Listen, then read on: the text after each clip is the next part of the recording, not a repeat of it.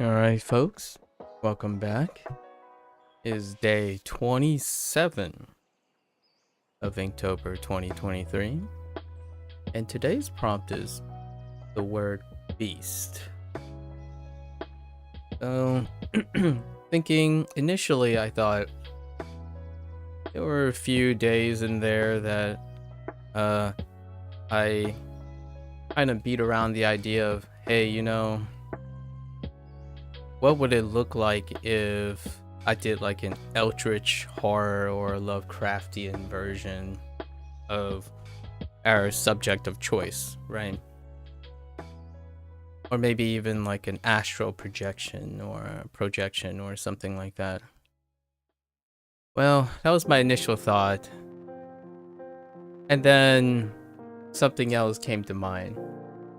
And this particular thing that came to mind shares an uncanny coincidence with the last time this happened. And this is a bit of a throwback to let me take a quick look. I don't think this one, right, this one was not recorded back in 2021's Inktober. The day 5 prompt. The day 5 prompt for Inktober was the word raven. And just so happens, during that time, I coincidentally was rewatching, or more like side watching. So before we get to the punchline, I do this thing often when I'm not like actively super participating in something that's a novel experience. I tend to review a lot of legacy knowledge or senses and memory review and whatnot by diverting my senses disproportionately everywhere, like divvy them up. So when it comes to the stream going off, I would be often watching and reading something while listening to something different, all the while doing something tactile separately. So I tend to divvy up my resources. And when it comes to these particular tasks, they often deal with tasks that has central legacy to them, so that I don't necessarily require all my senses to gather the connected webs, right? So if I were to participate in, say, a new video game or something, and the context is incredibly novel, the story writing is incredibly novel, where I don't have enough skills to intuitively connect and fill in the gaps, then often my whole attention would be undivided, so to speak. So in this case, it fills into the former rather than the latter. So I was watching reruns of Teen Titans, the first Teen Titans. So let's gather some information, because it is most definitely always, generally 99% of the time, always my intent to highlight the creative contributions of people's creativity, and this is no exception. So Teen Titans, the Cartoon Network show, and I'm not entirely sure if they had a specific character designer or did they adapted it from the creator. There are a lot of versions of these specific characters, and I think, without taking a deep dive into it, unfortunately I'm only human, so I can't possibly remember everything that I consume.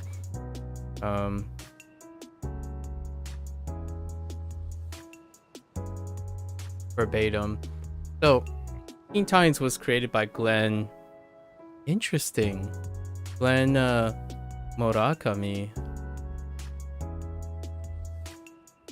Oh, that's interesting. By that I mean his last name is incredibly interesting.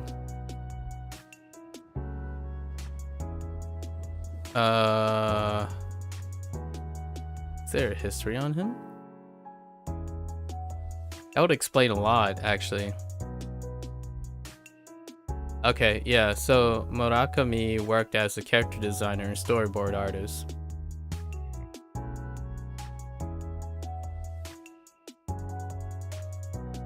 It was developed by him too. So we'll mention that, including obviously the network who sponsored it. But so Glen Murakami, hope that's how you pronounce his last name.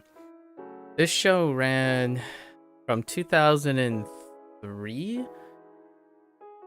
I want to say, till like let's see, 2003 to 2006. Wow, that wasn't as long as I thought. Huh.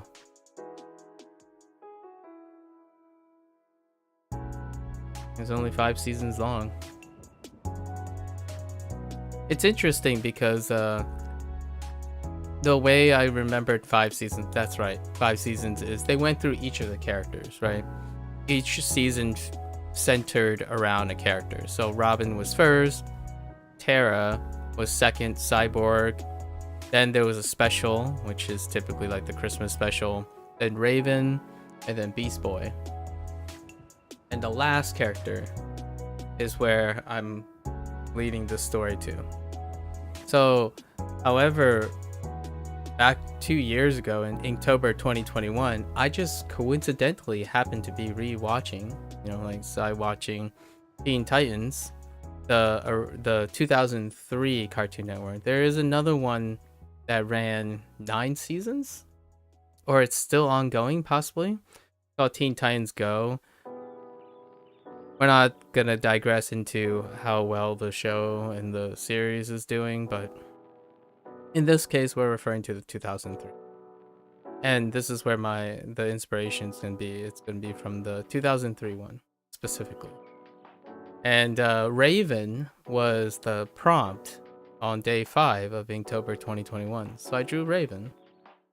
And Raven has this interesting thing where there's dualities, split personalities of her projection, like her physical form projection and her emotions. So we did like this kind of like Raven Angel thing, half and half. Turned out pretty well, actually. No, I don't have it on my local drive right now. Actually, why we have Discord, right?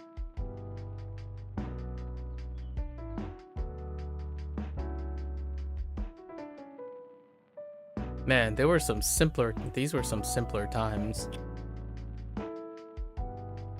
So this was the day 5 prompt. Right? So this was the day 5 prompt for Raven. And this was some different times. This was day 5 of the very first Inktober. I can see what I was doing here. I can most certainly remix this. Anyways, so today, just to take it back all the way to the beginning again, I suppose, we are going to use Beast Boy as the inspiration, as a reference, more or less. So let's see if we can grab Beast Boy.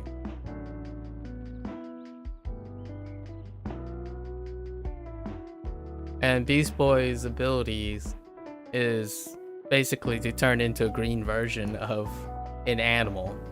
So sure enough, the reason why I picked Beast Boy is I'm gonna stick our subject of choice in this. It's gonna be something simple because I feel like one of the charms of these types of westernized animation style cartoons, if you will, is more of its simplicity, but and showcasing more the writing and the personality and like just the essentials. Not like it's not extravagant, not incredibly ornate. It's very comic booky, right? So we don't want to go too ham. I don't know if I want to change anything.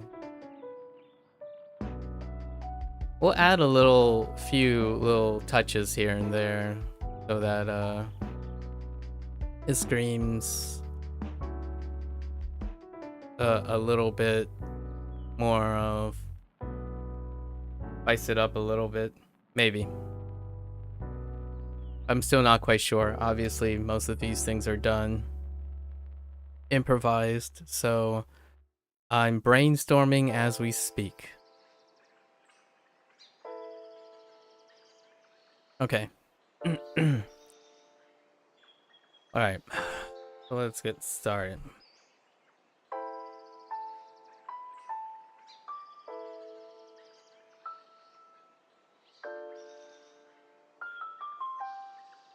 I know.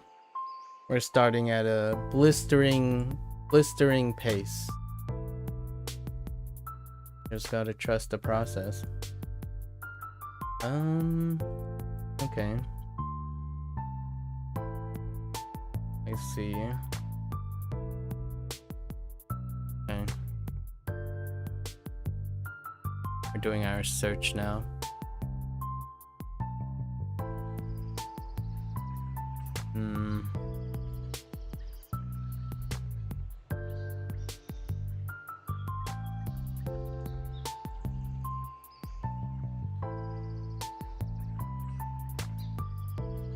I have a square face.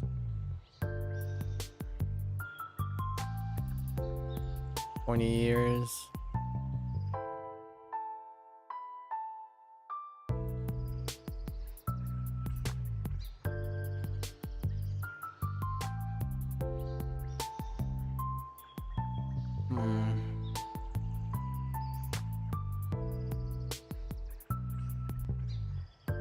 Okay.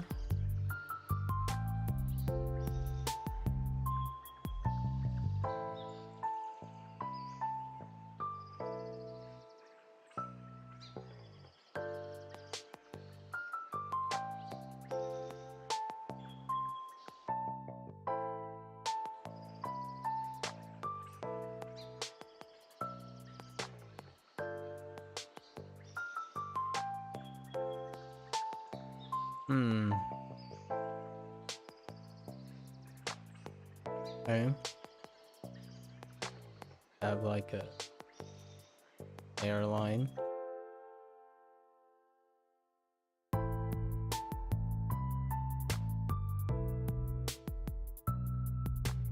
Honestly, it really do much more than I don't know what I would add to the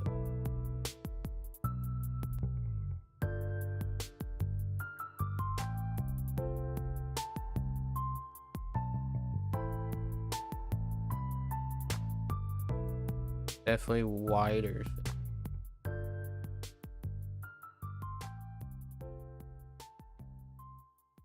Okay.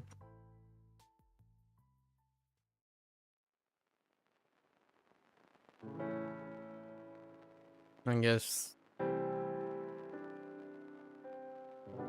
we do posing. Gotta be a pose, right?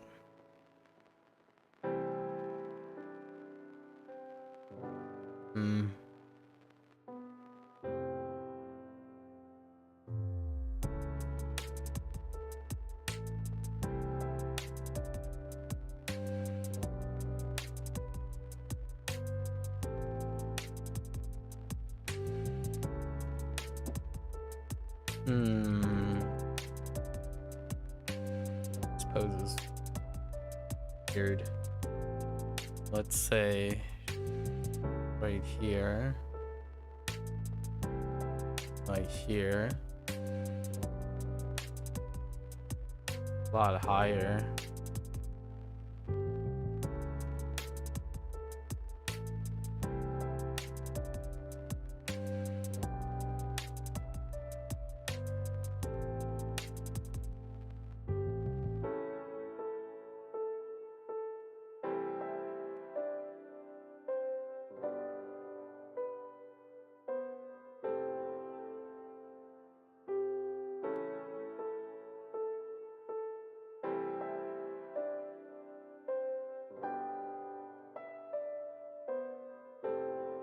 Hmm.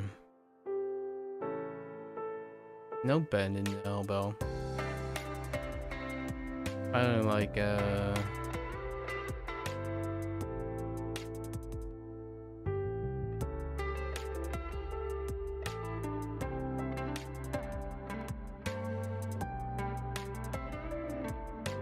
that's interesting.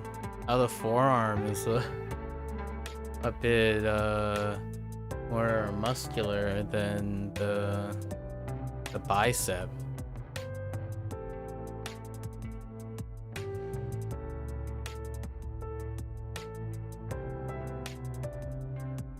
Weird.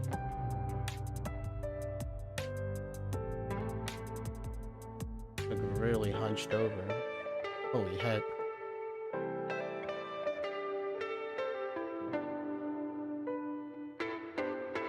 Okay.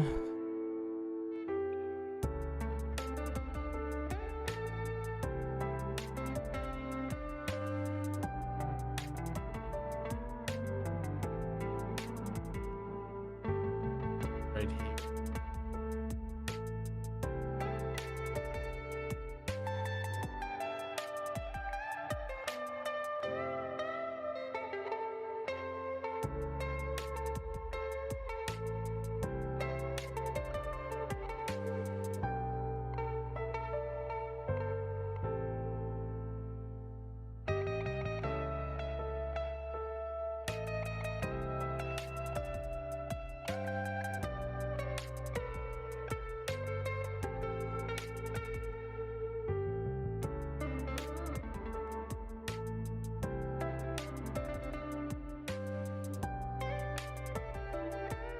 Okay. So big toe box. Can't see. Oh, okay.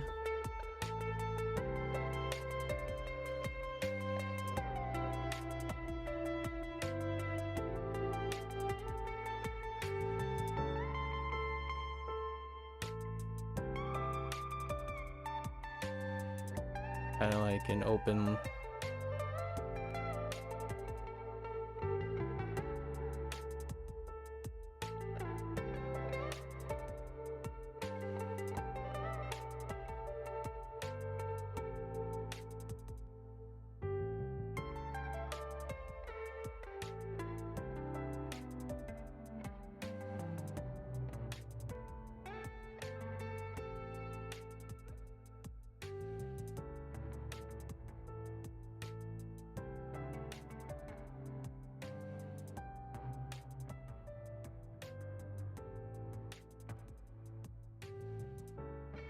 I like this stance. That reminds me of a that reminds me of a frog actually.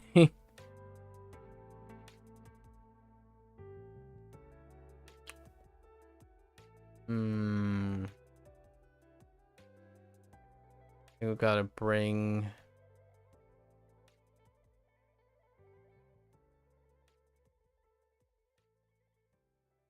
the arm like here.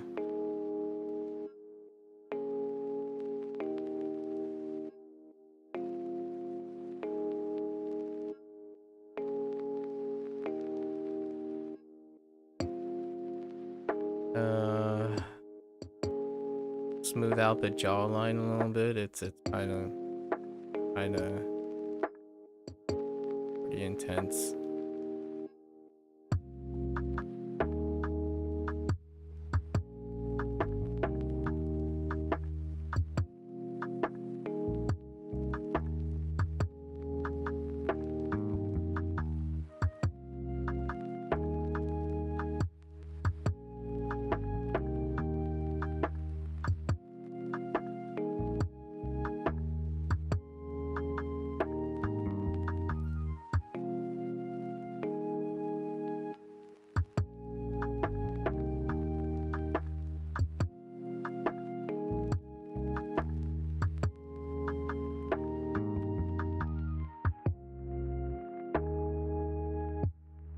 Gonna have to bring in the left leg.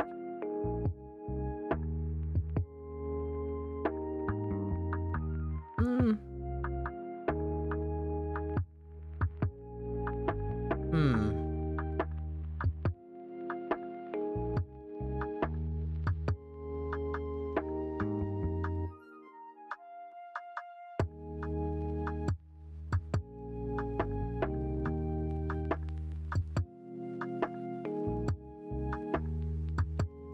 This like really that long? No.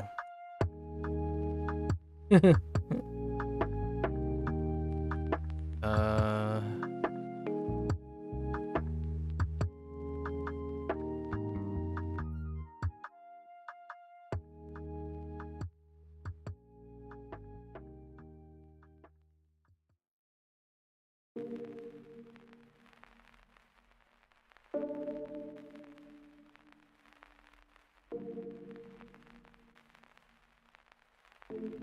That's a bit better.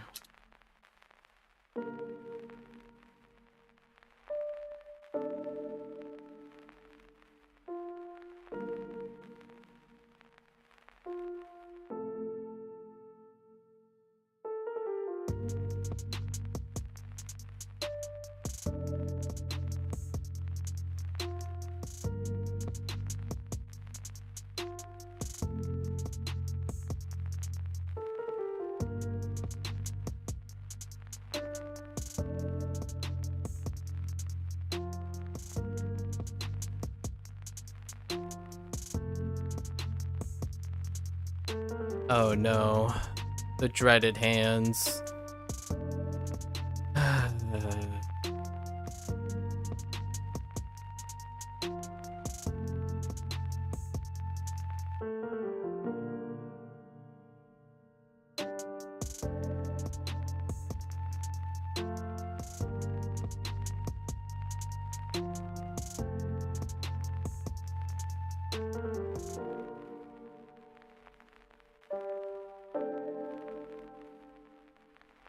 They're large digits though, so that's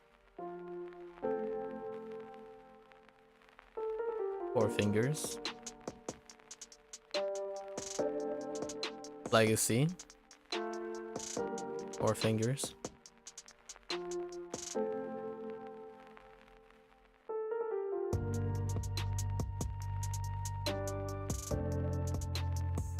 There's a surface here.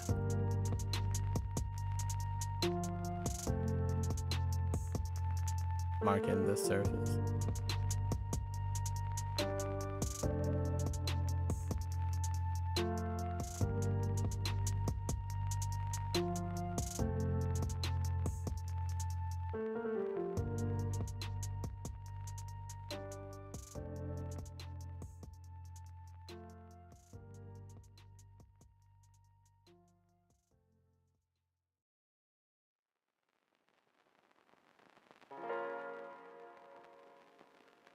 Actually, don't mind hands like this. That's okay. It's like incredibly boxy.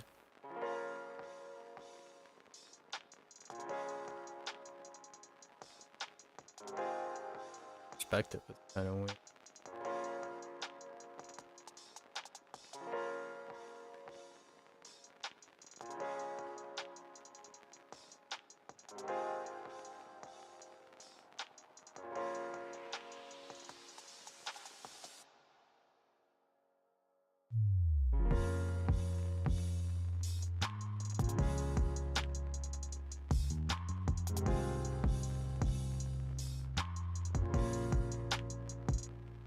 Hmm.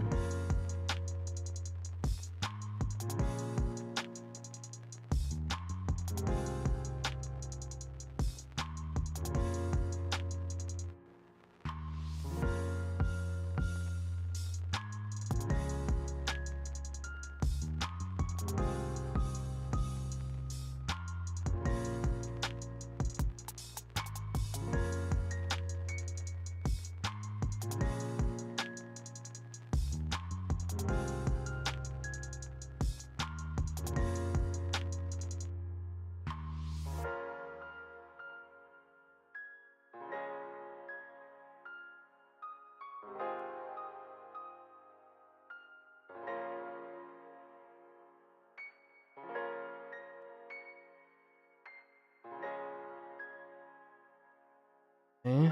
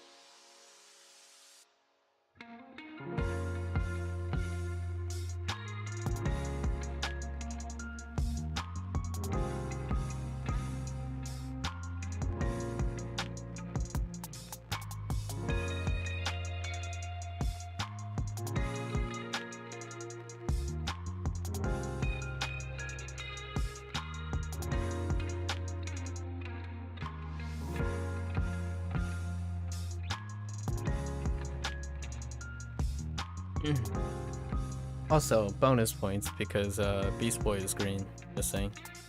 It's kind of like a very dull green.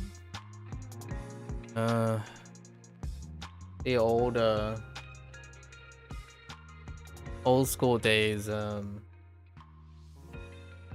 Especially these things. I guess it's a DC thing too. It's kind of grim, kind of like grimmier. A lot of things are like kind of grayed, and then, I mean, it's kind of old schoolish in the way it's like a little bit gray because of the way animation. I'm guessing at least part of it is attributed to how animation is done. But nowadays, like, you can even tell between the approach used for Teen Titan Go, that it's incredibly noticeably more vibrant.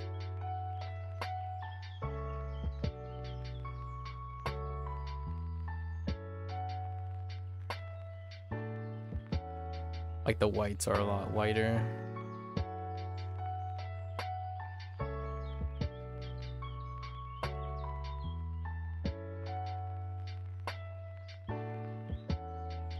I don't even know where I was going with that. Huh. I forgot what I was saying. Fine.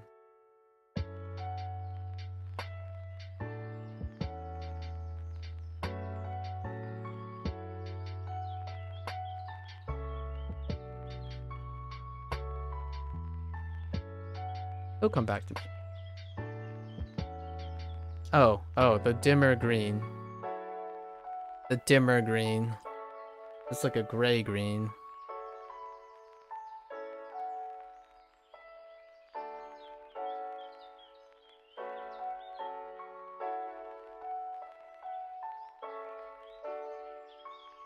Okay.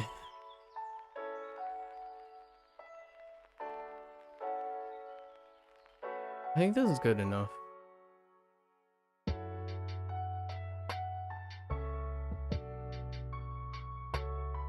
Is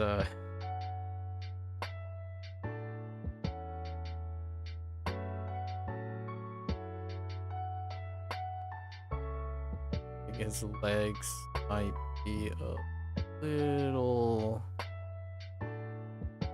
He's a little too butched in the legs department.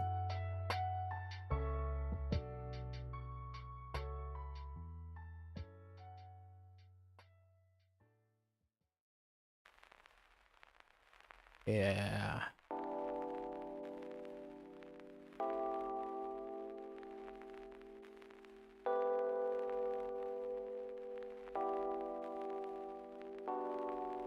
Hey.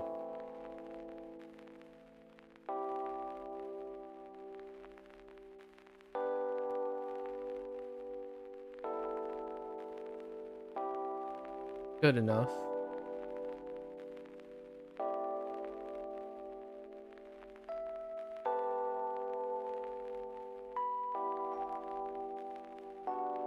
Hey, we're gonna keep it super... I'm gonna try to keep it super simple.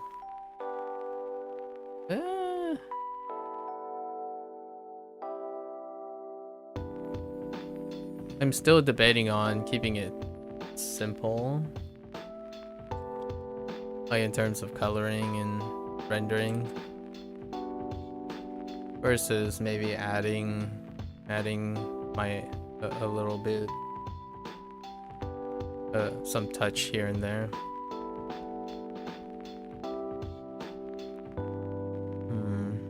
Okay.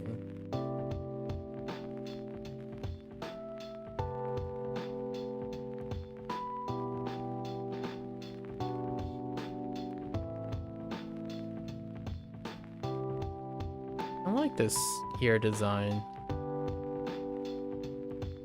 Nice and simple. Like the line. I'll have to take a note of this. It's just a lowercase h. If you don't see it, that's fine. It's basically a lowercase h. And then the reverse is just the mirror image of the lowercase h.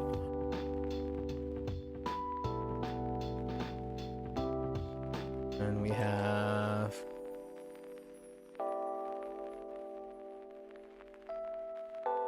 Oh, and definitely a fan of the single tooth. I've totally forgot about that part.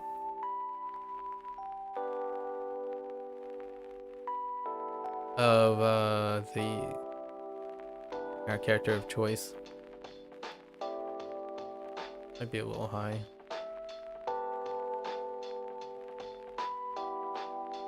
The dude is looking down a little bit. Closer to... Okay. Totally forgot about the single tooth. The archetype for a mischievous kid. Or beastly. So... earlobes...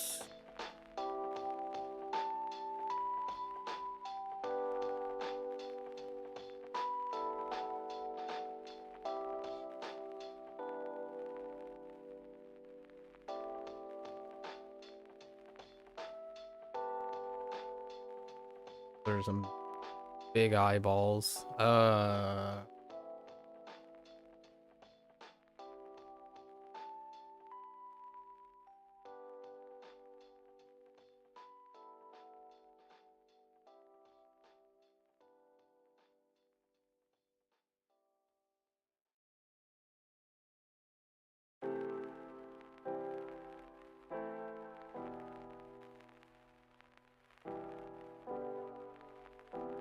Wow.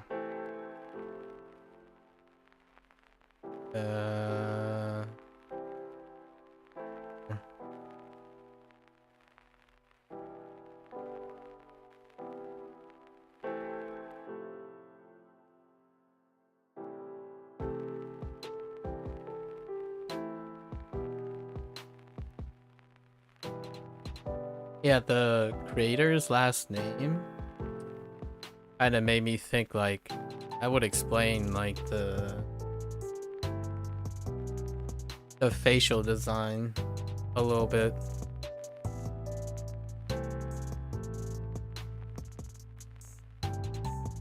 Especially the big eyeballs.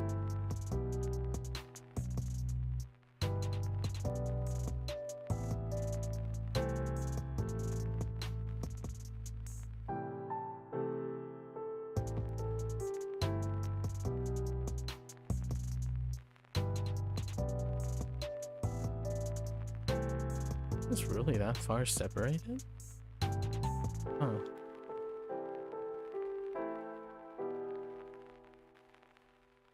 Yikes. I'm definitely not used to drawing this.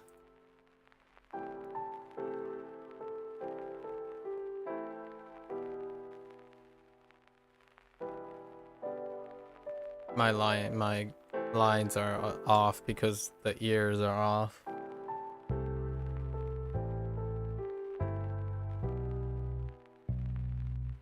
Yeah, I think this ear is a bit too low.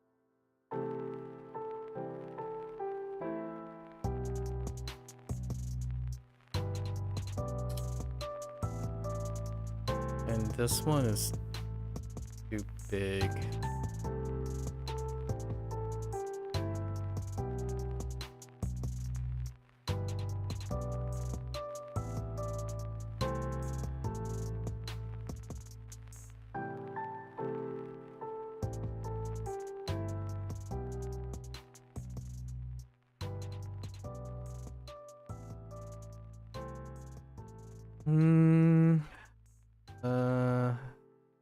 Yeah, okay, that line is pretty good. Okay.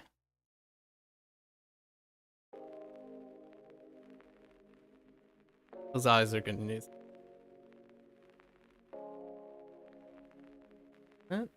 Okay though. Close enough.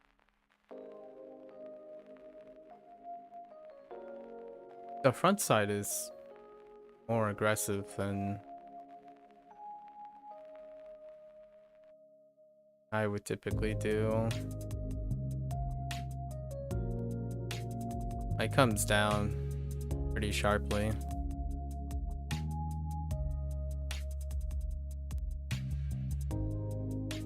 Very I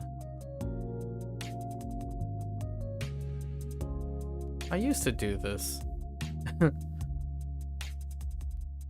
Now I'm kind of like I kind of stray away from this.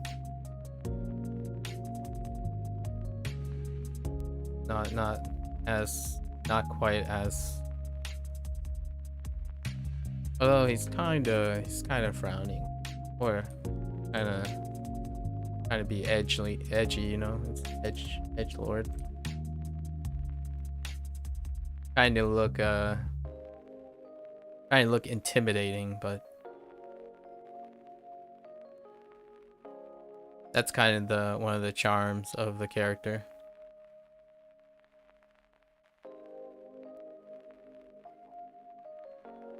Like trying to look intimidating. The key word is trying. They're just kids.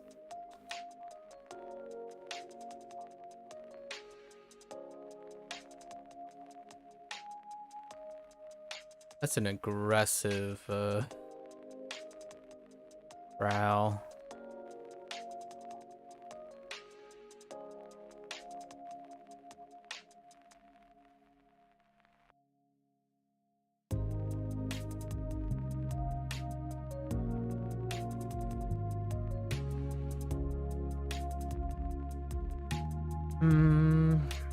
Enough eyes.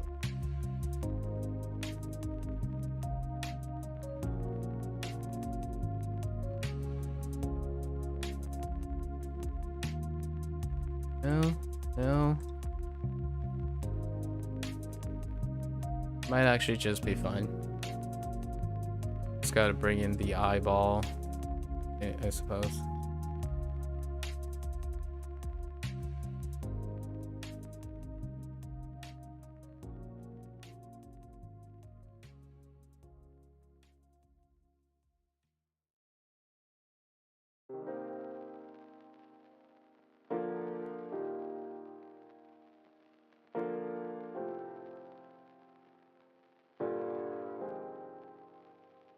I'm to flip. Um. Um.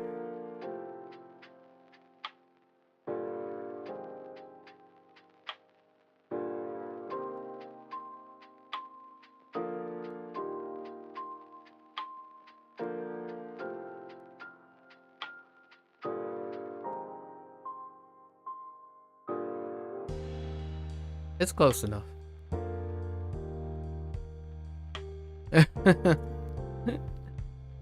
Okay.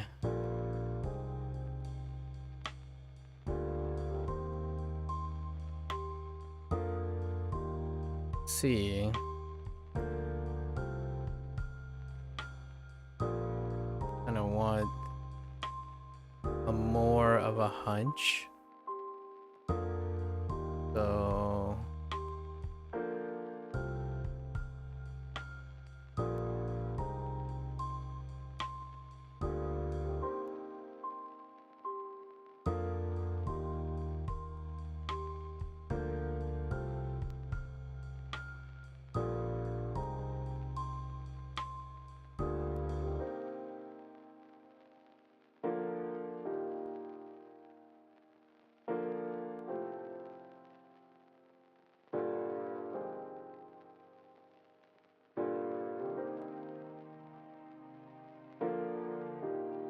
something like.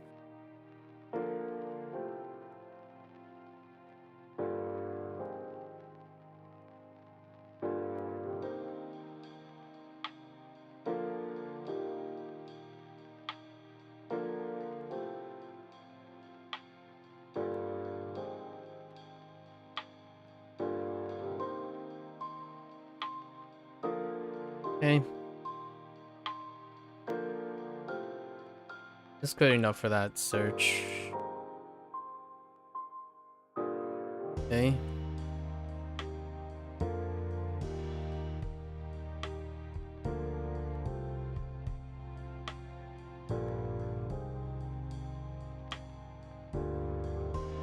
All right.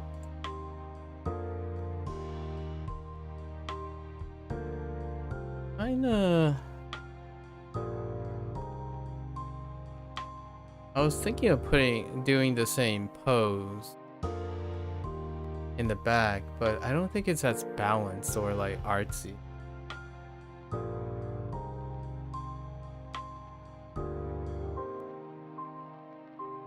Hmm. Time for another reference. Oh wait. Hmm.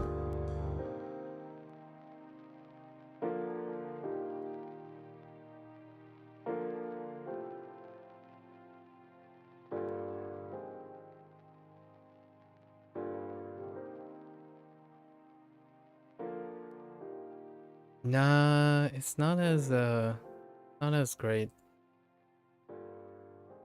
Look, let's quickly look for.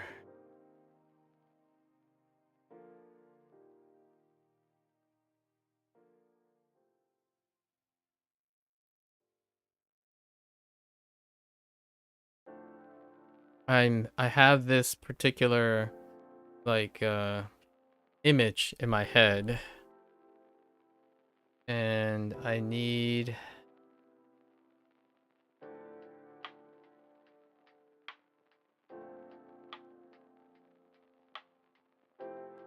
to see.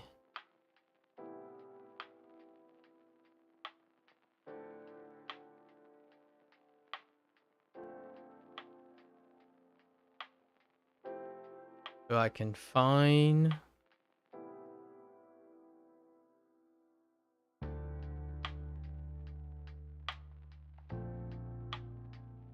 Uh,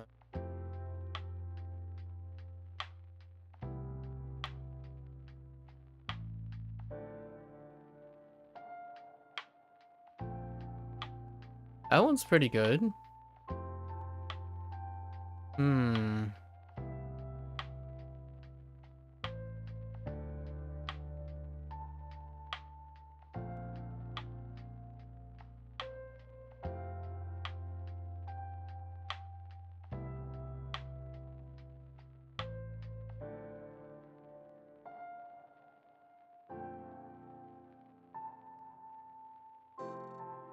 I was originally planning, like, off the top of my head to mirror his posture, but I think it looks not as great oppositionally. It's too weighty.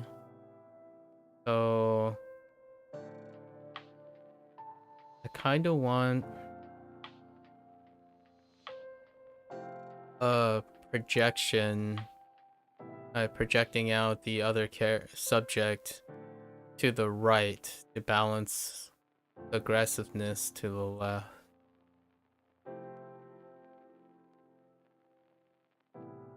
I need like a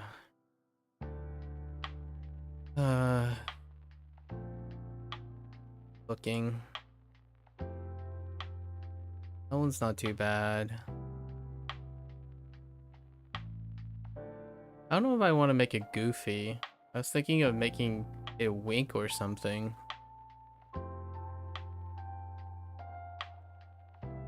Dang it.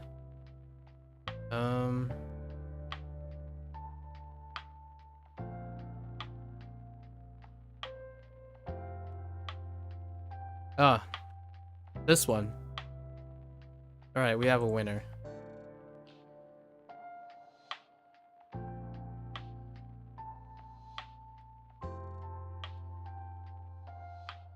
Okay. Let's try this one. I want something that complements this posture, not... I want it to complement, not supplement it. Like adding to the same posture. I don't want to add to the same posture. It looks too heavy already. Like it's so heavy going down this way. So to me, right, just talk about some comfort. I want something that points this way, like up here. It's kind of like you know, you think of the anime stuff, right? Oh, like the character, I don't know. Say there's a character, right? Wherever this character is, and then often if it's strongly pointed this way, you and you're trying to make like two characters side by side, you want another. Generally, it'd be nice to have another character pointed this way, right? At least that's my opinion, to balance out the composition. So since this character, I don't usually talk about these things. It's not like they're rules or anything. They're just things that I think about. Since this character is kind of pointed this way and really hunched this way, I'm gonna put something that goes this way. And then this creates like a diagonal. Diagonals are more interesting, at least to me. They're more psychologically interesting if you draw the flow. And then you can put a soft thing coming this way. And that's usually why I chose this. Would be this up here would end up being the light source, like the main light source, and the shadow would be coming from this direction then, to balance out the composition. It doesn't have to be balanced. Like I'm just thinking it, like today I'm going to do that. There are other things where, like, if he was like, just to give an example, if there was like a light source coming, radiating from the character, then you would compose everything against it, right? So then everything around it, so it's kind of, in this case, it's more of like a character pose. So a little slight thing to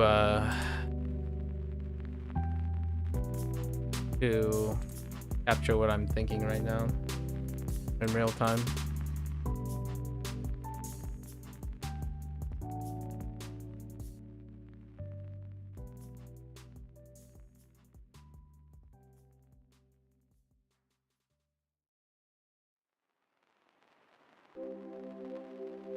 I kind of like the 2003 version uh of Teen Titans because they drew animals like animals. It's hard to explain. Like the newer one does it has a lot of personality and whatnot in its visual drawing, but it goes with more of the westernized trends of minimalism, like distorted minimalism. I don't know what they call it, but so the animals look very interpretive, right? So that can lead to really funny looking animals with a lot of charm and whatnot. But the 2003 one kept really strongly with trying to capture the animal and then just green shifting it. That's kind of what we're gonna do here.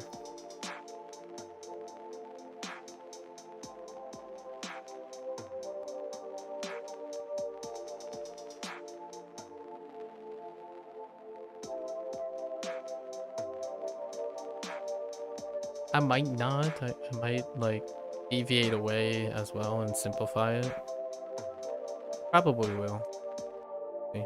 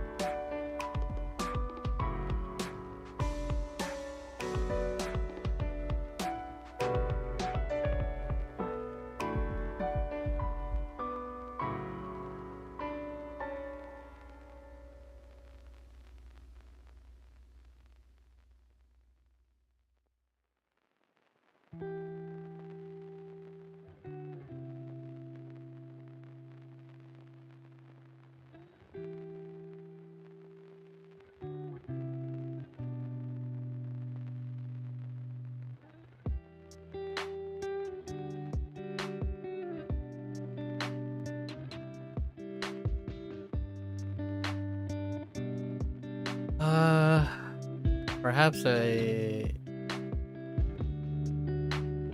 make it look up? No. I think this looks okay. Pretty good.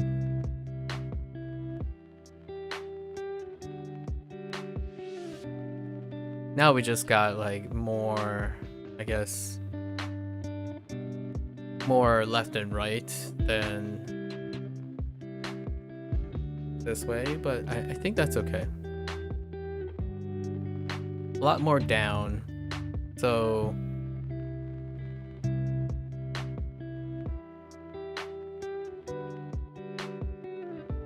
we do too light.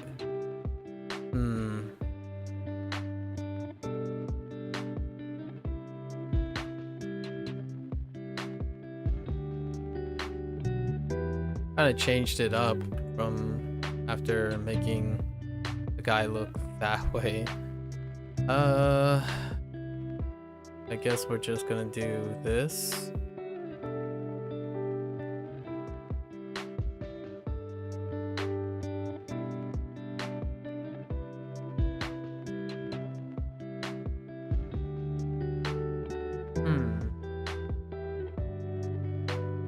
A lot of times these things only have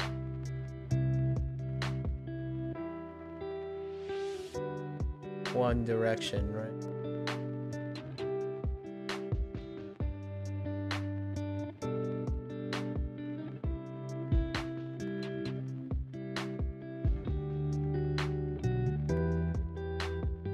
I guess we can do it probably this direction. Okay. Alright. Let's proof these. So that's our sketch search. Okay. I don't think we're going any more detailed than this.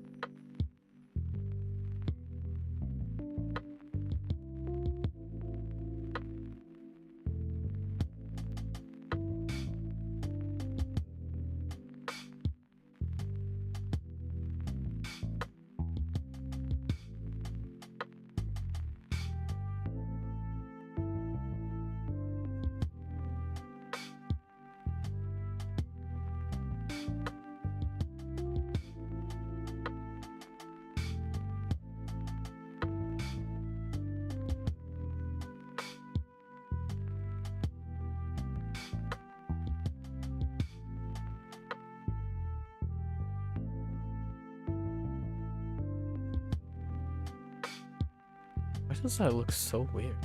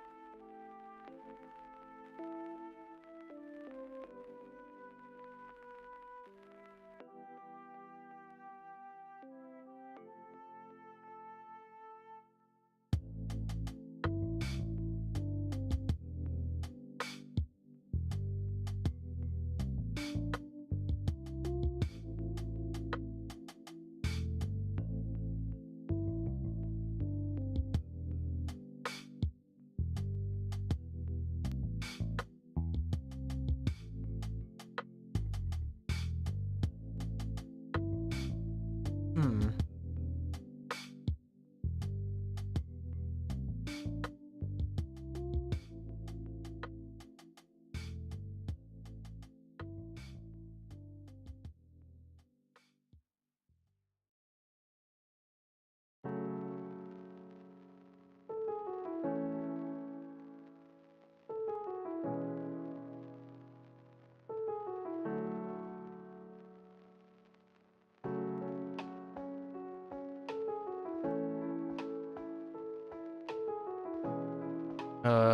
Because the eye is big?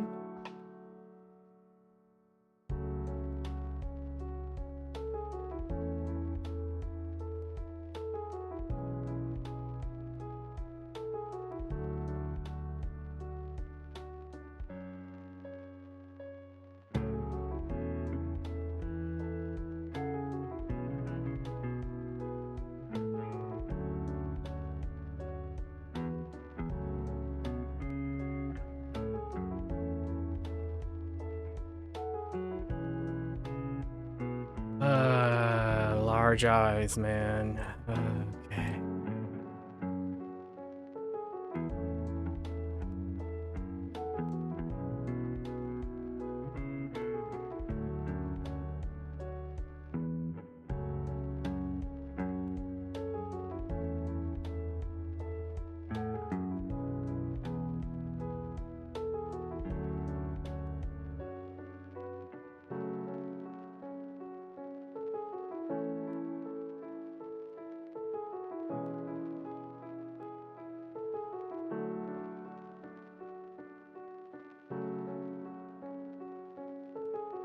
Oh, that's too high, too. Hmm.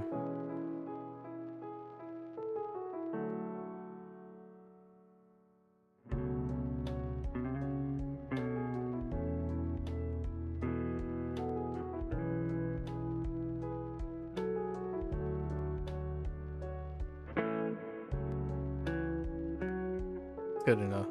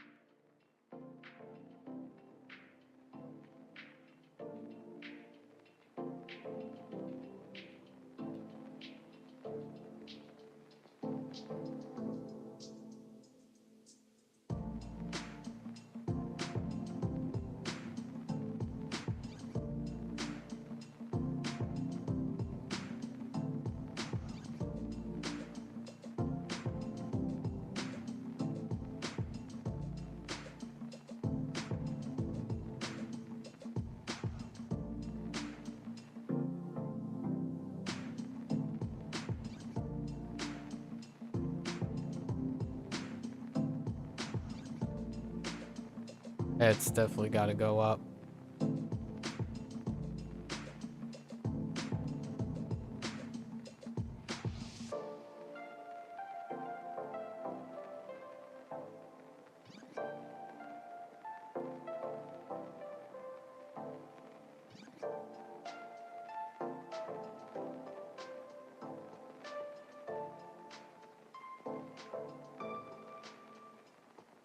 She made them bigger. uh...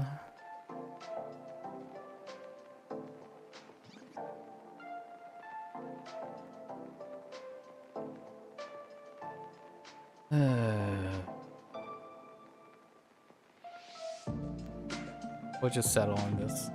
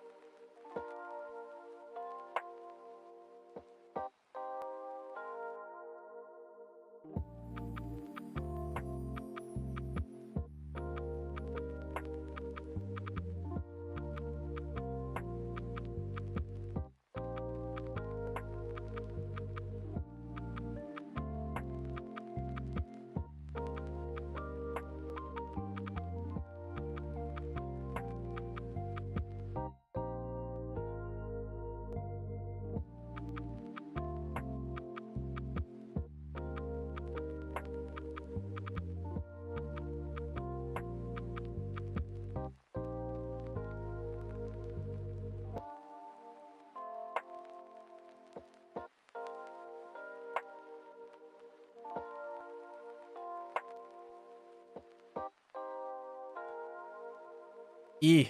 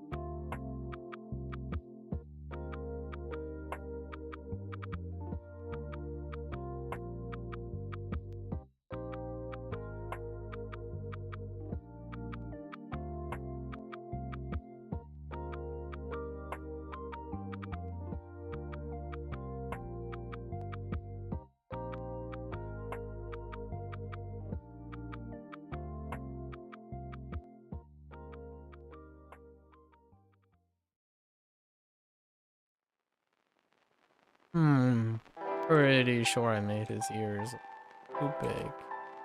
Okay.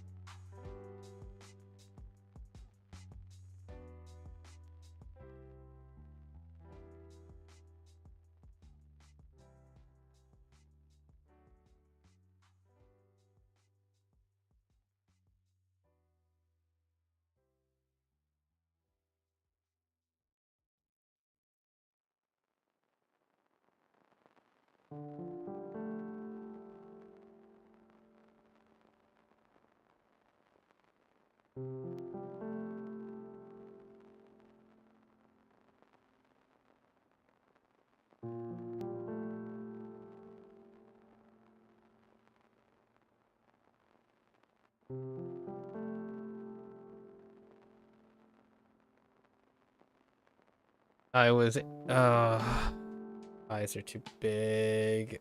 The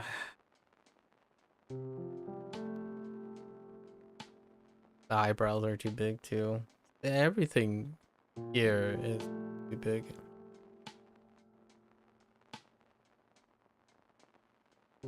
Um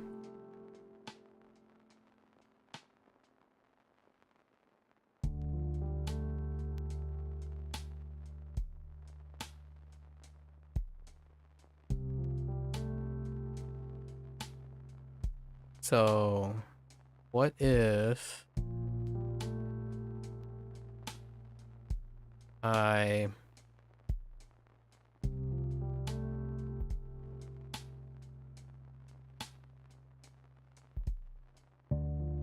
increase this, right?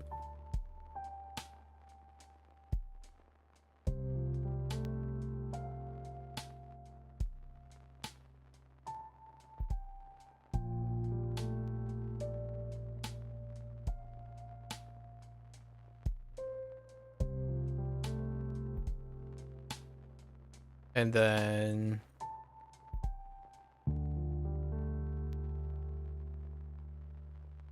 shrink.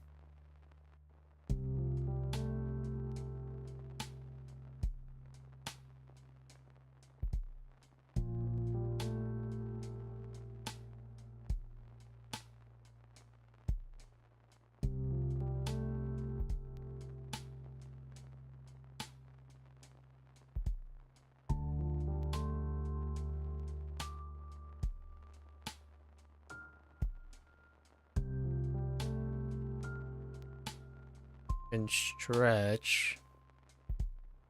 This his head is kind of wide.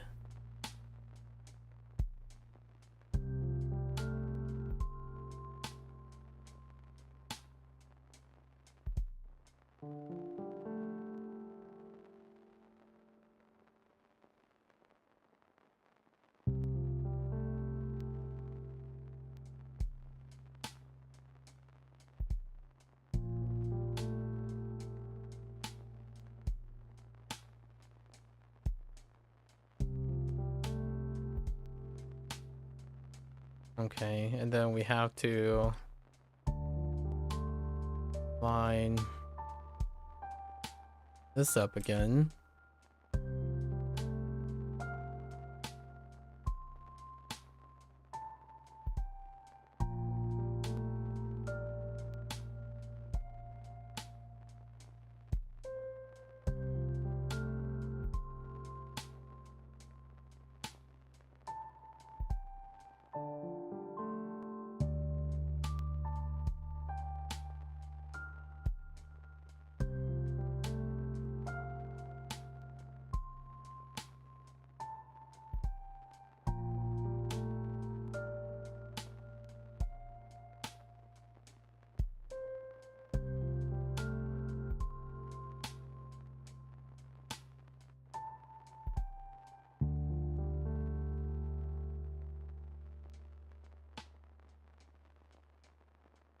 Ugh, so much for proofing.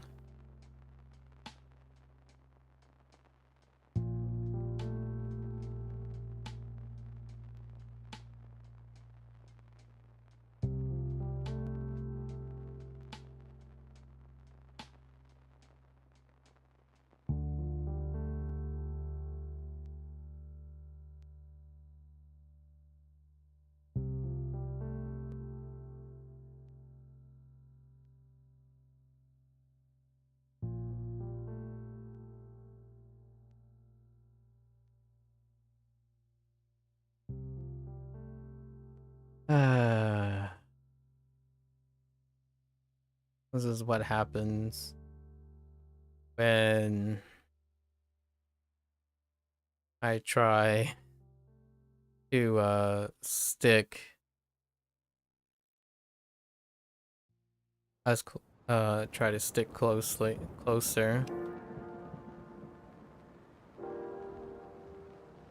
to the reference.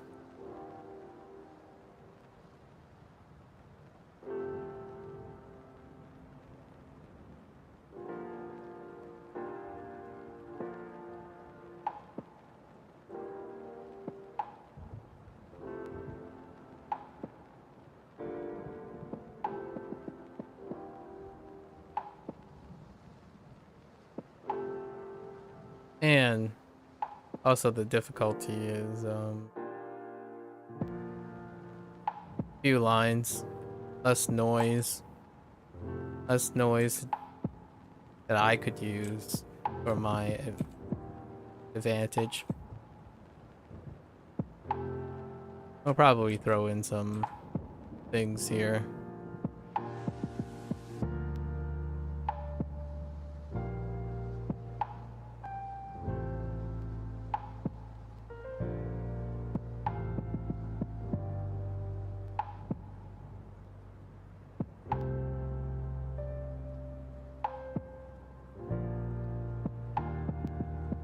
Past an hour? What?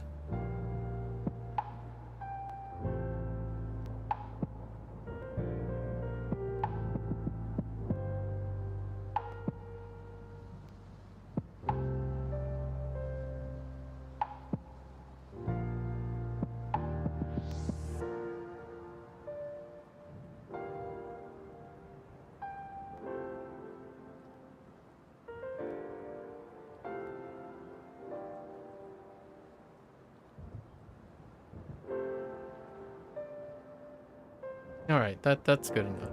Let's do another retake.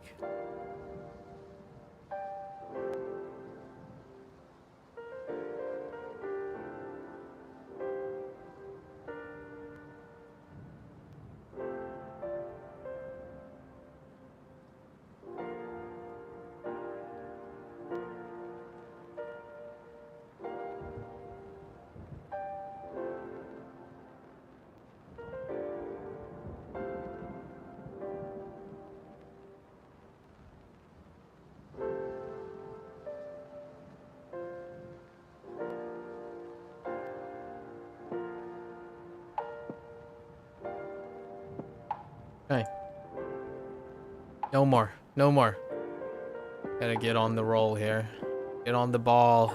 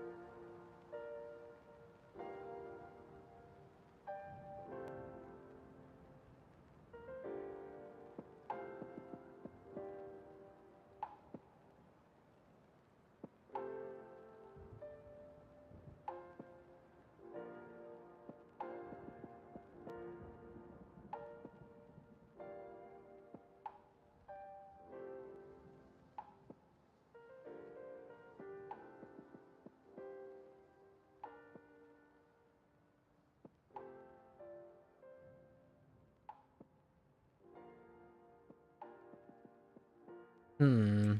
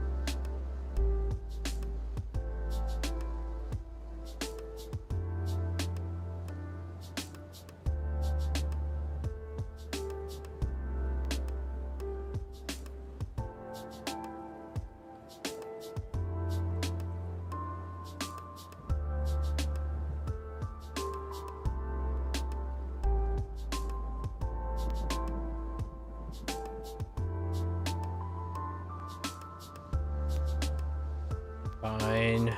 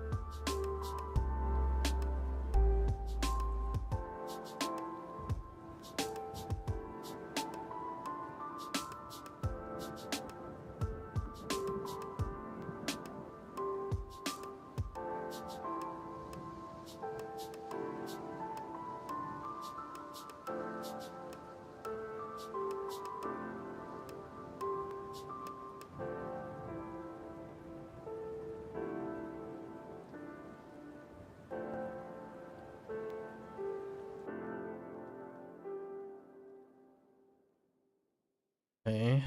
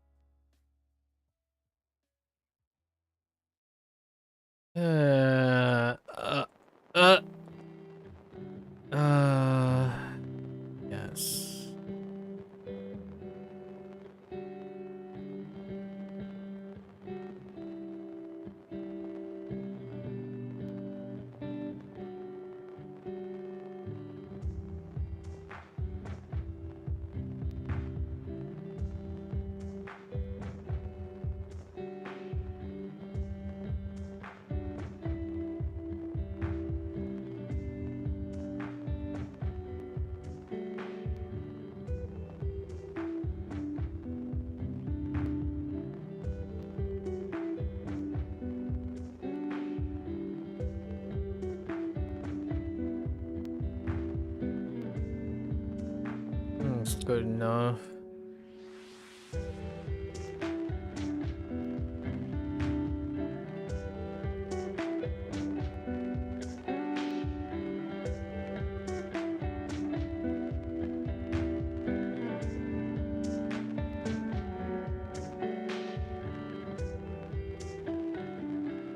I guess I could try to adapt this one too to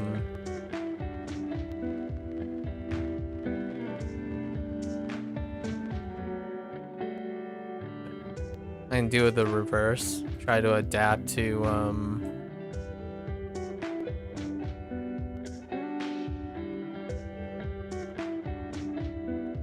adapt the. Oh, that might be a little tough.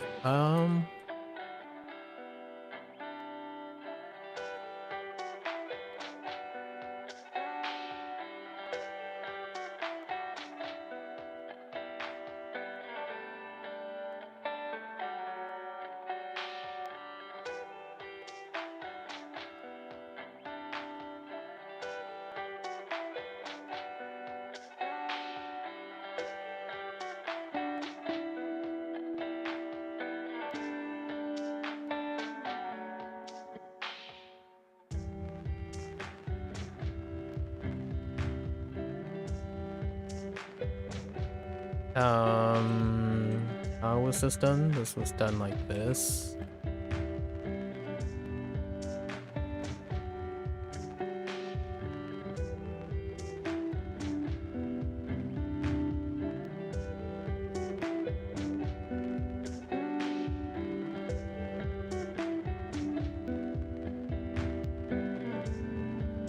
Too aggressive. Too aggressively long.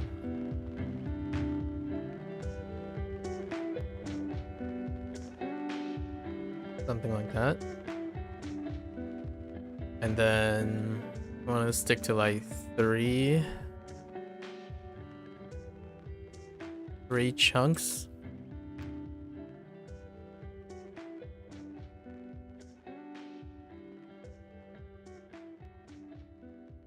Maybe something like that. Then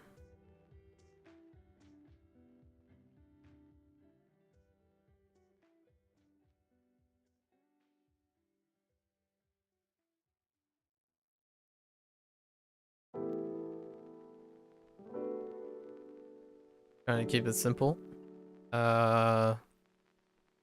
Air though. Okay. So we'll go up like this. 1, 2, 3. Then wave.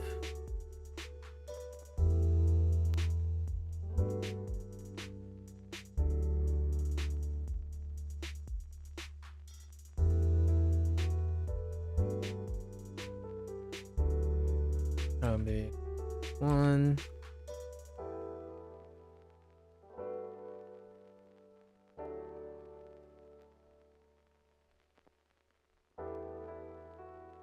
Something like that. Mouth. It's like an extra big mouth.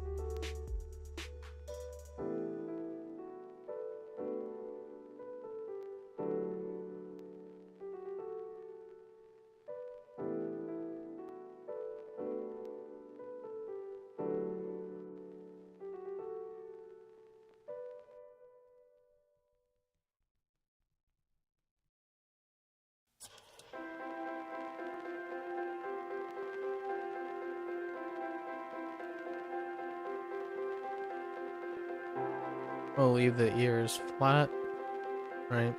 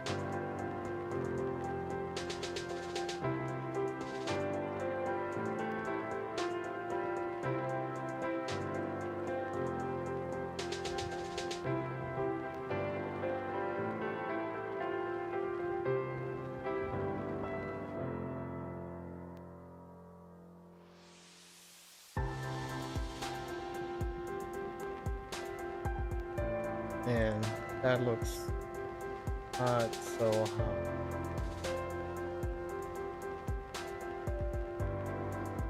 Let's see.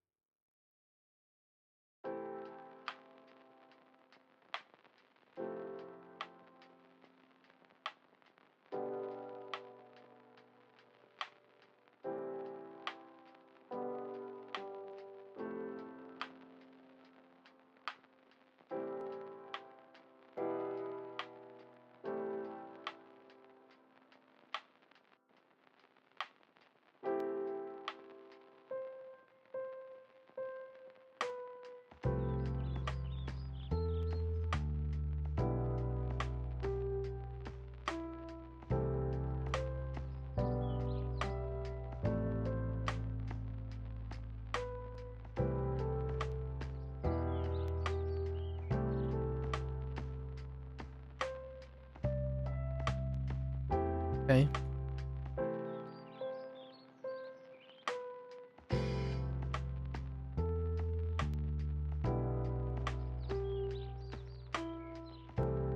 All right.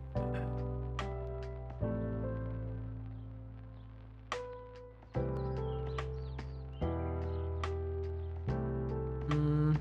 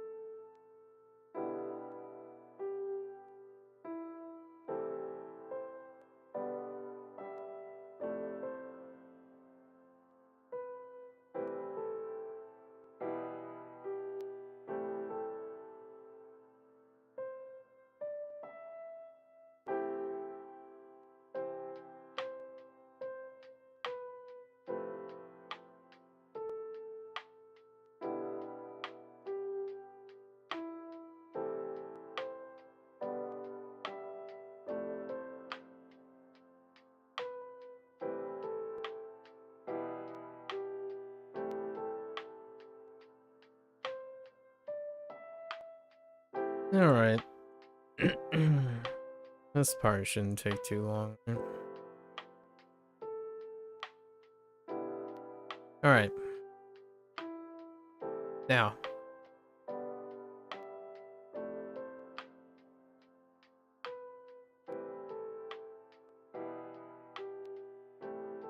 Um. Uh.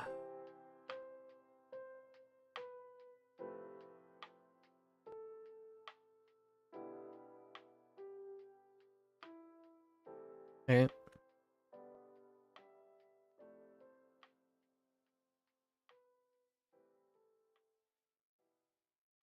The purple shift?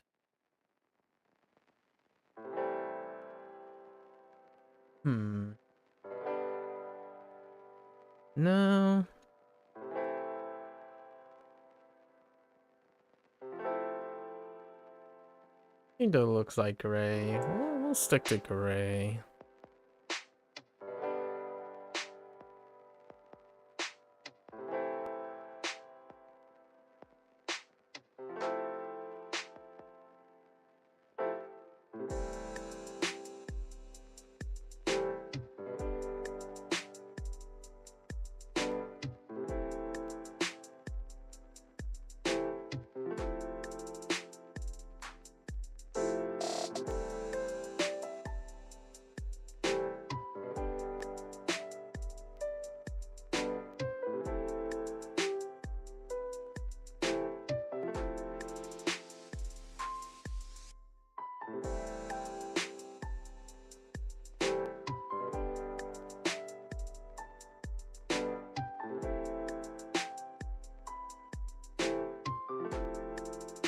I'm trying to be a little bit more adventurous today.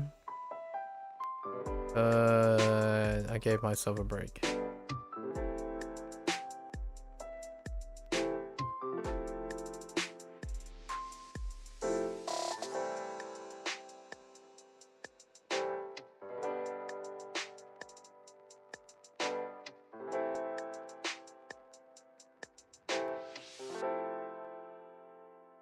Right. Didn't get these.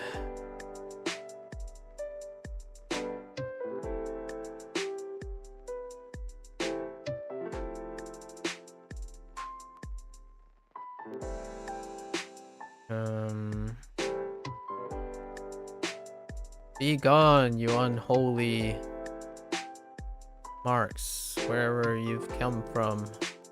Okay.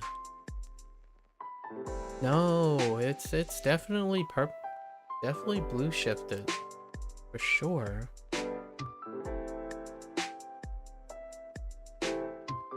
know, like most things. Alright, alright. I got you, I got you.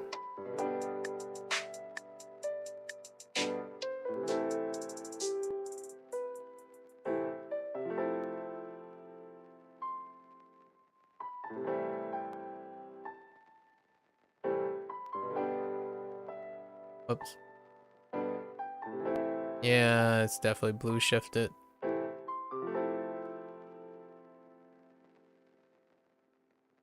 Should have seen that coming, really.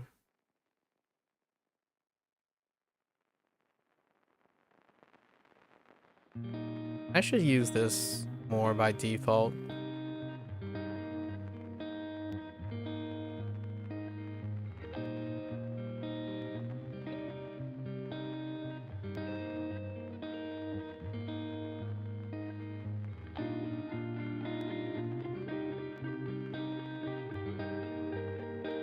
Also, it's also worth noting that I don't have a fancy color accurate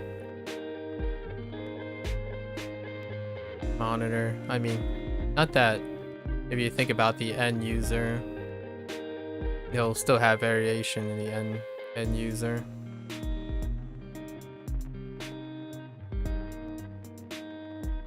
The experience that's dependent on what I'm saying is largely the word I'm using. So like, is this blue shifted? Well, it's kind of hard to know for the end user.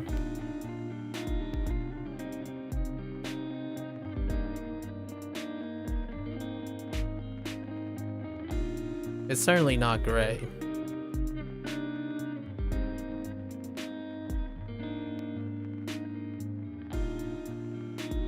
And of course, I have to take into account potential color blindness.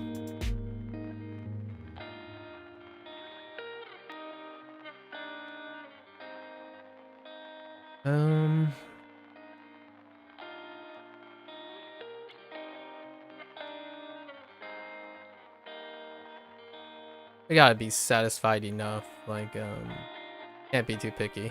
Just go with it.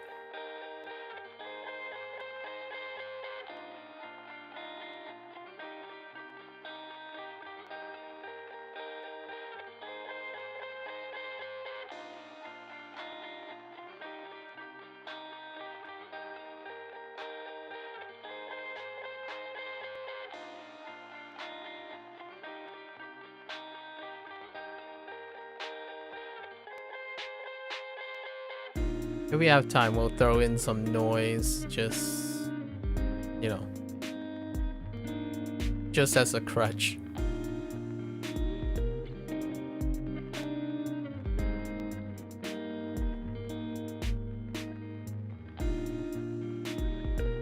Some intentional noise.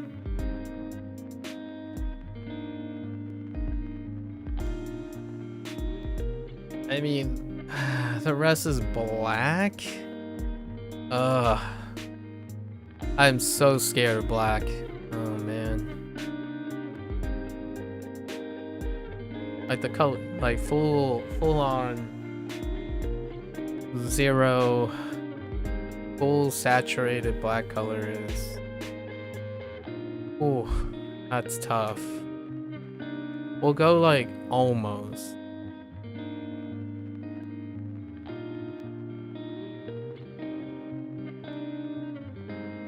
Sorry for those people who don't have good contrast ratios.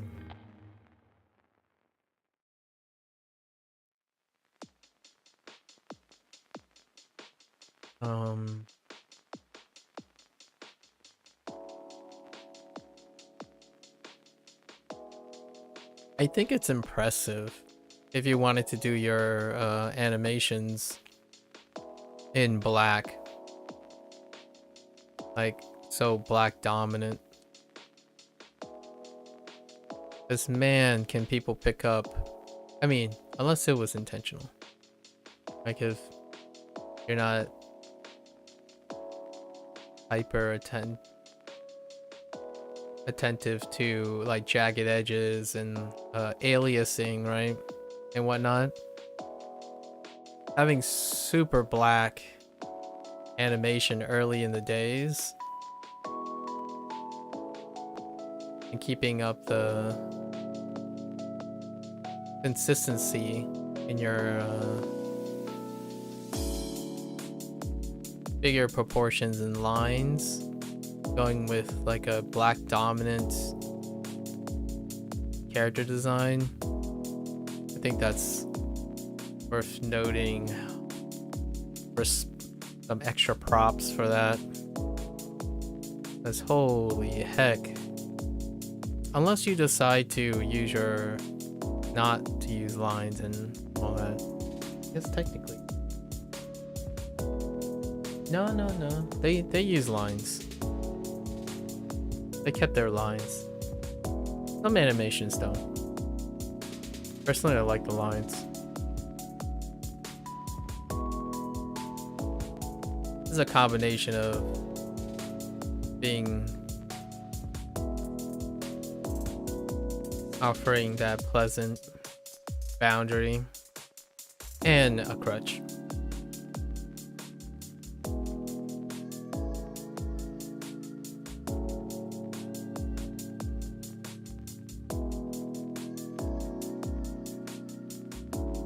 Because obviously if you're going into things like real hyper-realism and whatnot when it comes to that stuff, there aren't any lines. Like here, for example, like these boundaries right here, I don't use black because my line isn't black, right? It'd just be one big mass, black mass. And that's something that many are so much more comfortable doing, but I'm not comfortable doing it. I still like my boundaries. One could say I'm more into coloring books than I am. It's okay. If it was a different type of like medium, I would say like all the above, all the stuff that I cited earlier, I guess. You would have lighting that distinguish these two parts. And that's my other compensation for. But I don't know where you start if you just straight up start with black. I would need some sort of way of making sure I remember where all of it is without going out of my way on labeling. A practice I should be doing, properly labeling all my layers and coming up with a workflow that works with black. It's just black though. Alternatively, I could choose a different color that I won't be using there.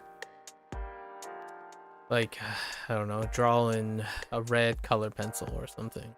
Use red lines as opposed to black lines.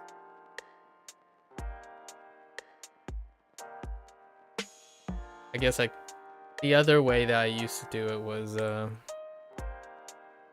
I use a black canvas, right? So, you know, use gray lines or something.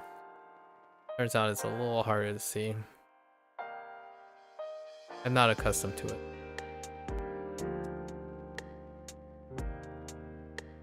There's so many ways to work around things. I've just become a little too complacent for the time being.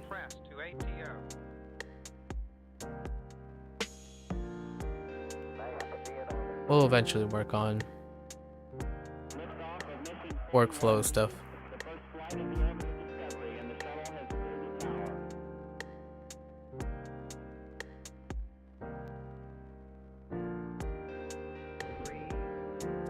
This part has to be pretty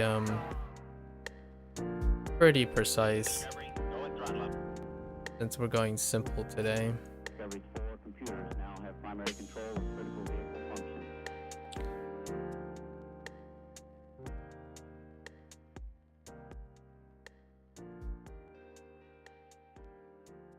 Maybe I'll add.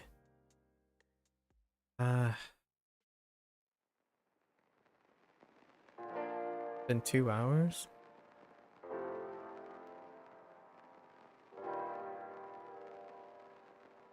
Yeah, I spend so much more time, disproportionately more time, uh, trying to get closer to a reference than just flow it from my own interpretation. Like, we pass this stage really, really early and go straight into like rendering and stuff. And I'm like just making stuff up. Obviously. There are less restrictions. I don't like that. Don't like that at all.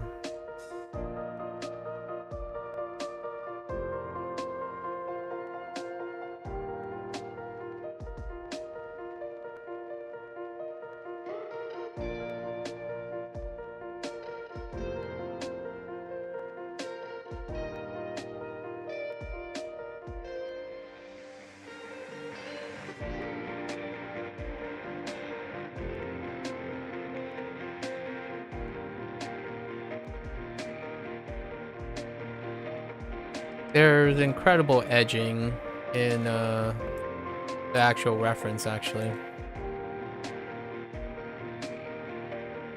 Like, what I mean is the lines are pretty edgy, like this part and whatnot.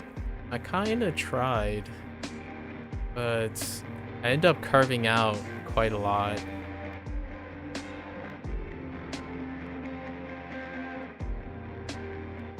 Now this is problematic.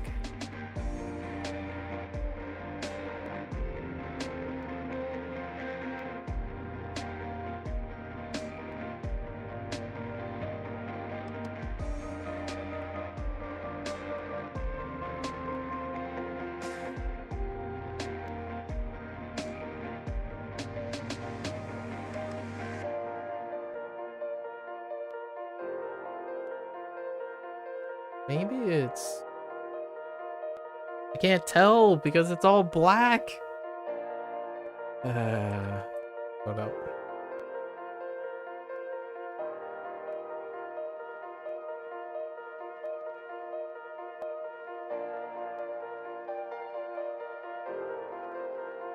That's good enough.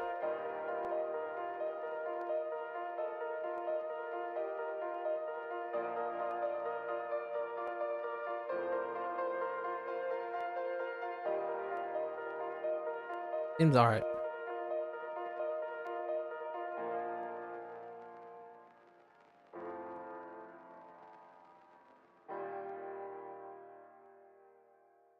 No one will ever know.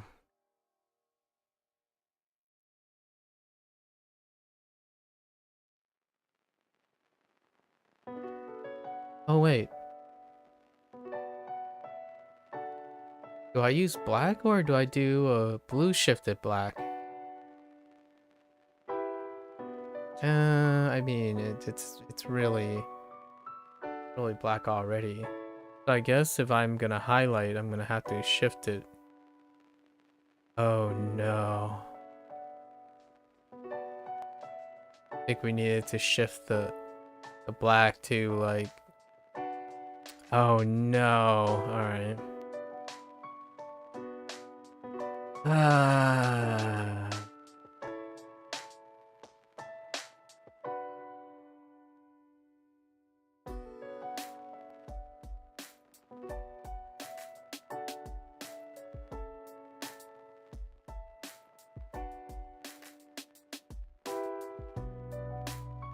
Yeah, it's gonna look weird if I don't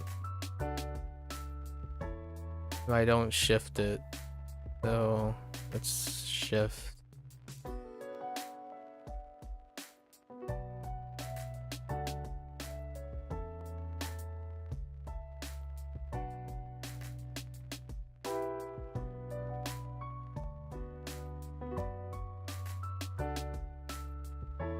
Also, slight benefits of sticking with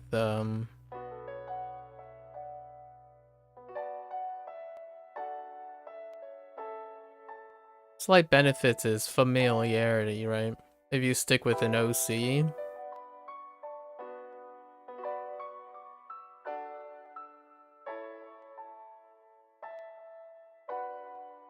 when it comes to people who talk about constantly comparing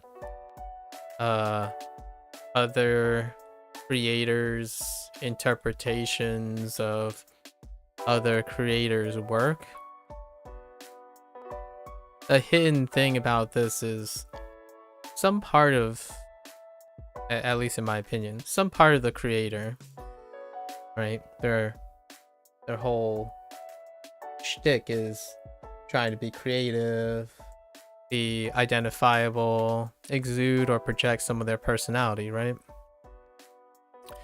Yet, unfortunately, when it comes to becoming a professional and whatnot, the professionalism is guided by the reception of the end user, your customers. I call them end users because that's kind of less bias. When you think about customers, depending on who you talk to, customer is always right, etc. Or, well, the business owner gets to do, it's their business, they choose, so I don't use consumer and creator when talking about creation too often. So the end user, from a pragmatic standpoint, dictates a lot of how a professional will have a sustainable career or product. But it has a duality when it comes to creative process and ownership and originator and whatnot. And one of the ones I kind of want to touch upon here while I'm struggling with this is the idea of original is best. Or the idea of what comes first is the higher value, right? But we have to think about it from a legacy standpoint as human beings. It's weirdly enough, our feelings is in contrast to our intellectual understanding that human beings are linear time creatures that come with legacy. So we still, emotionally, there's that attachment to your first exposure all the time, right? Originals, like how creative, it's never quote unquote as creative as the original because we're linear time creatures. And then you can have some people say, oh yeah, this is so good, I'm surprised I might even like it more than the original. So we're not talking about like binary where it's always the original or it's always the new and greatest kind of thing. Just emotionally, since we come in order and time frame, typically the original exposure has a higher propensity to have a bigger weight emotionally, be it nostalgia, etc., whatever you want to explain it. So here comes the daunting task of a creator, right? If you're ever in a creative standpoint, you have this constant struggle, constant decision struggle to decide how much can I introduce, transform the piece of work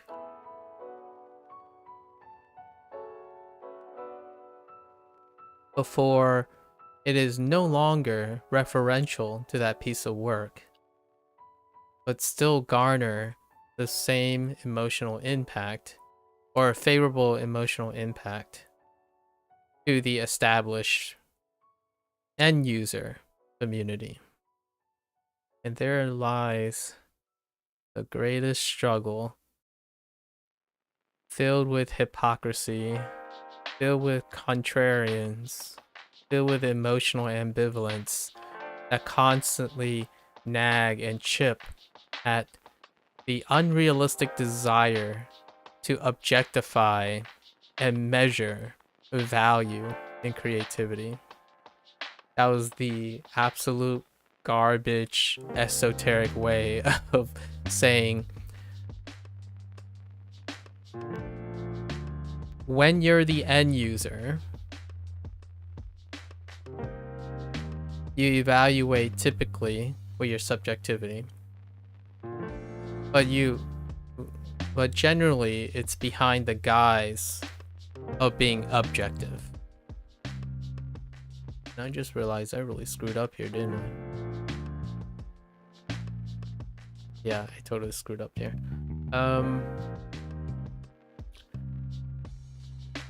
In contrast, when one is the creator, which,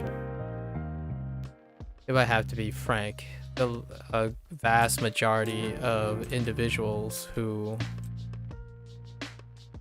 have stable skills and... Dang it. Okay, hold up. The vast majority of individuals would find that the creative process is far less, far more daunting, rightfully so, really, far more daunting than an objective process. So, skill work that involves consistent objective metrics, or at least attempting to be objective metrics, things that can be consistently measured, tends to be the preferred profession.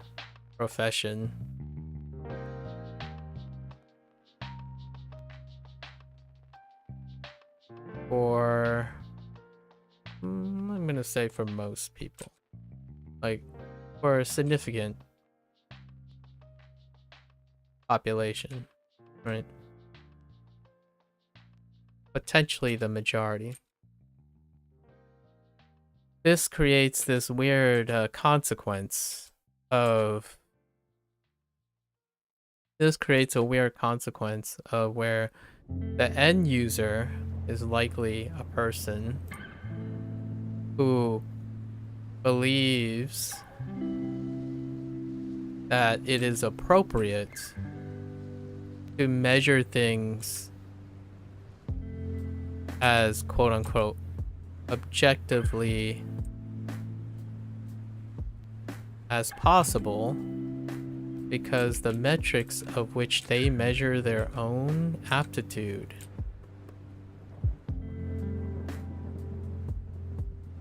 is also objective in nature, which rightfully so, it might actually be objectively measured. But because of that, they are nearly incompetent at measuring creative products.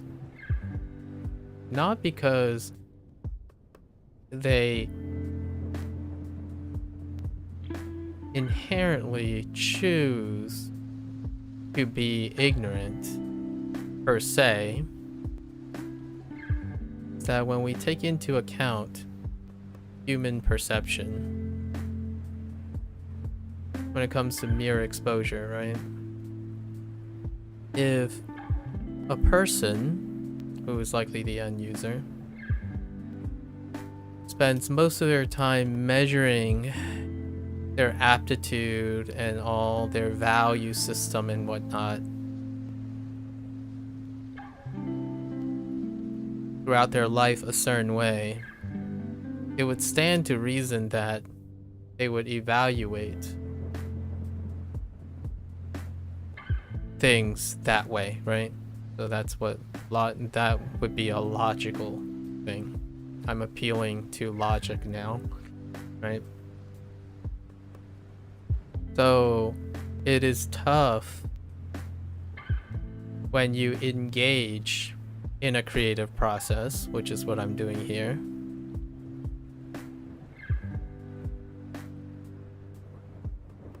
To not find the humor, I'm gonna call it the humor, or the poetic irony that once you start doing the creative process, you immediately come to terms or establish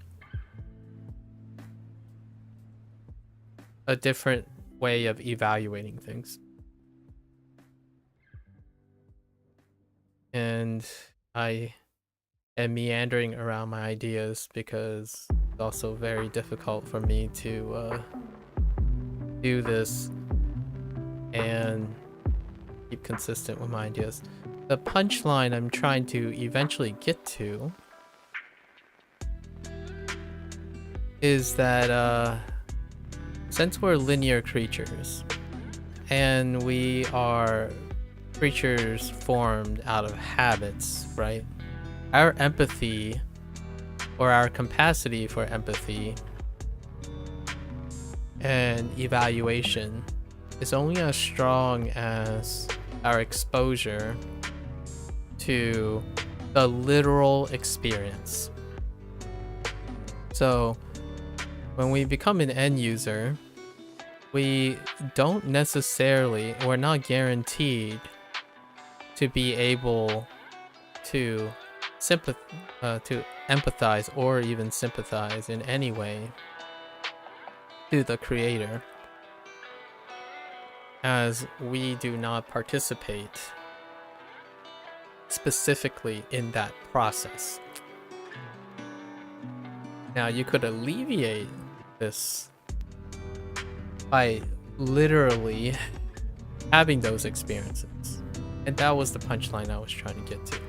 I wasn't going to go into a digression about consumerism and preferences and whatnot, or the devaluation of the creative process, because creative process do not have objective metrics. Like, it's the loosest objectively defined value system when you try to evaluate something that's part of the creative process.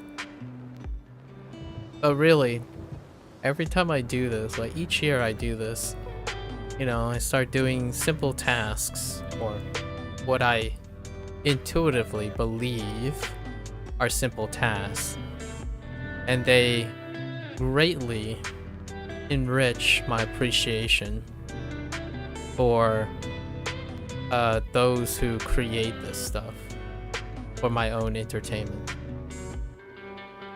If I were to ask myself, what is the point of me doing this? Right? What is the point?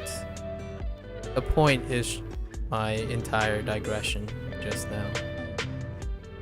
I want to be enlightened and have an emotional connection to the creative process, as many creative processes as possible. And this is coming from my life spent being objective as possible, because my prior career is that what I would argue potentially is overrated in the light of social media and influencers, that being objective is some saving grace, some holy grail of measuring value in things, especially in life. assure you, and I run almost counterintuitively, that being objective and being human are not synergistic. And that is especially true when it comes to evaluating value. There are things in this world that perhaps are easy to quantify, but very difficult to value. Even the most... So the thing that we, the vast majority of humans would use are the easiestly quantifiable, and gravitate towards that in order to help us define our value, like how much value, right? A great example would be money, gold, resources, things that have literal measures. But then then the dawn of social media, and now you have what's the right way to be creative. I'll let that sink in for a little bit. What's the right way to be creative? Did you not? That's one of the titles. One of the titles that was recommended to me. How to be creative. Well, here's a paradox for you. If you're looking for someone else's advice, there are exceptions. There are definitely exceptions. But this was not the exception. The exception is to promote a level of thinking that allows the individual to determine their own approach, but offer inspiration for it. This is not that type of video. The video tells you the steps that you must do in order to be creative. If one sits back, obviously I'm not talking about, now I'm talking about adults as opposed to children. So you're sitting here, let's say you have 30 plus years of life experience. If one were to be enlightened enough to think about it and see almost the humorous paradox in the idea that if you are looking for advice, specific mechanical objective task of being creative, so you're objectively looking for advice, objective advice on nearly the quintessential part of subjectivity in humans. You have attempted to objectively learn something that is purely subjective.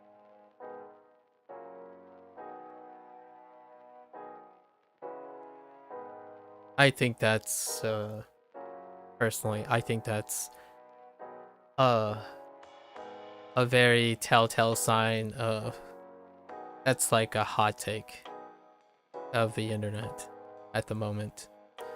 But generally speaking, the hot take is most concerning when I'm talking about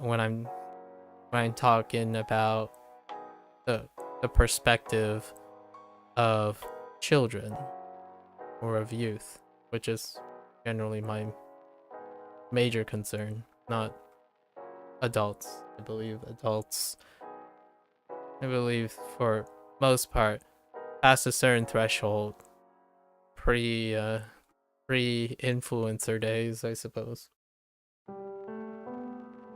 I think adults are generally fine with being able to synergistically and responsibly contextualize this form of advice.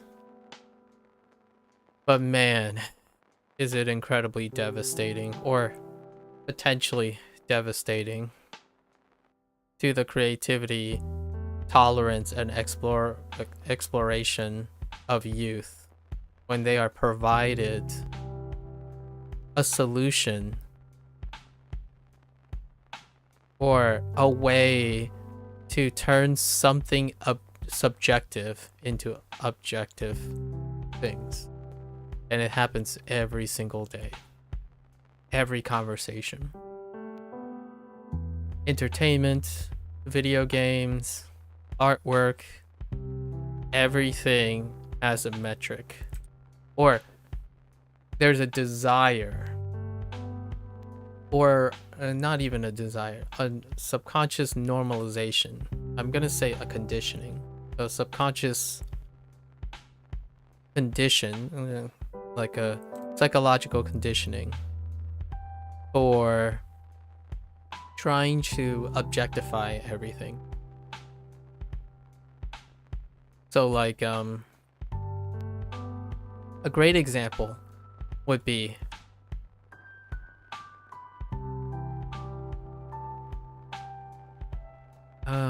there are a lot of great examples. I mean, like, very why is this filling this constantly?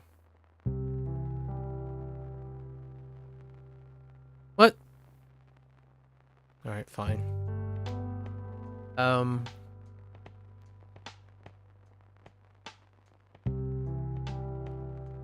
Anything. Like, let's just any example, right? I ran X miles in certain amount of time. I'm clearly healthy. Wait, no, that's yes, the stuff you quantified may suggest that. Absolutely. But that's incredibly dangerous. I don't get it. This should work because I did it correctly. Insert XYZ activity or something prescribed, right? Well, I didn't get to my goal like this person did by 6 months. I should give up and do something else. Those are time, arbitrary metrics. Like those are arbitrary metrics, like view count, watch hours. And when I mean by arbitrary metrics, I mean for the goal of the person, not for the goals of the corporation.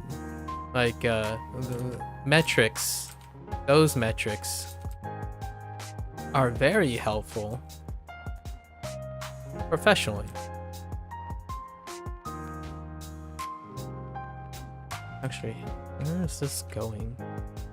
I don't understand this. I guess we're just connecting them, right? We should really connect them.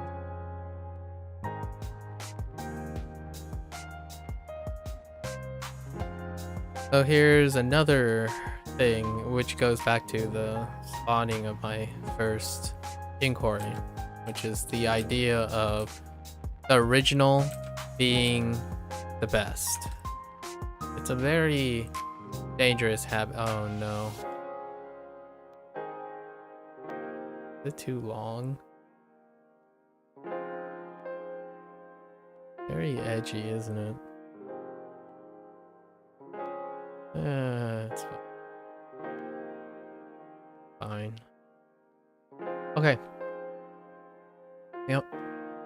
Anyways, back to what I was saying. It's very hard to break from that in the future. If you're telling yourself now that you enjoy something, like, man, I don't know. I just can't ever like something that another creator transformed from something that I used to like. Well, if you're saying that for something as simple as, I don't know, something you like, say video games, you're going to have to ask yourself at some point,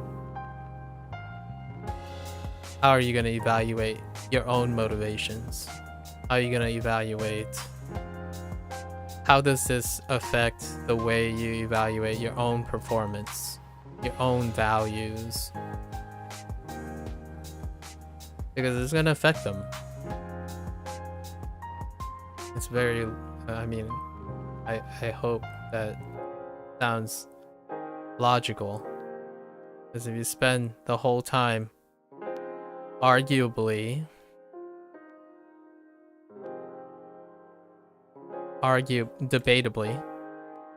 overvaluing originality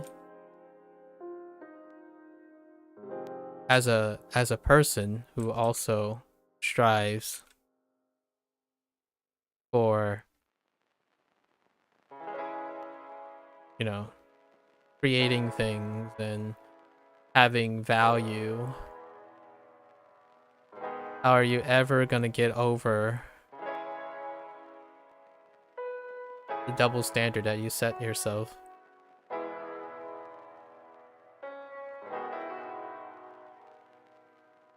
Like, what do you, as a human being, fundamentally, one has to eventually either come to terms or accept the idea that there were humans that preceded you. Ooh. Oh no. I don't like what's happening.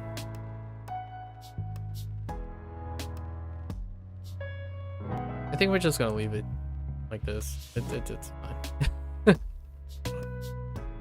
Just deal with it.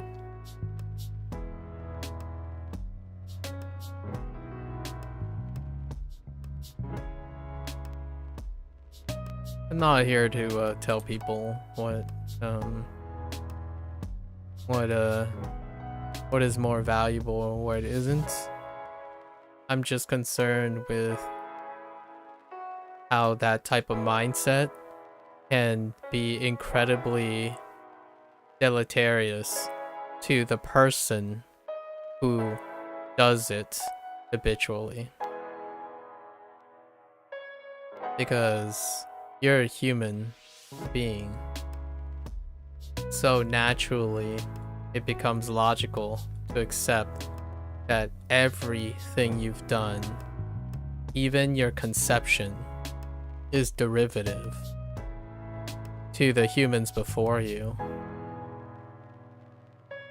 At some point, a healthy human being, especially an adult, will become very comfortable with the idea of legacy and leaving behind legacy, and as well as embracing legacy.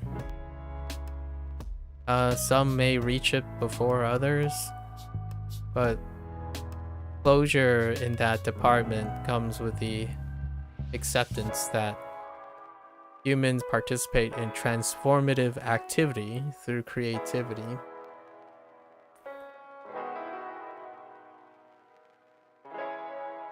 All the time. And if you go about so willingly believing that you can objectively evaluate human legacy like art,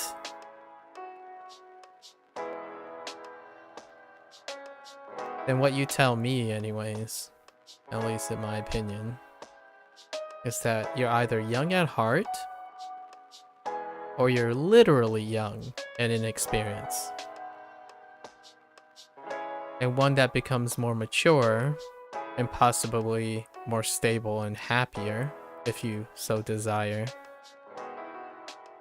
would not so easily be able to objectify things that human.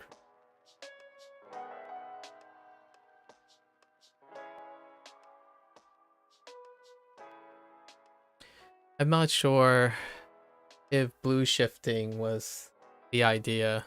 I think they still have whites and blacks. Now I'm going back on my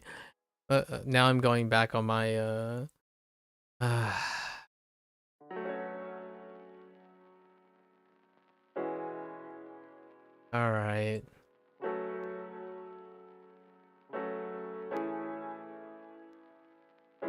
Let's just follow through. It'll look all right in the end. It's fine.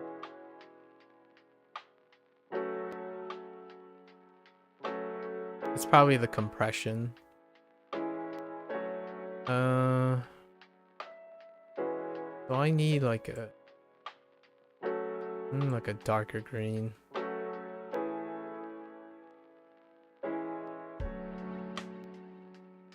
It'll be fine. We'll make it work.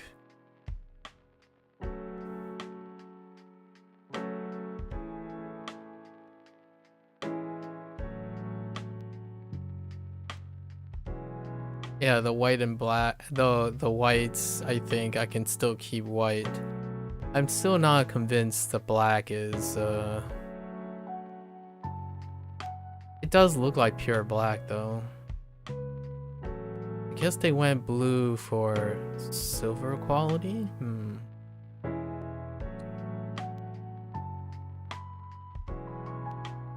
I don't think this is green enough.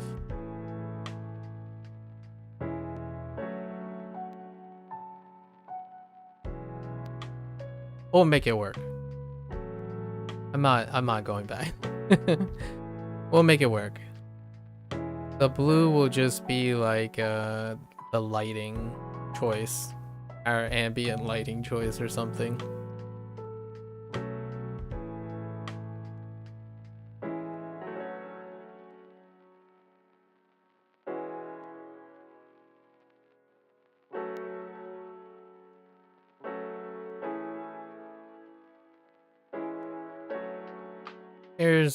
Here's another hot take.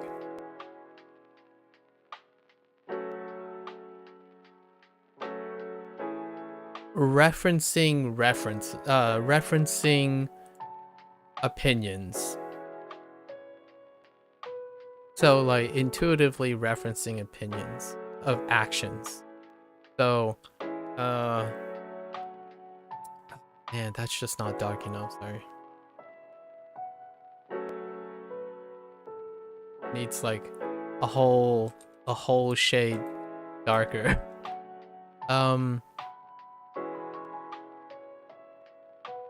I don't know. Say one day you decided, oh my gosh, this dish is so fantastic.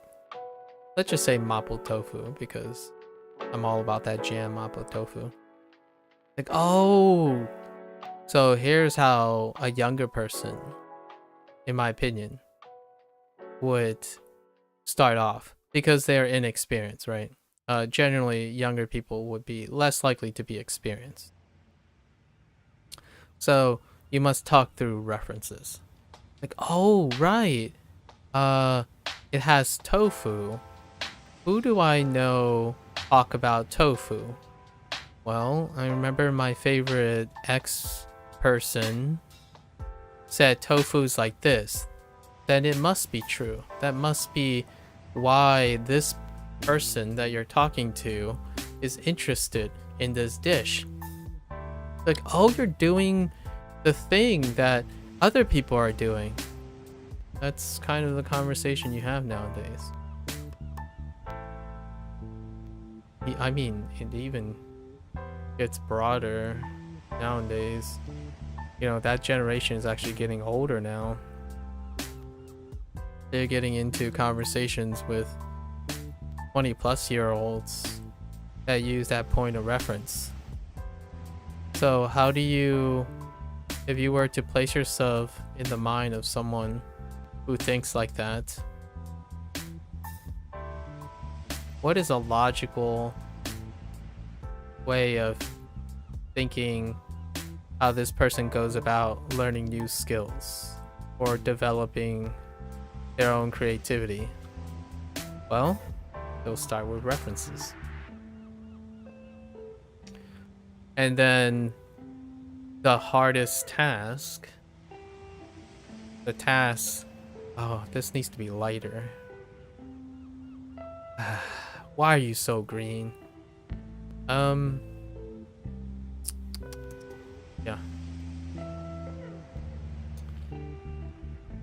What do you call it? But that's where the creativity ends, though. There isn't an instruction manual for transcending your original instructions. Is that great? Is that okay? I mean, what have you? Well, first of all, it's expected because what kind of video, how could you sell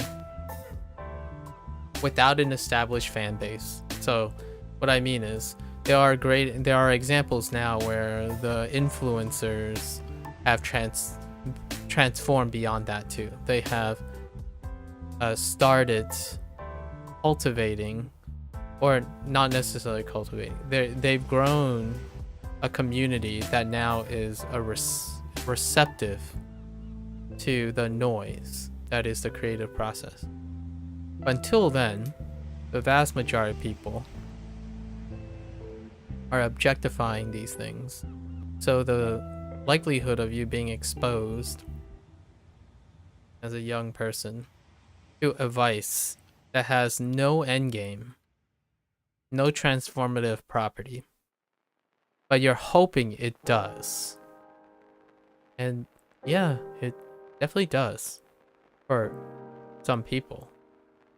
But I would say the vast majority of younger people, probably majority, yeah. I think it's safe to say the vast majority of younger people don't have the experience to transform whatever you're offering, whatever you're doing that benefits your career and your established service and product. Now granted, this is happening naturally with those particular people, like that particular group, slowly, because they have the transformative property. They are successful, but because they are successful, they also have the luxury of transforming their craft into something bigger than they've ever imagined. But they're advising based on information that doesn't give them the edge anymore, because they're not at the edge of anything. Technically, they don't have to be. So that stuff becomes their saving grace, while everyone else, those that are trying to enter based on that advice,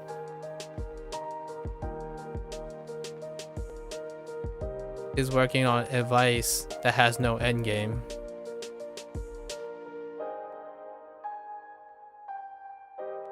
It's kind of a wishy-washy, obtuse way of looking at it and explaining it. I'm still working on that part. But when you're saying that if you do the following X, Y, and Z, you'll quote-unquote improve X, Y, and Z, it's like, yeah, that's great. Then what?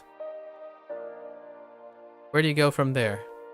Well, you're hoping that your influencer of choice is so transformative that they will guide you to the end game.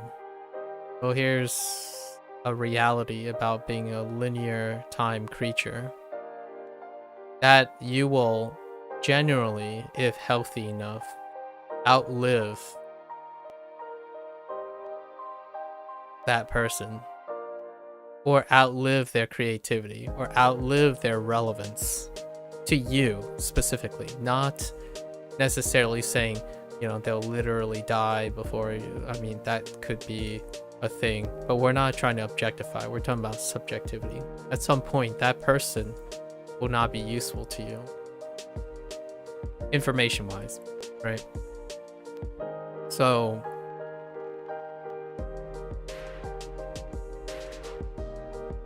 the idea here is how you spend most of your time finding advice about things.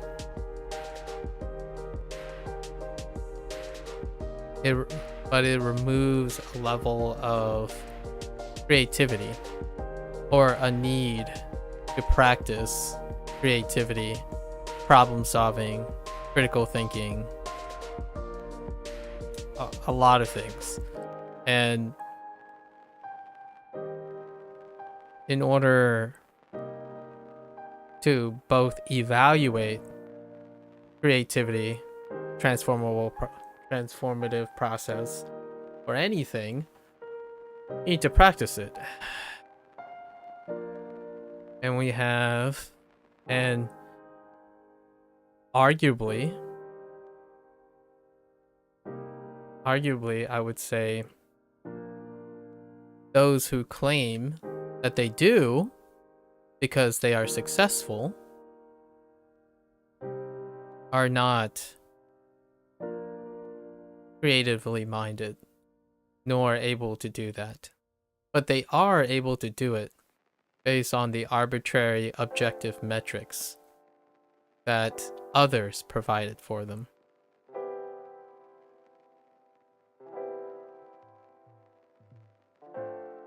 That eyebrow weird. It is weird. Maybe we'll just lift it.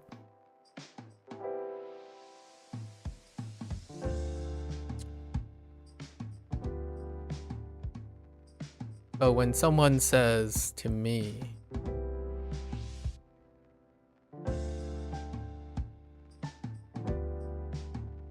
happens all the time. Don't worry, I'm not talking to about any specific person, nor am I concerned with whether they're accurate or not. Say that something is garbage, or something's not the same. I prefer, let's go with the saying it's not the same. Right?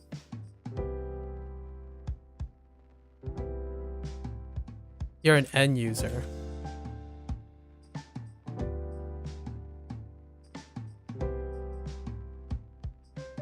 And you're consuming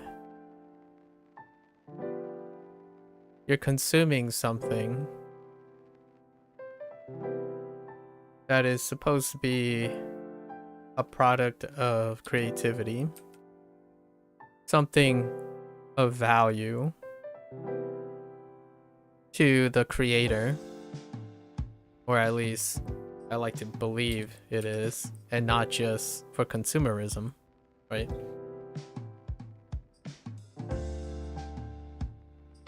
And one of the major criticism is, why isn't this like X, Y, and Z? I don't see in what universe is that something valuable is if it were the same. Like, in order for something to have value, it has to be something that you can conceive and something that you have experienced before.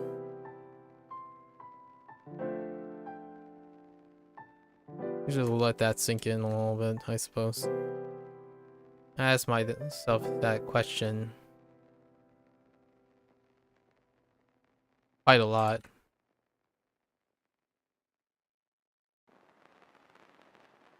Not because I'm curious of the answer.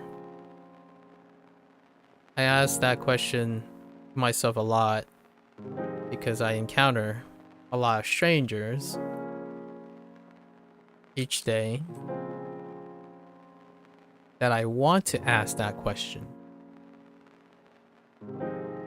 the first time I meet them. Like, this is garbage. Oh, can you tell me why it's garbage? I mean, I would probably express something like it, it takes us definitely takes a certain type of person to, dang it, this is too low.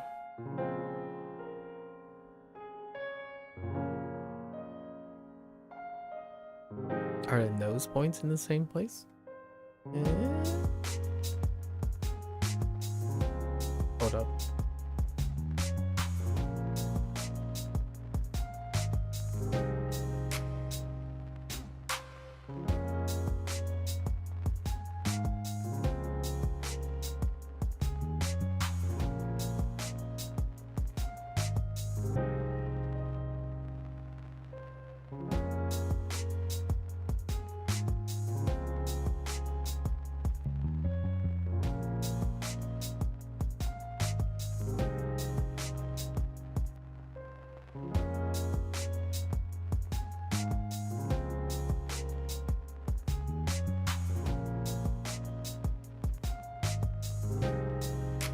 Ugh.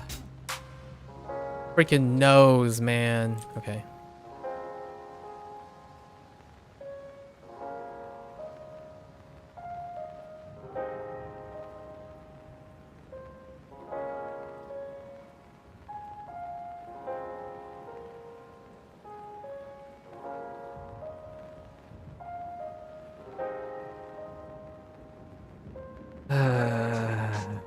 Save me.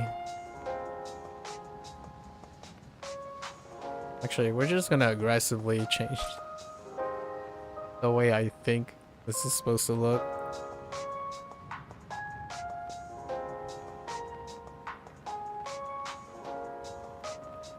Okay.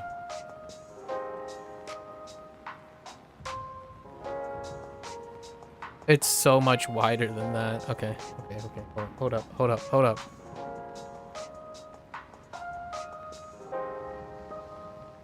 It's fine. This is fine.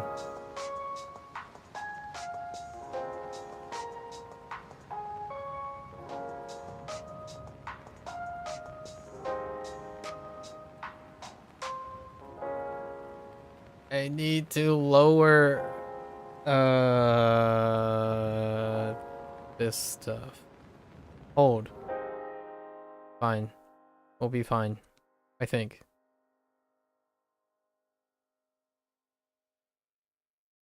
Your nose is not centered.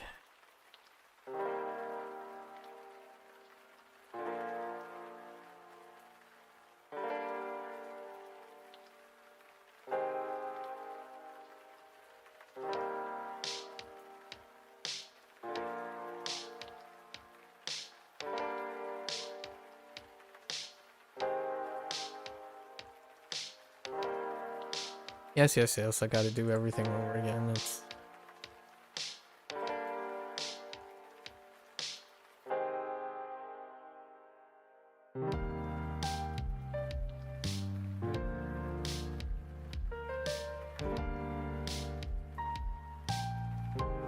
I won't be able to complete the thought. No, I'm starting. Just offering maybe some inspiration, something to think about while I'm doing this. It's relevant to me because I'm obviously drawing inspiration from someone, right?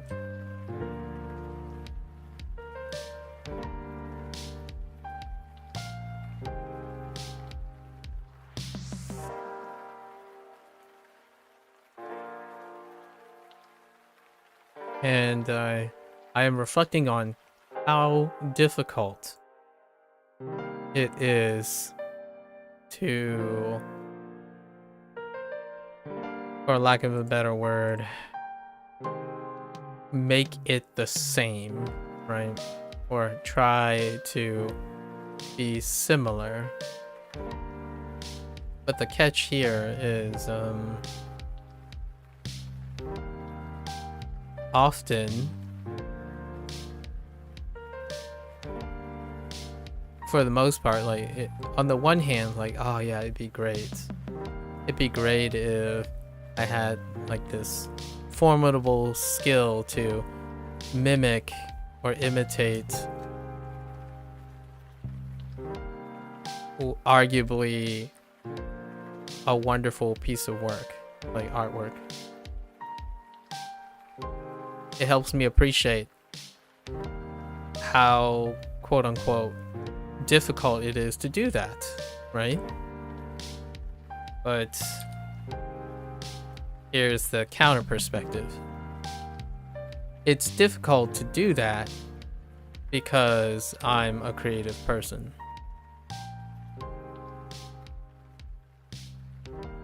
What inherently makes me creative is what makes this difficult. I want you to think about that for a moment.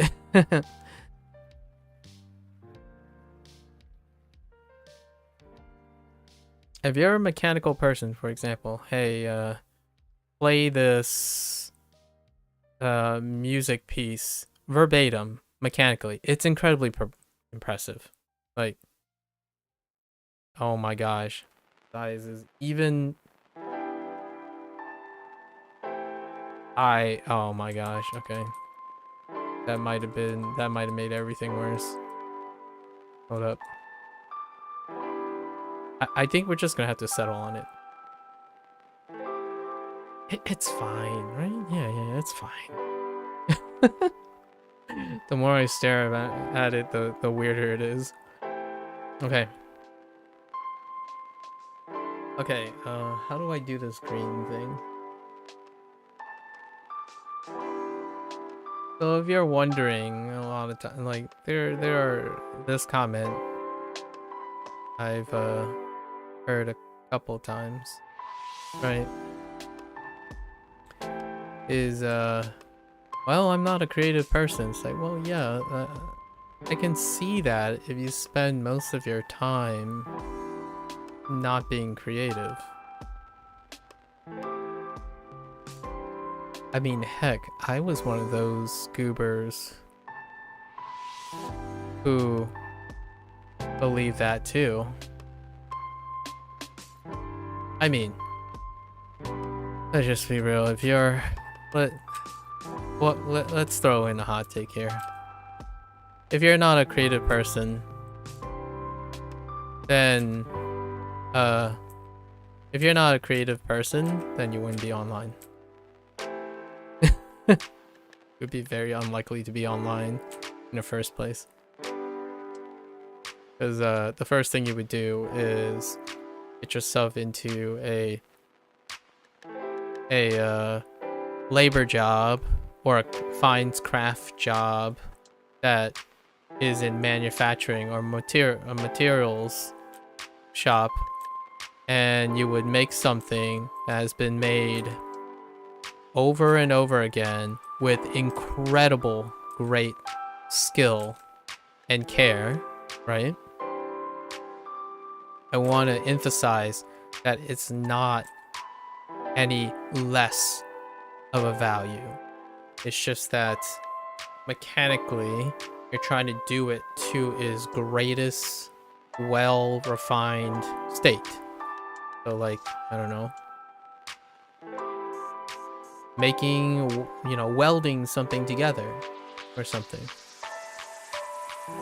So inherently, everyone, like the vast majority of people who feel like they're not creative are engaged in hopes of a career that deals with the creative process, which is very ironic to those people. but do their references, you know, do their the people they're being exposed to, the system that they're working under, encourage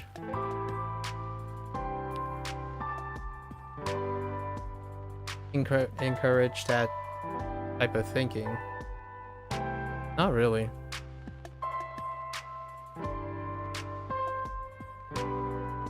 In fact, I almost feel that they do the opposite most of the time.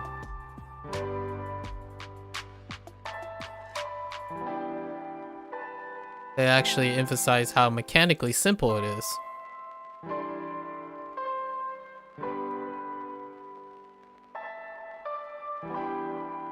It can definitely work though, because if you catch a trend when it's trending, like sure. Regrettably, those people that are giving that advice will consistently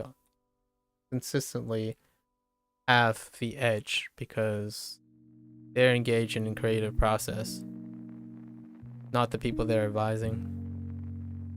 Unless, obviously, the exceptions, which are individuals who are encouraging that in the first place. Those are not the people that are popular. I can tell you that. Who wants to sit there and listen to someone who doesn't have an answer?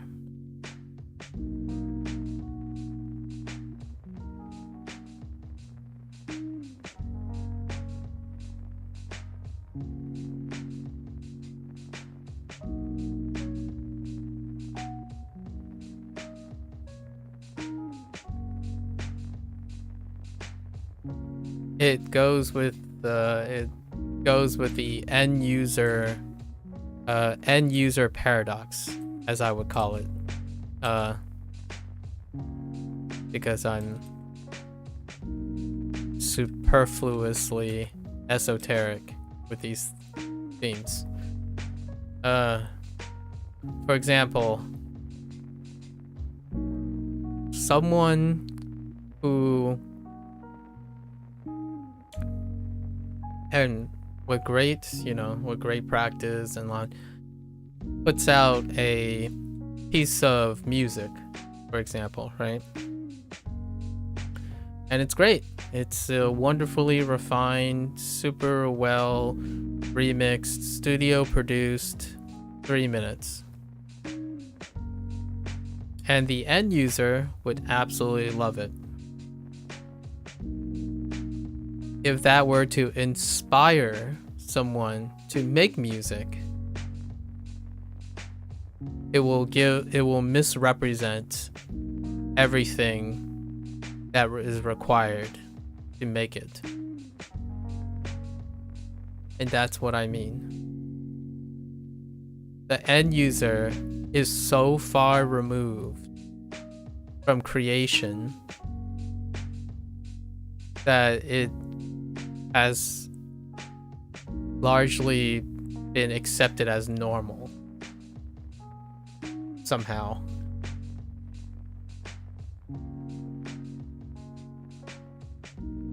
Like, so weird. But there's no amount of end user experience that could ever replace participating in the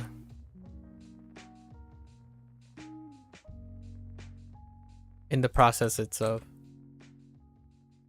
And that's why art is kind of nice. It's low consequences, I suppose. Visual art, anyways. I'm not sure about practical art, I suppose. Some people may argue practical art has its costs, and I can absolutely agree.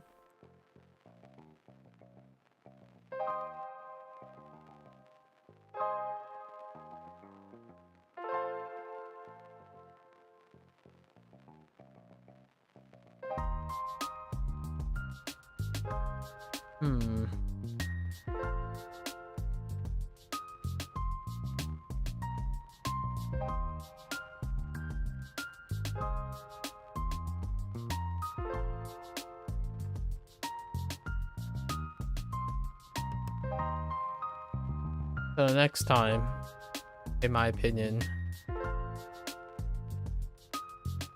when someone comes to you and say, well, something creative has to be intuitive.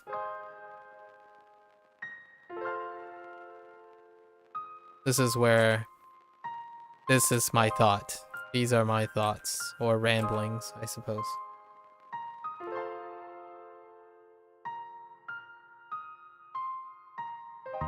And this was inspired off of a recent conversation.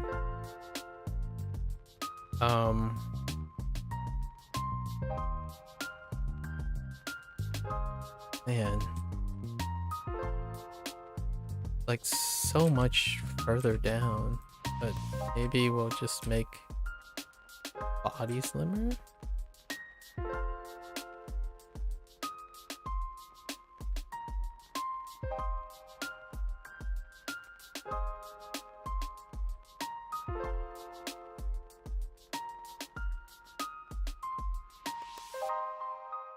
Also, there is something to be said about something that is logical isn't necessarily intuitive. So using them as synonyms is, in my opinion, a faux pas.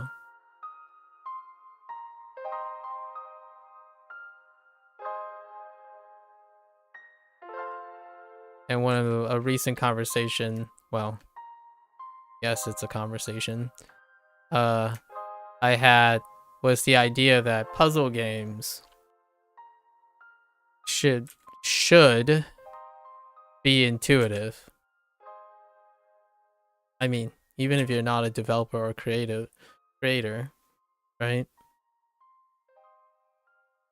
I believe if I were to be incredibly fair to this person, they were probably interchanging the use of logical and intuitive.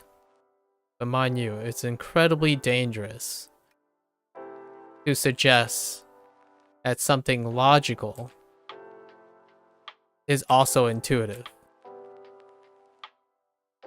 Intuition is subjective. Logic is not.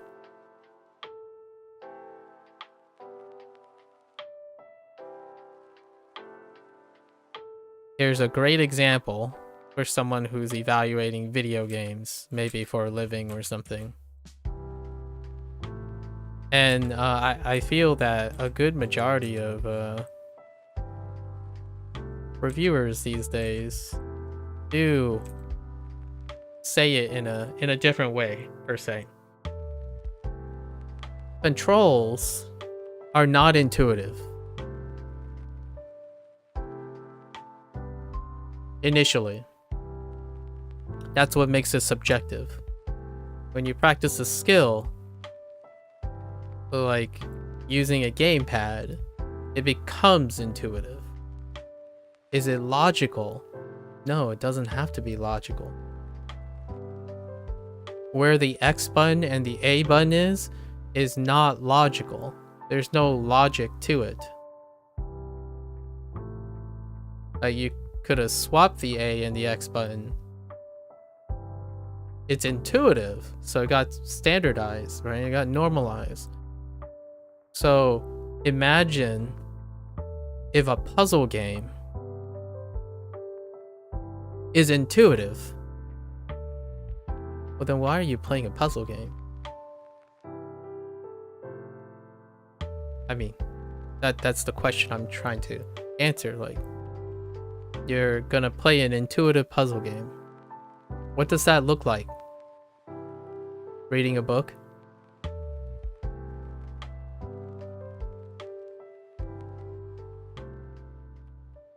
I mean, I do love me some good storytelling, so yeah. One of the greatest attractions, if not anything, from a developer standpoint, at least I'm trying to understand a person who would make a puzzle game, is to create logical challenges that are not necessarily and almost the goal to produce a game that is initially non-intuitive but logical in nature. And you use logic to solve puzzles that eventually become intuitive because you are trained in it. So when someone comes up and tells me, oh, they play these games a lot, and say something like that to me, I would say, I believe you. You most definitely sound like someone who plays these kind of video games a lot. It doesn't sound to me like you learn a lot from playing those games. So when you don't learn and do not understand the creation, you can't possibly be accurate at evaluating the product. You can definitely offer your opinions on the end user experience, for sure. But no way in any chance that you would be able to appreciate evaluating the product, like in like a creative capacity. But when you say something that should be intuitive, ask yourself, is it supposed to be intuitive? I mean, the last time I checked, video games are trying to do the opposite a lot of times, because that's where the challenge comes from. If the game is intuitive, it removes the challenge.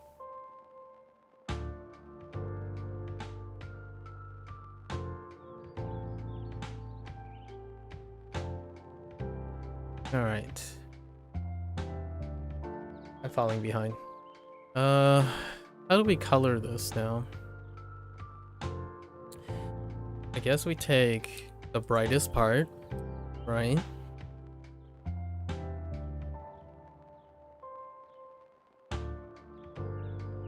The brightest part will color the brightest part. And I guess we're gonna go shade darker.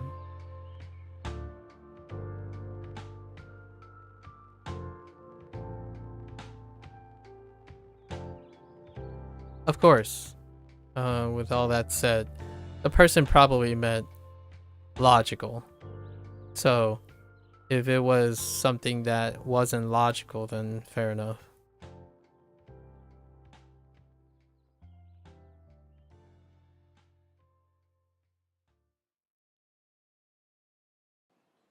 Intuition, I mean, I guess I can play to the Googlers of our generation.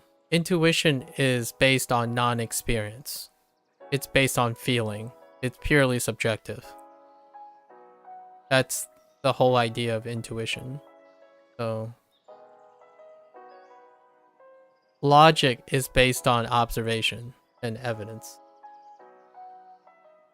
So if a puzzle game gives you a lot of things and it doesn't logically lead you to a conclusion, that's not intuition.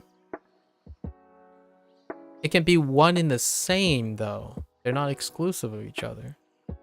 So that's also a fair point. What can appear logical can also appear intuitive to someone who sees the logic. But that also implies that they are trained on that logic. Something logical does not have to be intuitive at first.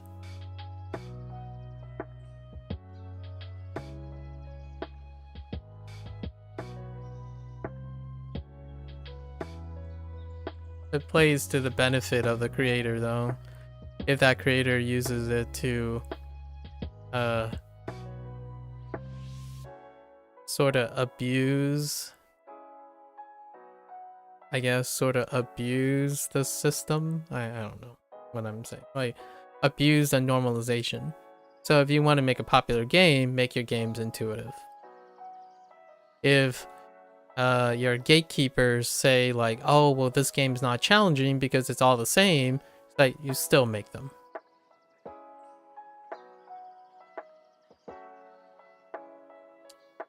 Yep. You still make the game intuitive.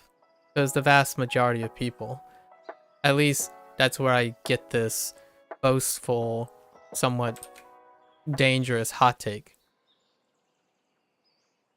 The way games sell now and reviews now is that you make games that are intuitive.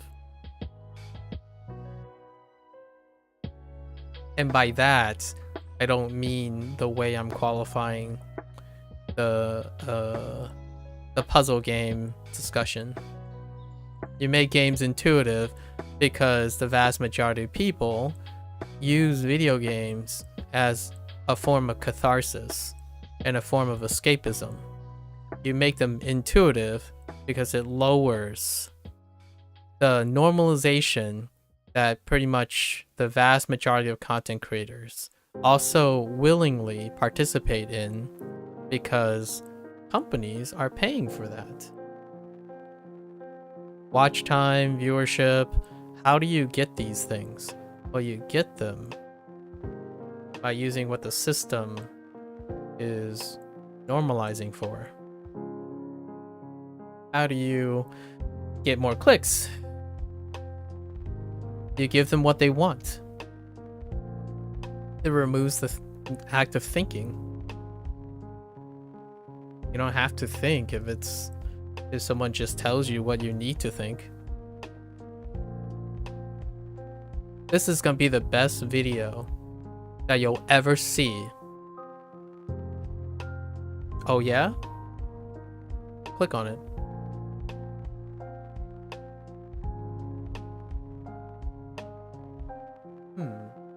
Are their eyes black again? They're white. With a really dark eyeshadow. And the noses are black. Okay, so we'll do it this way.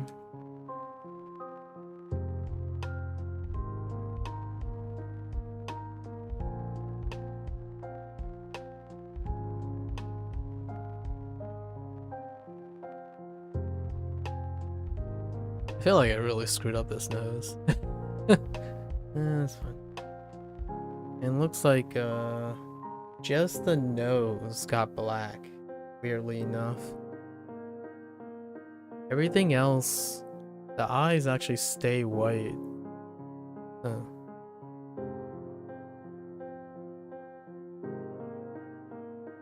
Okay, so volume. This is darker. So let's try to grade these out a little, because I have too many different shades. So right now we're basically pretending that green is black, and I'm using green like I would use black for shading, for volume. I'm guessing that's what my presumption is, that the artists who colored the creatures just did a volume coloring with green, with a few exceptions. The nose seems to be one of them. That nose really bugs me. It's fine, we'll keep it.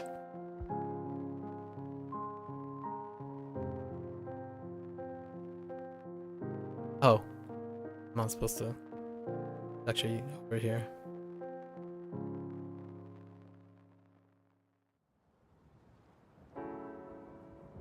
Oh, that's white too. Wait, the whole eye is white. There's not even a pupil. Or a retina, I mean. Oh. Huh. Weird. So it's more like this.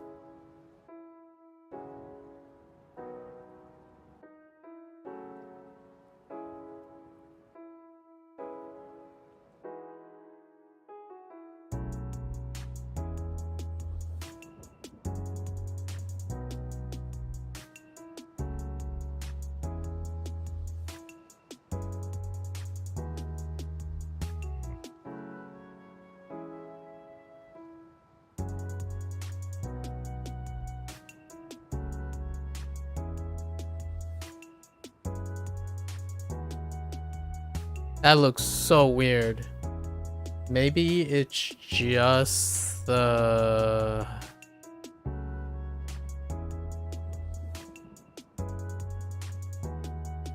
It does come to a point.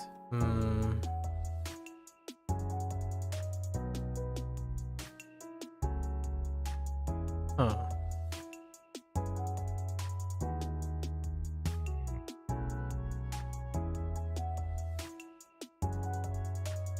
What if I close it up? No. Uh, uh, uh, uh.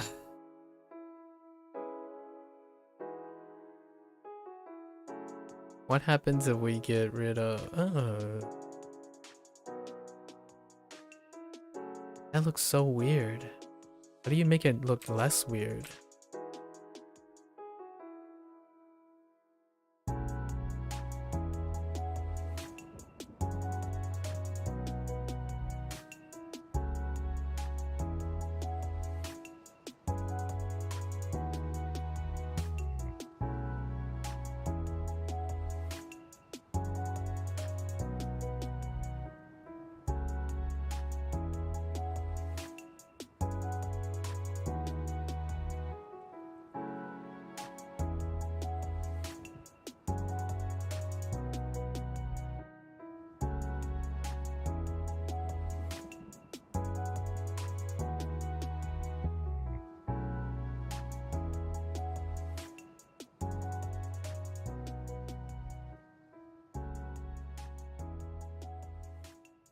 That's a shape I see.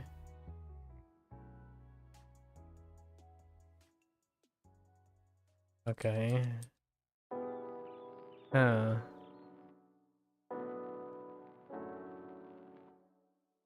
I guess I can keep...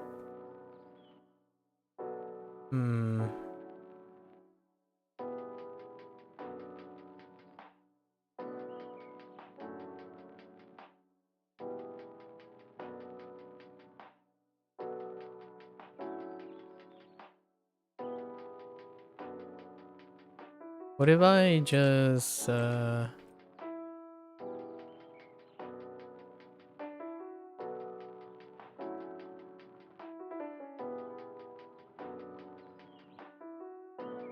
We can go with a natural shape, I suppose. Like, kind of looks like this.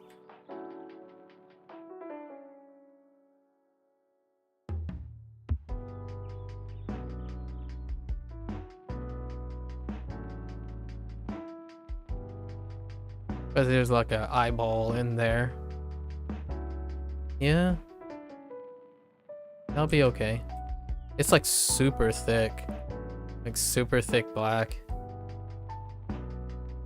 Like double the girth.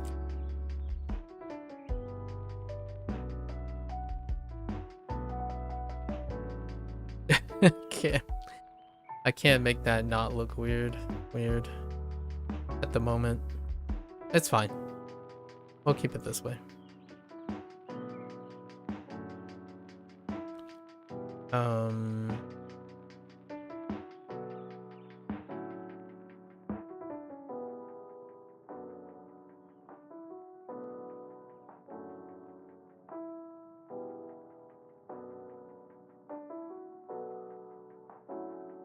Something like this.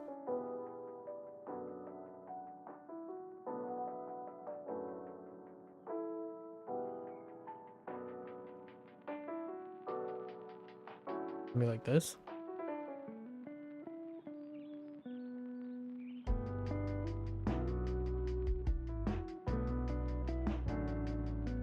Hmm.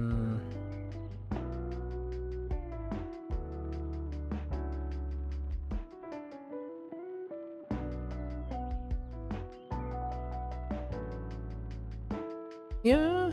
Yeah. Oh, I reversed it to. Oh my gosh. Okay. That's fine. This is supposed to be the light part.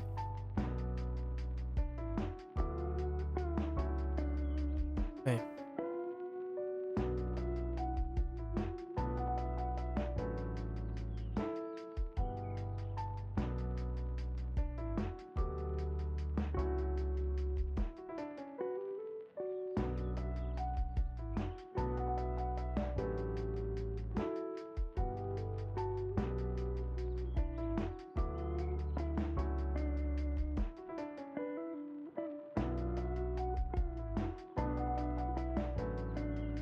Uh,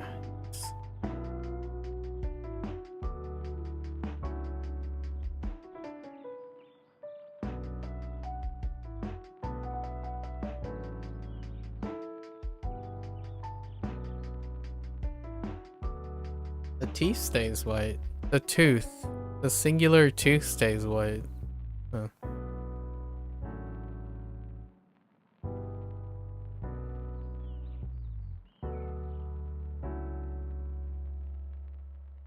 Yeah, we're not gonna do any rim lighting. We're just gonna do the standard like comic book thing that I see.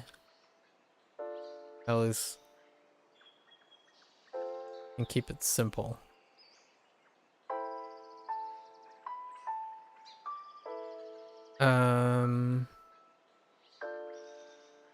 Okay, we got our 3 shades.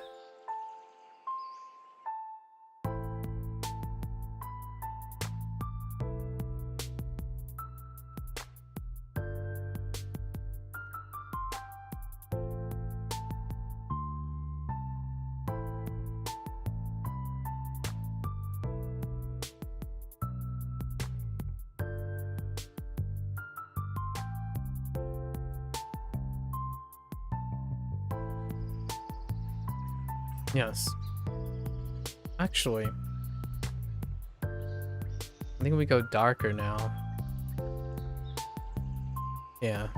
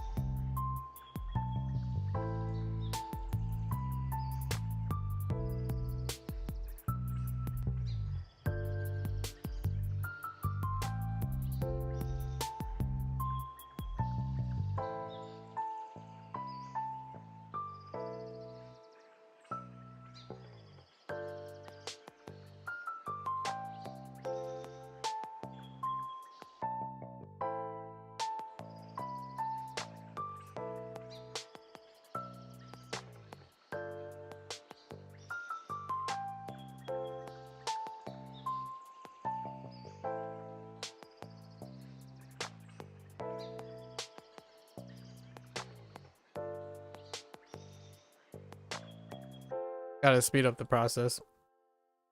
Spent a little too much time digressing. A little bit.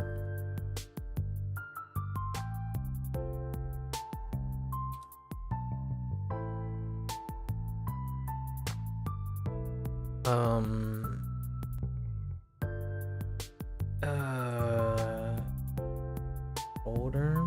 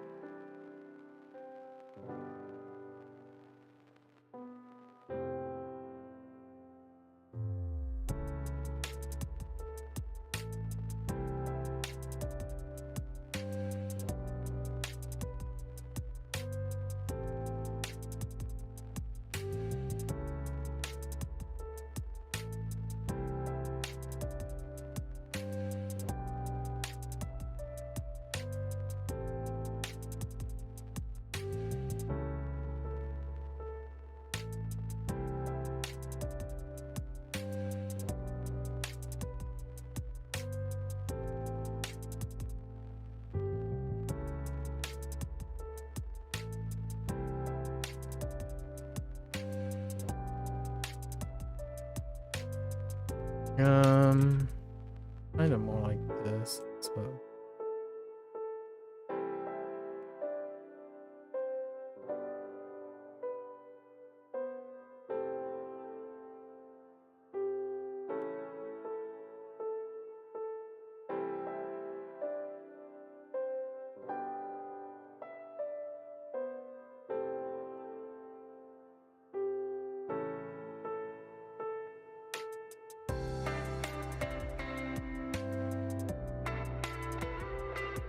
I'm straying off the path. I'm supposed to keep this simple.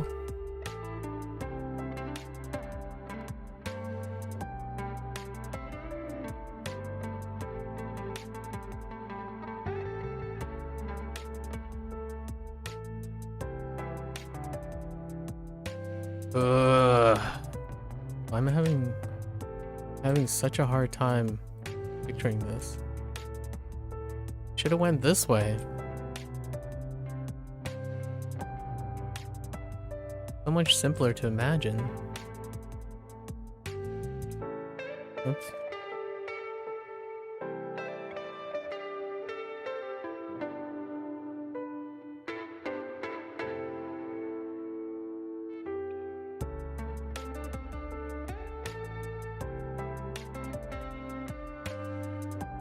Trying to separate the colors here.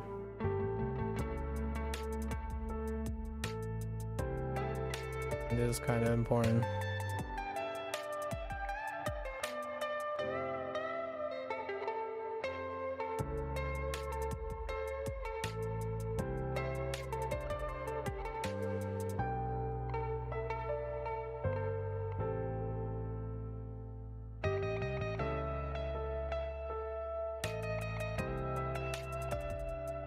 Got more examples.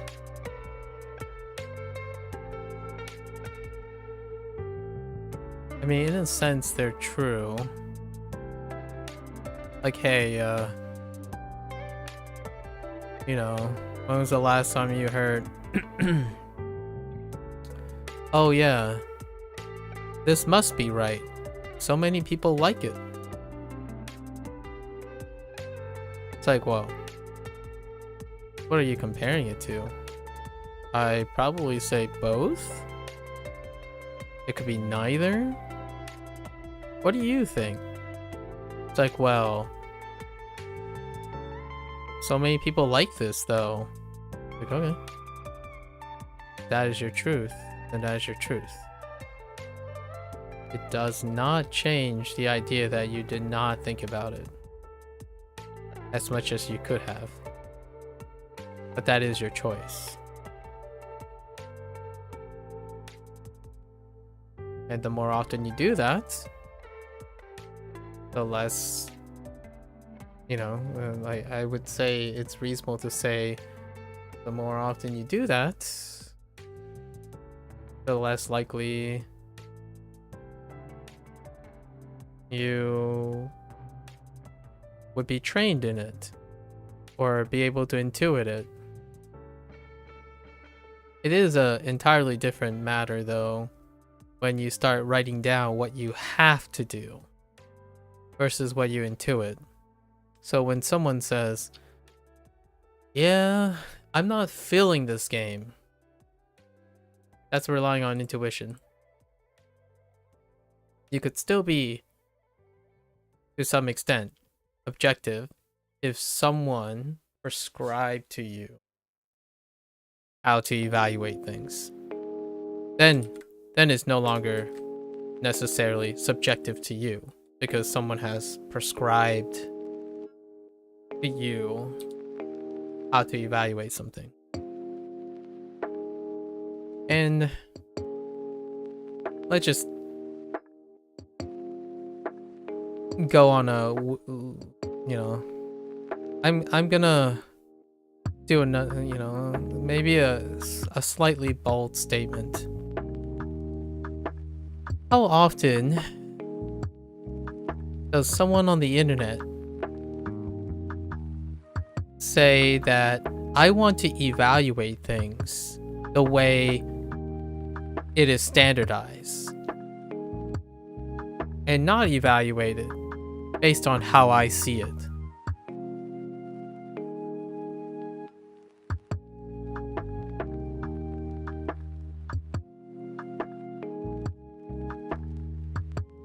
I would probably say the vast majority of people. This actually goes back to a conversation I had relatively recently. The idea that, well, I don't want to read what the score is out of 10 because it doesn't matter. Everyone's gonna use whatever number that suits them, right? It's gonna be quote unquote subjective in nature. Well, here's the thing about a Likert scale. It can be quantified. Your evaluation, however, and your decision cannot be quantified. So logic would dictate that even at its most systematically erroneously worst, it is still more objective than your own opinion. I'm not telling you to make your decision that way. Just saying that no matter what, a singular person's opinion on something is almost highly improbable to be more objective than 4,000, even arguably to the person, I guess, arguably 4,000 even more subjective points that are used on a Likert scale from 0 to 10. Because even then, they are comparing on a Likert scale. You know, it has to be between 1 and 10. In fact, the people who review those things would say comments like, if I could give it a 11, I would. Or if I could give it a negative number, I would. But they can't. Having a standardized metric inherently, for all of its systematic errors and like things you can talk about, like gaming the system, raid bombing and all that, it is still restricted to 0 and 10s.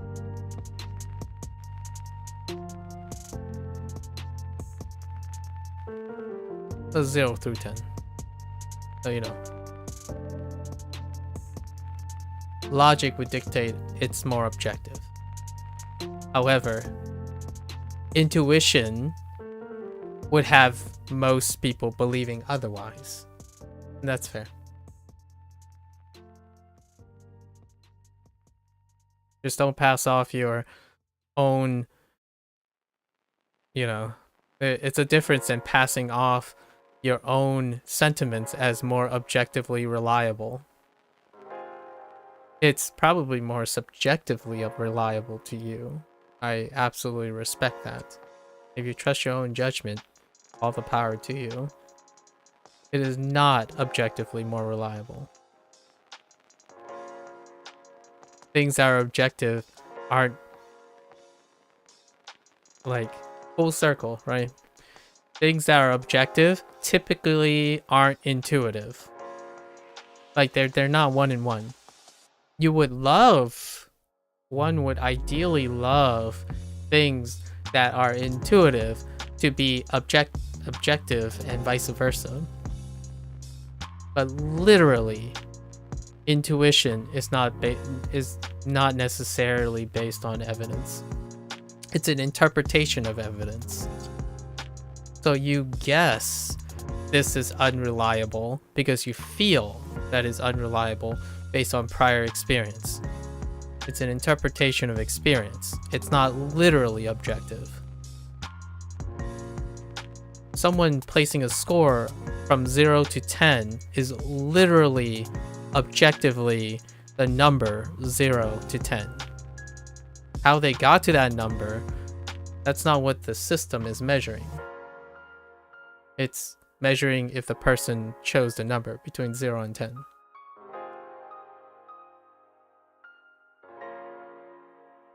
Alright. So, let's... I think they only... Do they highlight? Curious if they highlight.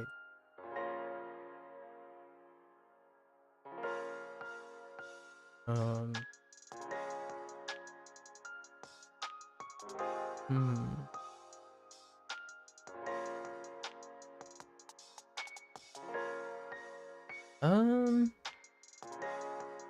No. There are no highlights. What? Really? Oh, okay. Okay. Interesting. Alright, alright. I see the highlights. But it's not where I... Okay, okay, okay. Oh no! They're not highlights, they're just shadows. It's a highlight to me because oh, okay. Alright, alright, alright. I got this. I got this. So...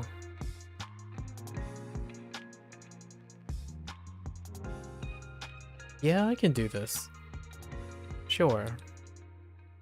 He's still too green, but that's okay.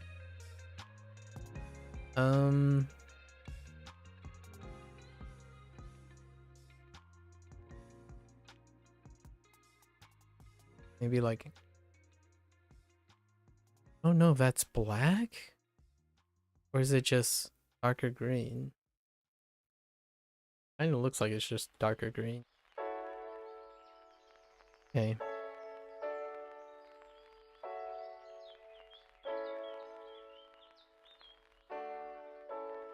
Alright.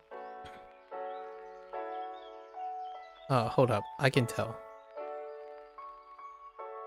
Definitely just darker green. Went with the more saturated color. Okay.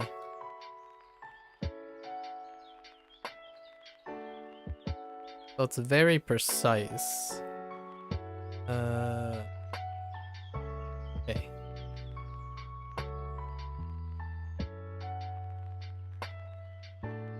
Strangely, no, the eyes don't change.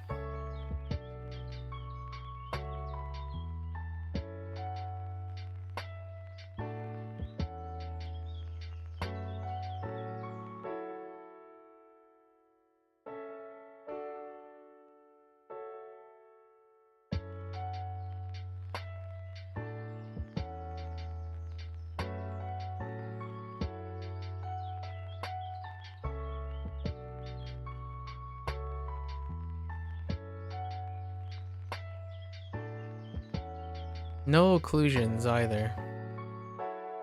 Just straight up. Okay. But I didn't choose black. So, hmm.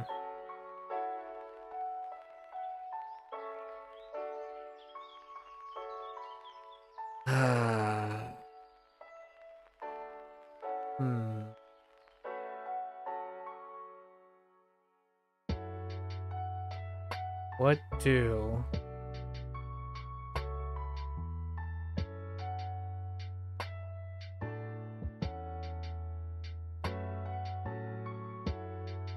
We can do this part though.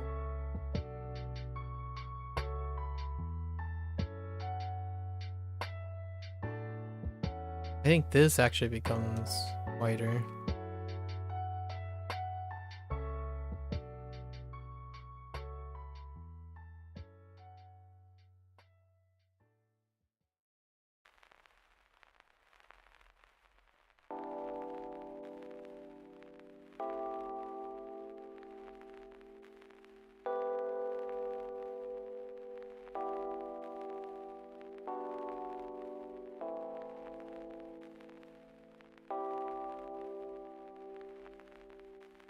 Needs to be smaller.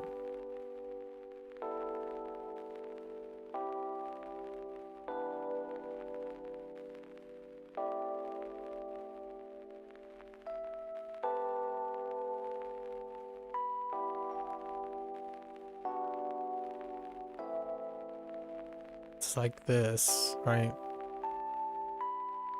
They put like a crown.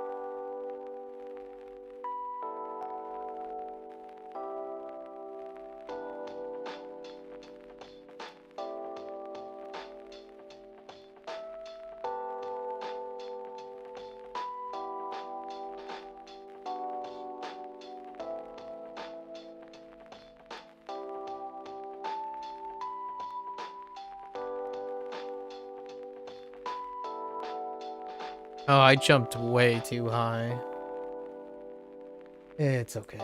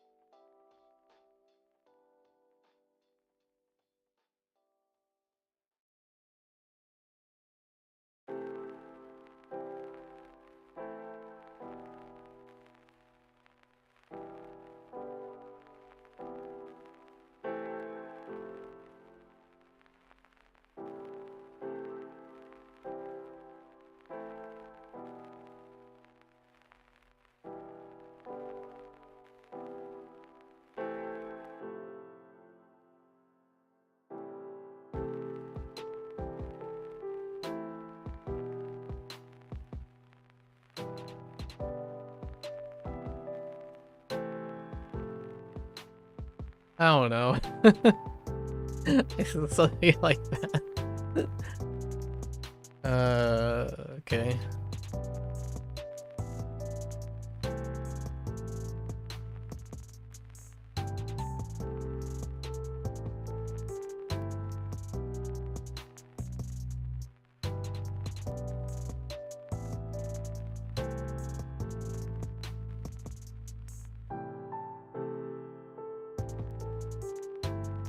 Okay. What else can I do? Oh. Uh sure.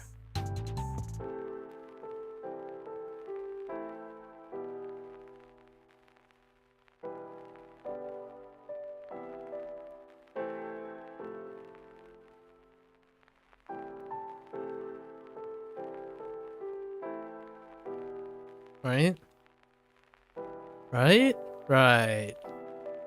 I think we're definitely gonna have to do the black thing. So let's extrapolate. It's wild that the hair doesn't have any touch up. Huh. This study is very interesting. Okay, so what will we do if we needed to complement with black? I think this is probably the way to go about it. And I'm just guessing now. Because they use black. And I didn't. Ooh. This is so sketch.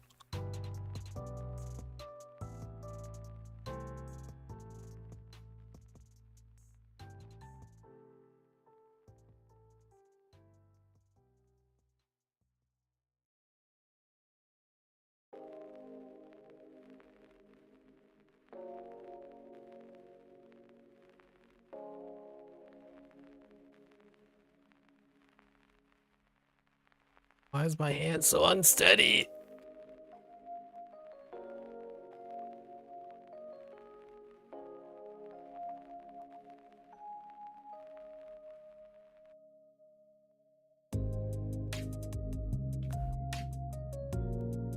Okay, I'm gonna guess they probably would draw a line down the left, right?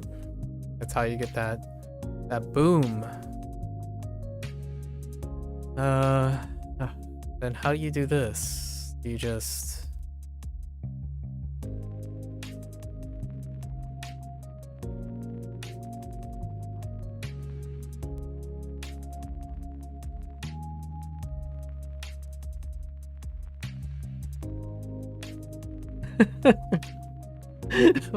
I can't move left to right with my hand, like it doesn't glide. My hand doesn't glide like that. It's going in chunks. Okay. If I had to guess, it's something like this, right? So we just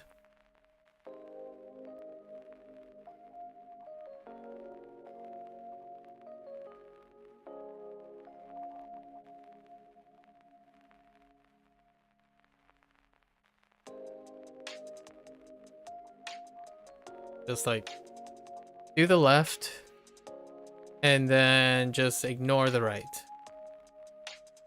But since we still have black, oh wait, does the purple stay the same? Okay, I see. Yeah, it does do the left. So and it also happens on the right.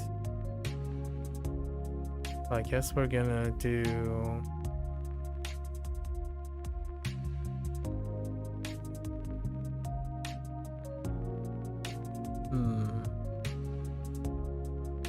guess we're gonna do this too, right?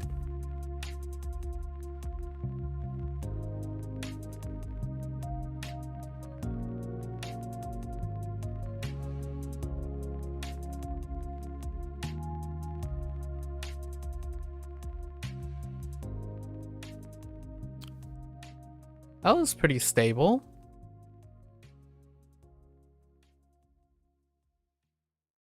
I don't know if the leg's gonna get it. Pretty sure it does. But not this part.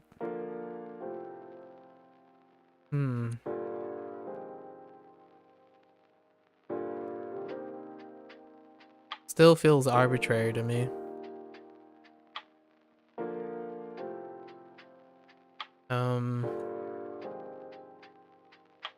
Oh, black. You can't even tell. Okay. Let's do this and see what we're filling. So we take this. Kinda looks like it just goes...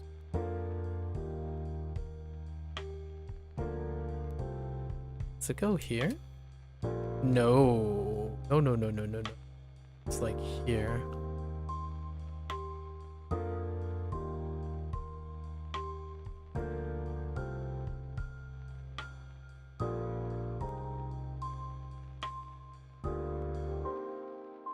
Of course, I did the wrong finger. Okay.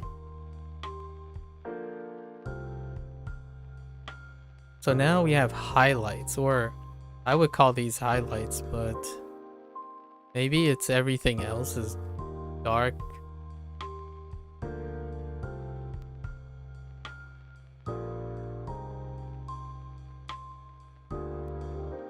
Yeah, I don't really understand how this works.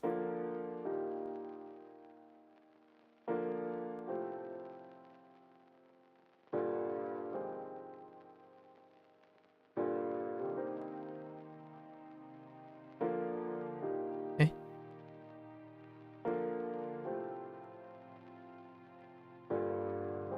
It's like a maybe it's a shriek. Oh, it's definitely brighter. Maybe like here?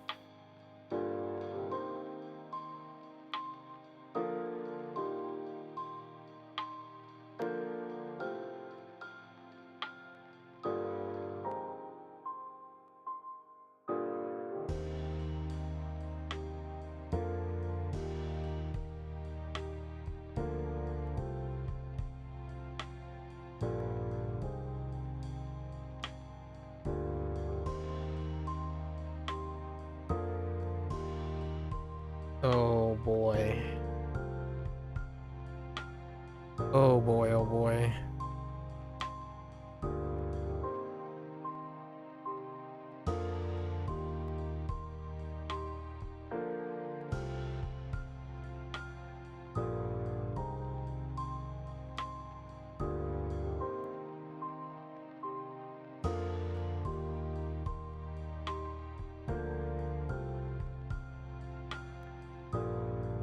That's a bit better. Then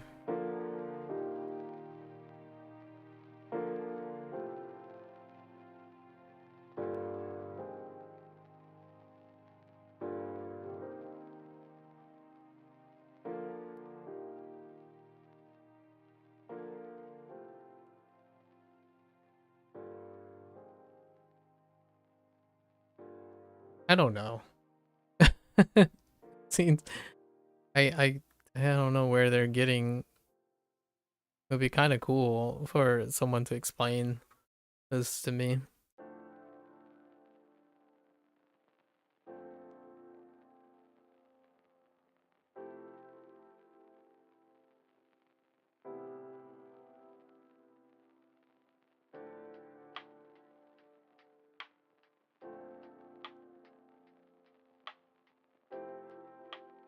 Now it looks like it's coming from Hmm.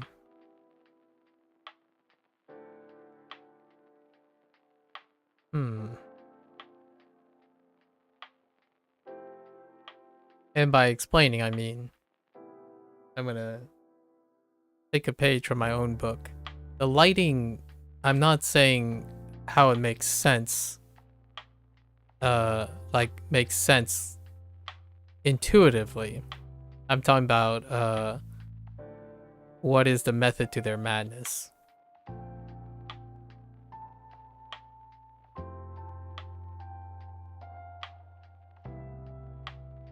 Because if I rely on intuition, I don't think that's gonna work out. Yeah, like this here, and then this, and then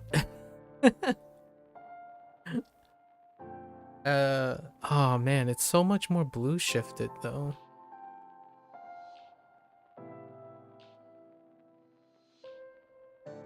There's so much more blue in it. No, that's... I just can't quite get it. It's fine, I guess. It's really not that fine, but... And this part is... Huh.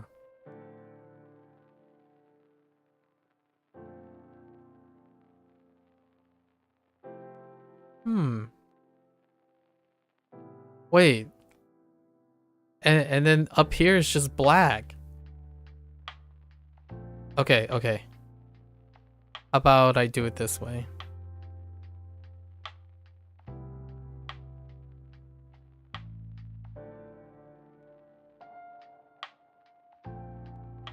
There.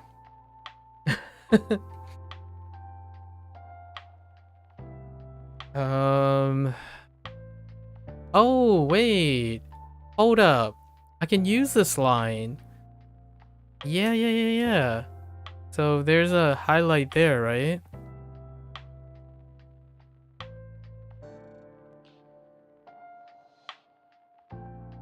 We can line it up.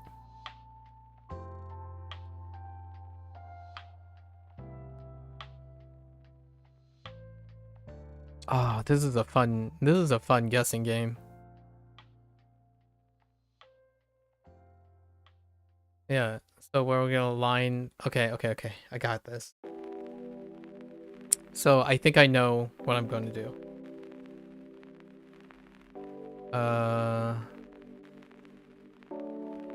This whole side is shadowcast.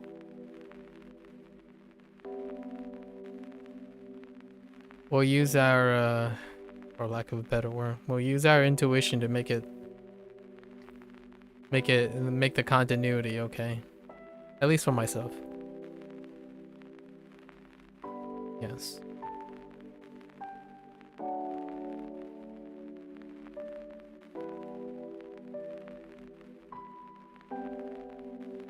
Okay. So we see this, right? That means we're gonna take a closer halfway point and we're gonna line this with black right here.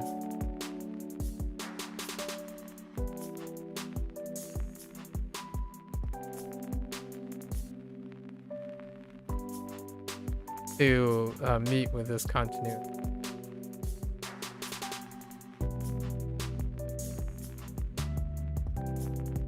And this is just black.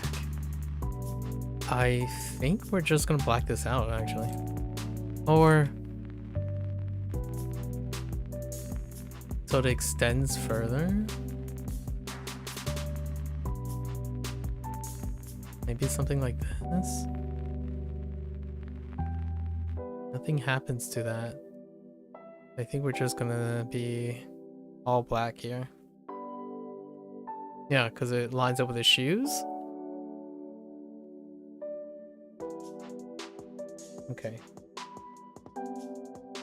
I think we're done.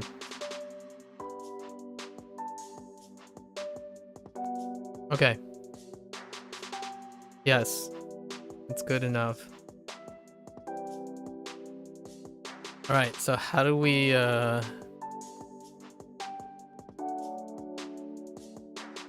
Oh, I totally screwed up too. I should have kept them separate. Alright, hold up. Oh, I should have kept all of them separate. We better do this first.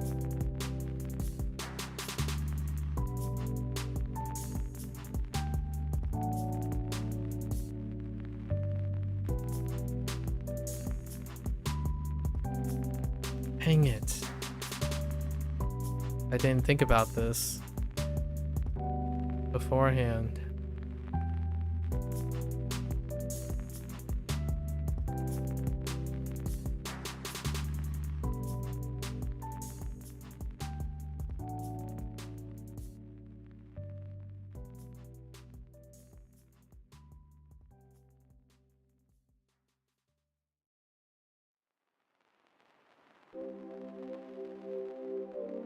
Oh no!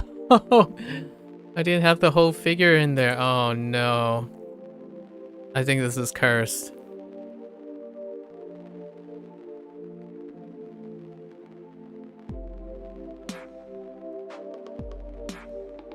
We just have to clean up.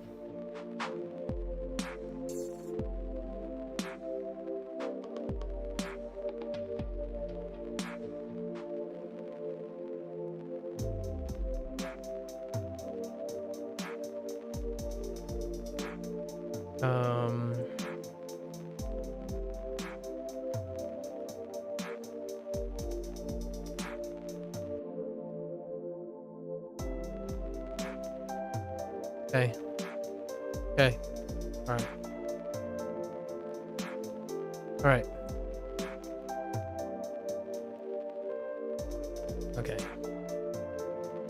So.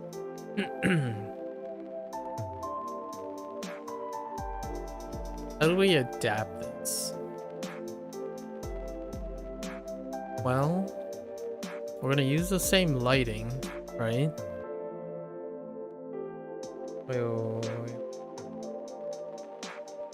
Let's take a look at this cheetah thing. Yeah, it's just one light source. So, okay.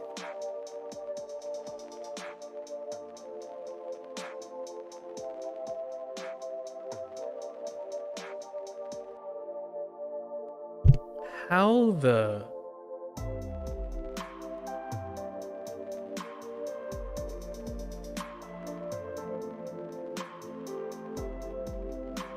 I'm gonna go on a limb.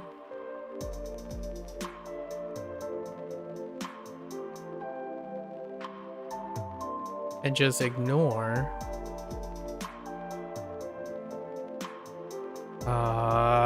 Yeah, we have to clean that up. It's fine.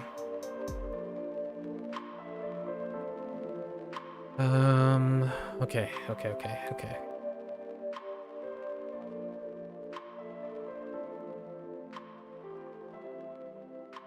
And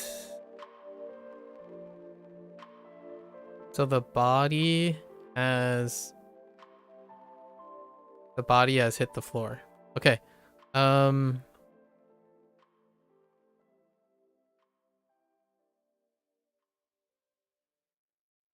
Okay.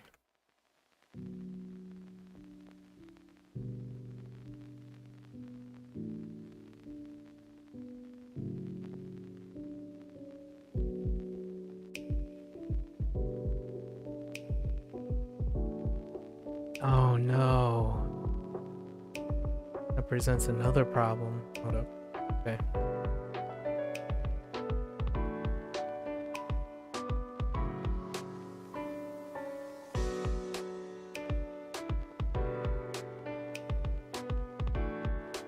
Okay.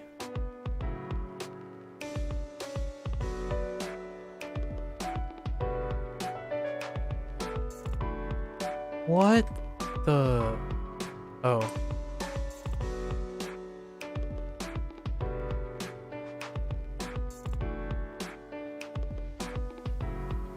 Hey.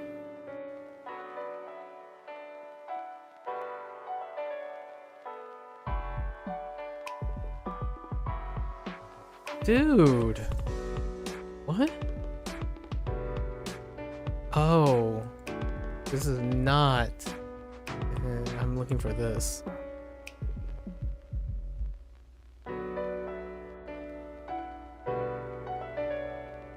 Label your layers, you know? Go a long way.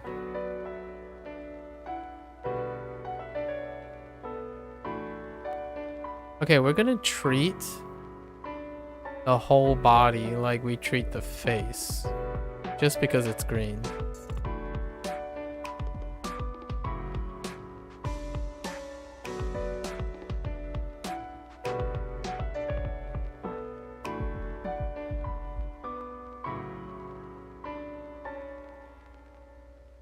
So far out though. Maybe to meet this.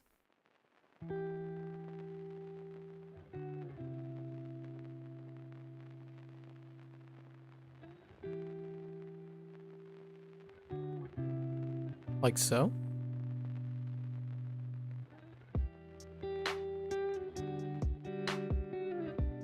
And then we just continue down.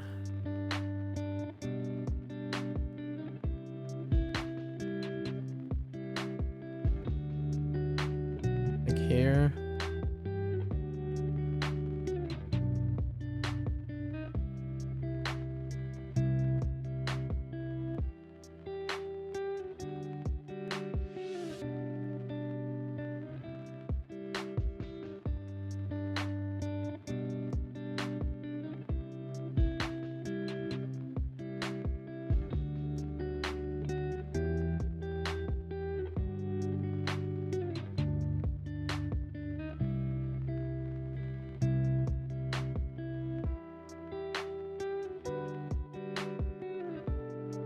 Might be a little too thick. Hmm.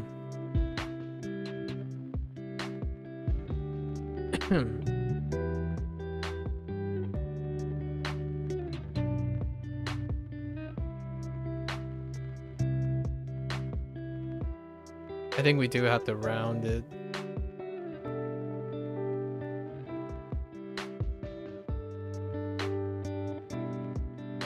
So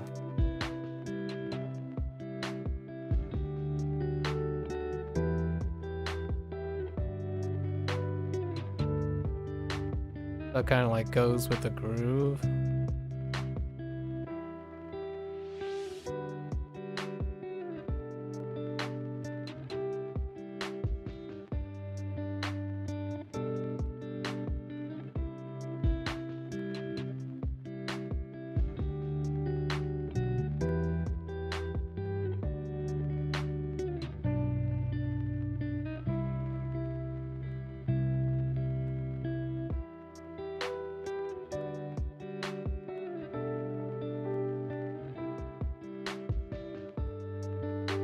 That kind of has a little bit more of a satisfying profile.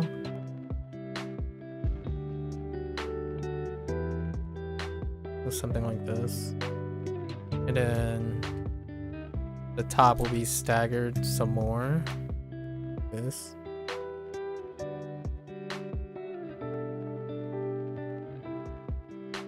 Probably match it up with the knee.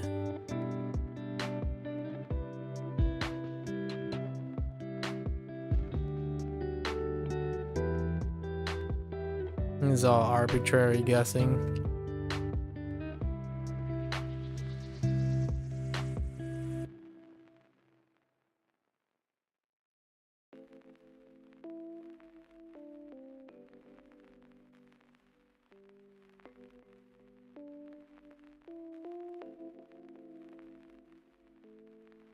Yeah.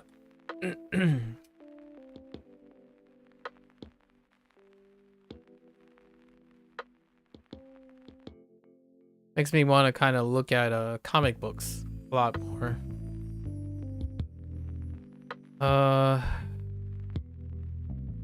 There are highlights to the right, but where would that show up? I do see the edge, so I guess we can add an edge here.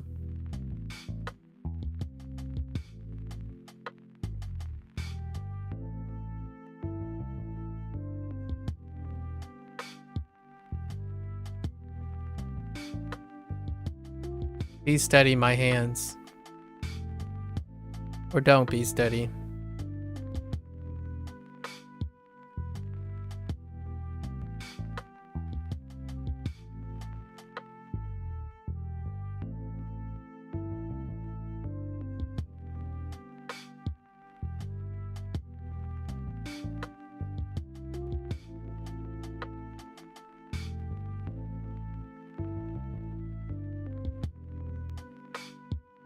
I don't know, I'm kind of tempted to put like a middle stripe.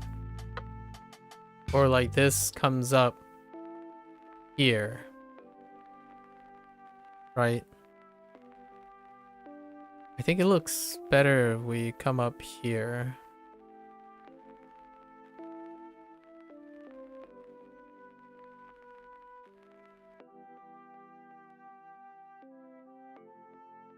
Let's find out.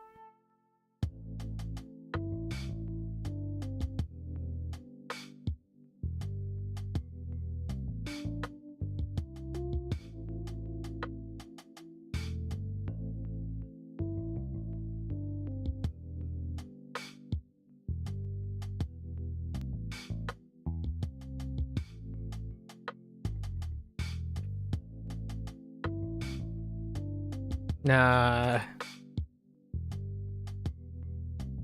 This is fine.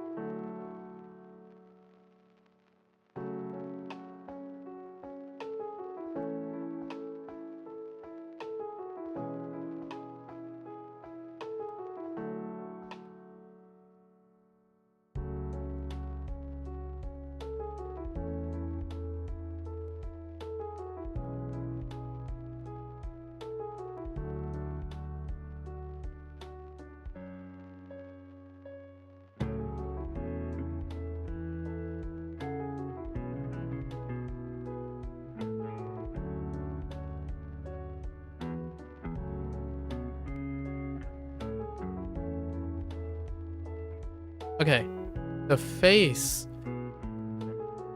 Uh, I got this. I think I got this. We can try doing whatever this thing is. um.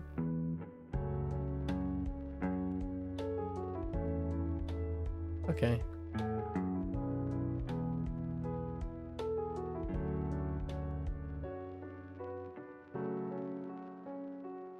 So it's like this.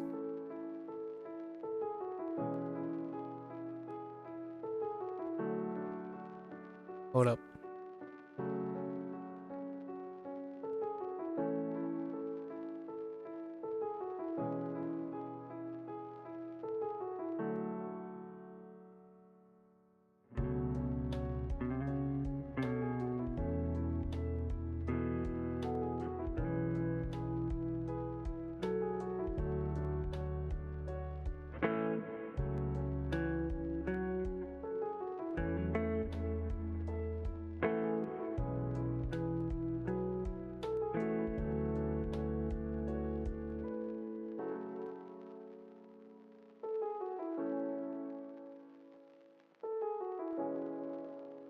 I deliberately just kinda, sort of made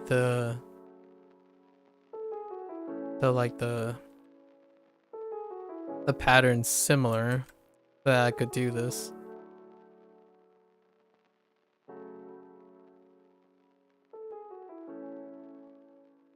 Oops.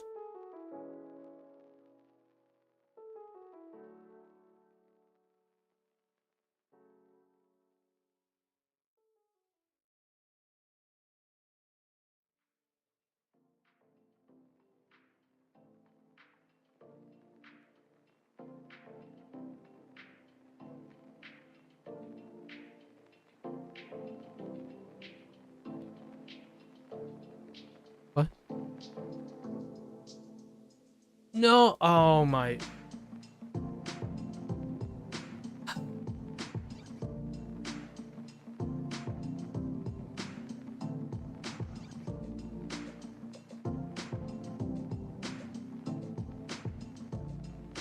Okay.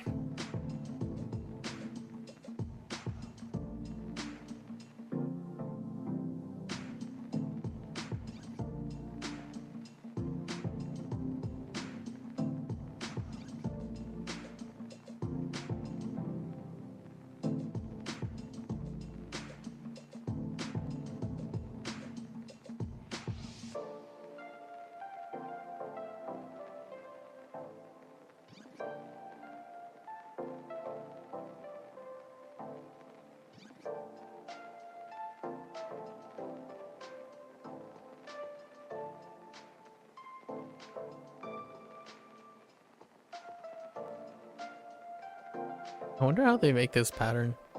Like, what was the thought process behind it?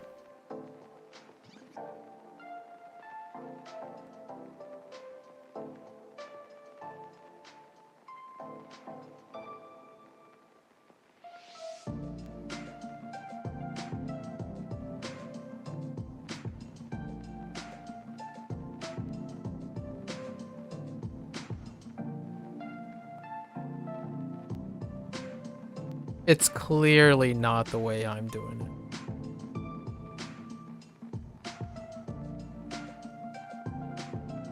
But in a future, I think I know how I would approach making this pattern.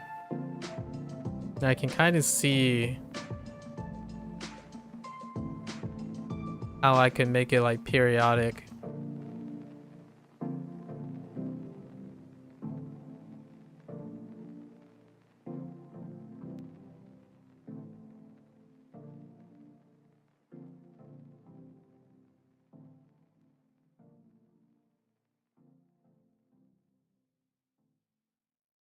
And I'm not even looking. I mean, like, I have nothing to look at because this is not, obviously not in the reference, but the idea is I'm basically making it periodic. Like the way, this is being done. And then I guess we're gonna stick to the left side of things, right? So just gonna call it here and do all the left side of each pad. This.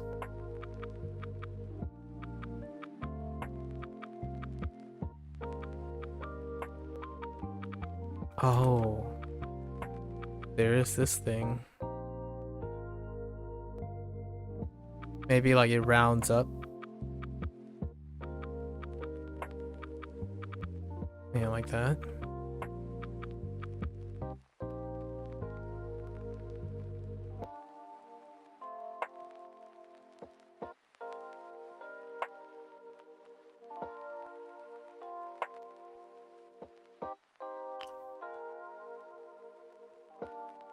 There are other things I am resisting.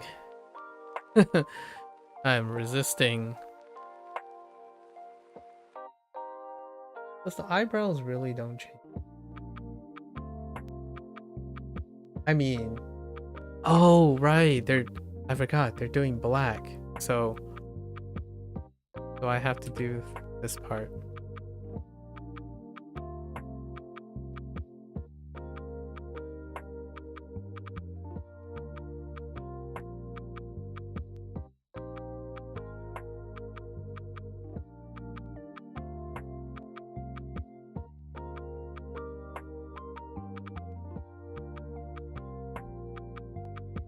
And be very, very careful. I'm not hunting rabbits. Wabbits.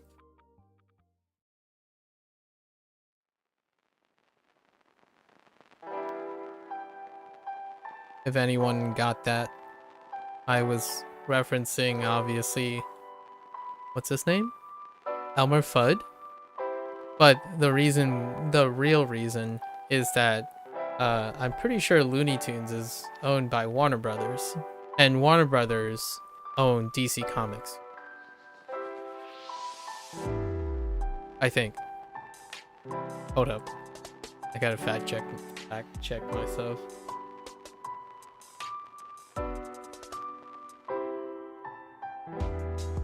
Yes. And then let's check. Let's make sure. Looney Tunes. Yes. That's the only reason I did the reference to Looney Tunes.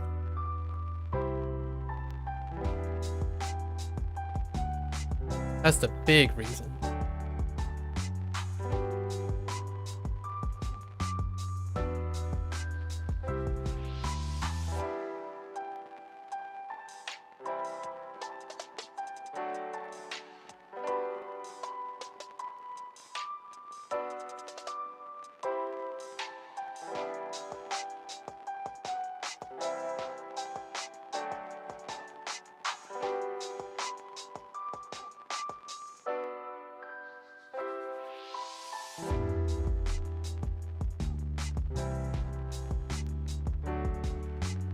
I think the simpler the reference is, the less I can get away with. Like the crutches that I rely on.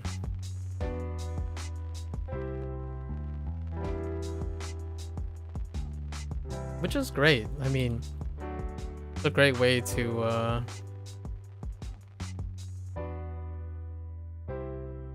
oh, this naturally colors in already. I don't even have to do this part. Neat. Very neat. Oh. Although the 1 year is completely colored in. So let's step down this edge here. Something like this.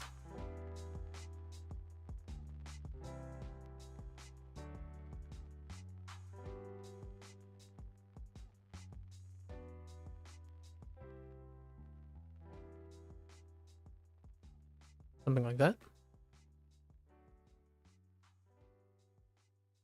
And the other ear is just fine.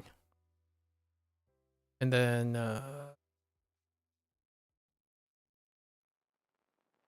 mouth's the same. I'm trying to provide unity.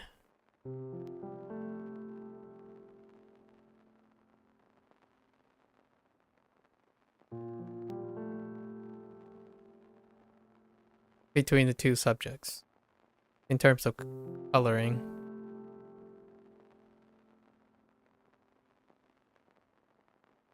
I really dislike this nose. We're gonna give our little guy a nose job. Here we go. There's some unity between the two's lighting situation. Except for the eyes. I still don't buy the eyes. That's kind of where they went. So maybe we can make it a little edgier.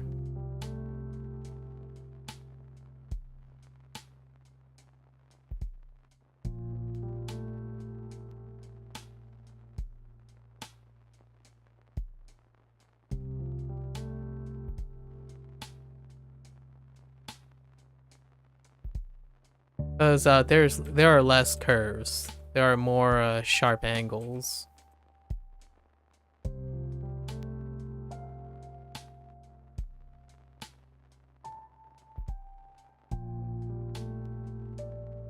That's a bit better. I can get behind this.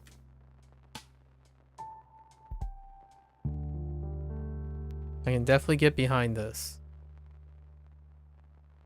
Yeah, yeah. I can definitely get behind this. Nose. Okay.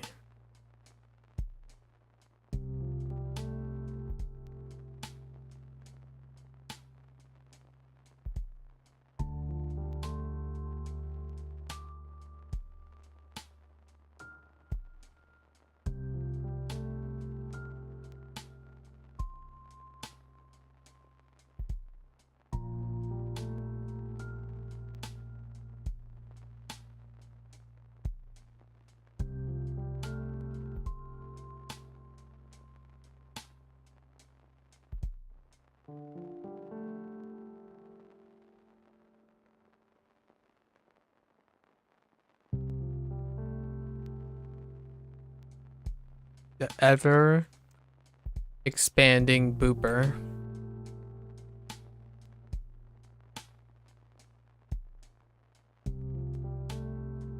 Yes.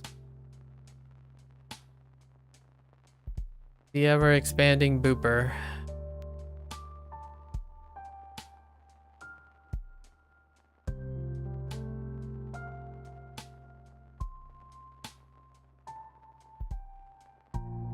It might be a little too big. Hold up.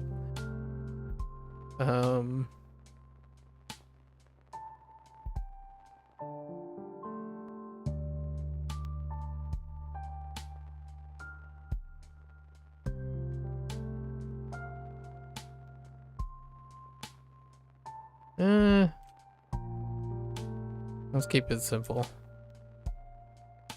I was gonna draw the other, like... it's fine. Let's stop messing with it.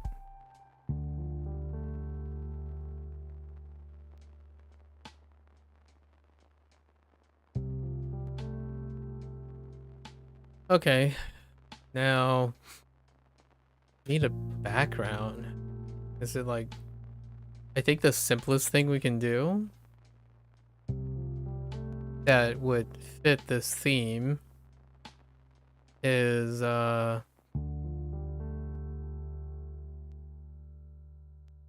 yes. We're gonna say we spent like 4 hours. I kind of digressed quite a bit. Relevant to art, but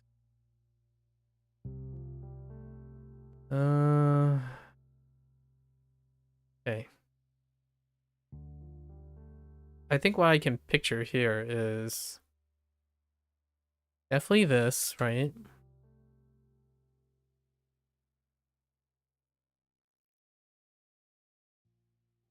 And it's just gonna be solid black because we want to keep it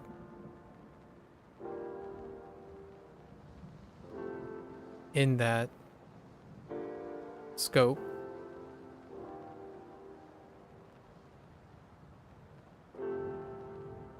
And we have to flatten everything else out.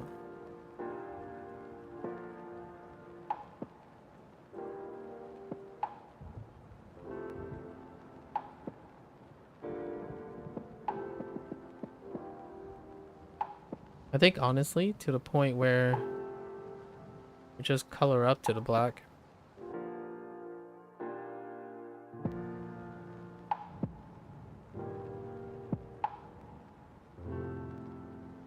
Ugh!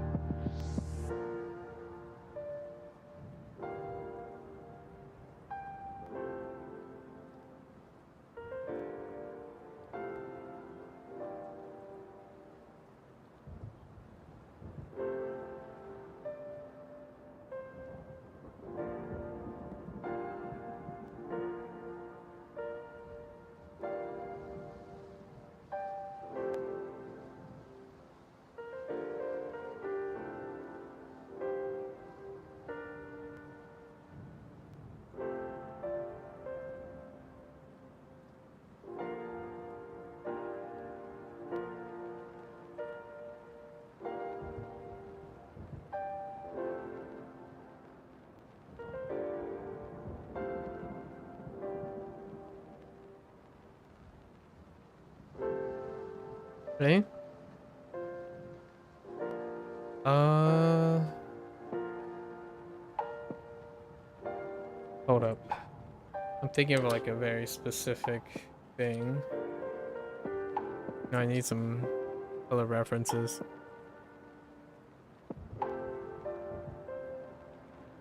Oh, we could have done the no. No, Batman. Yeah, we could have totally done that. No, let's make it like Beast Boy relevant. The old school stuff is like, um, you have like the rays, coming out. Uh, um, or you do like a brick background, like an old school Batman brick background. Hmm.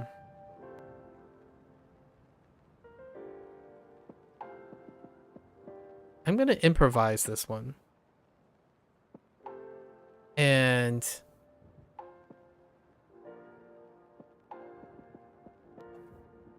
I have an idea. Wait. Is this gonna clash?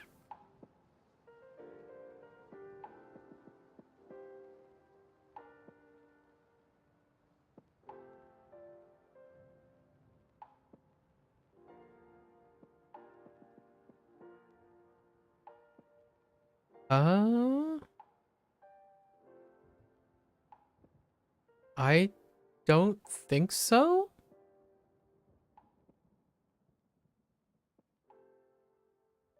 We got to put some effort in the background, right? Okay.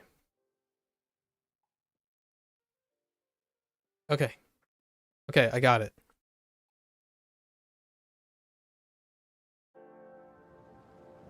We'll take this color.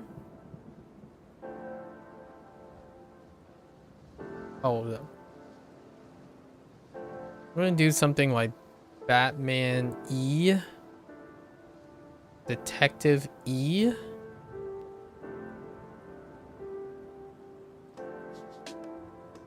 Okay. This is flow state, so we're just doing flow state now. Oh, it should be the other way, huh? So we should do it this way.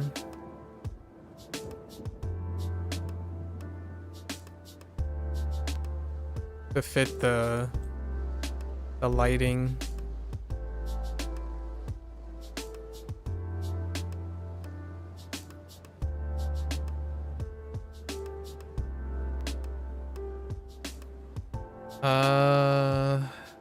Let's get a little clever here. And like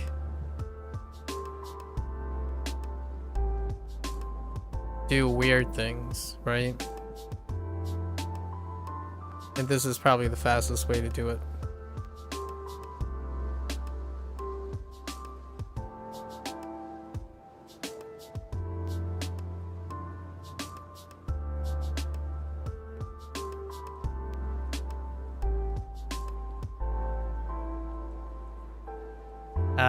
Good old background design. Take those shortcuts. Although it's more of a stylistic choice. I like it. Budget backgrounds. Brought to you.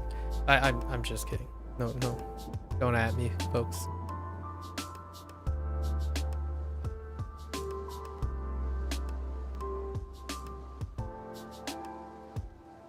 You'll see what I mean. This stuff's old school.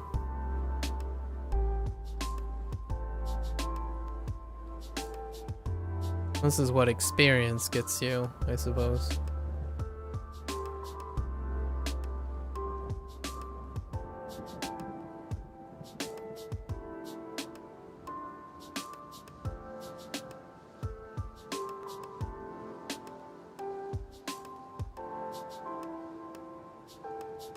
Flow state is so good.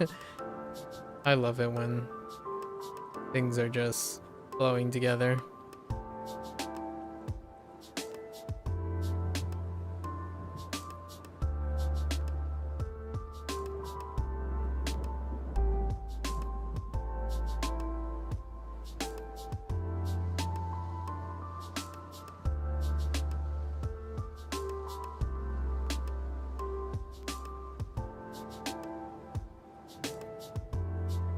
Here we go.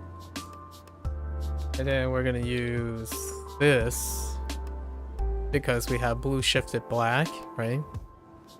So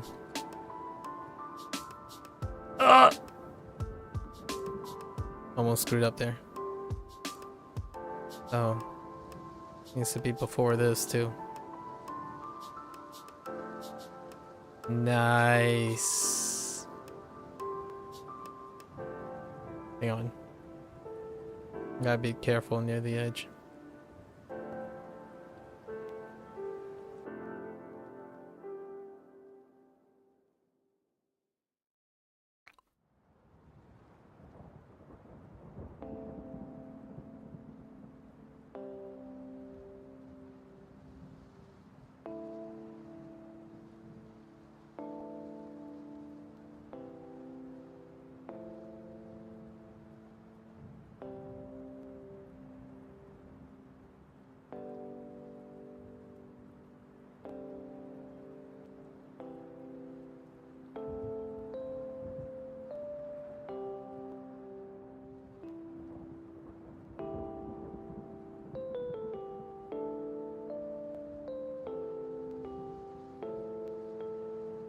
Okay.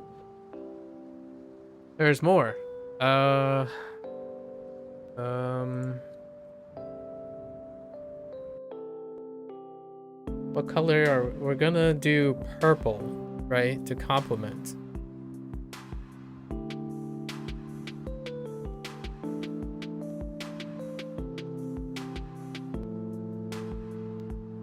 Um, Man, I really think there should be a line down the side, but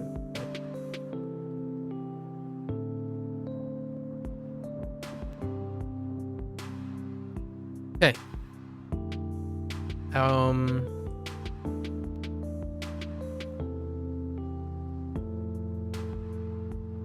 I haven't done this yet, and I always wanted a reason to do this. So we're going to do it. Um,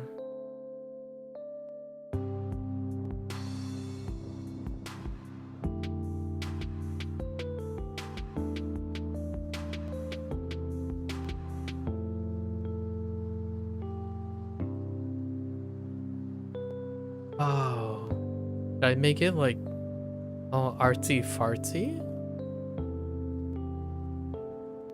I did kind of did this. I did kind of did. I did kind of do this once. And it was just for a very little tiny piece of the path, day 3 of Inktober of this year.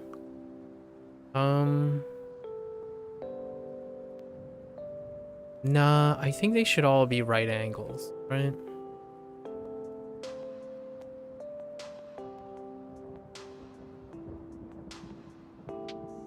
Oh. I feel like they should all be in the same color.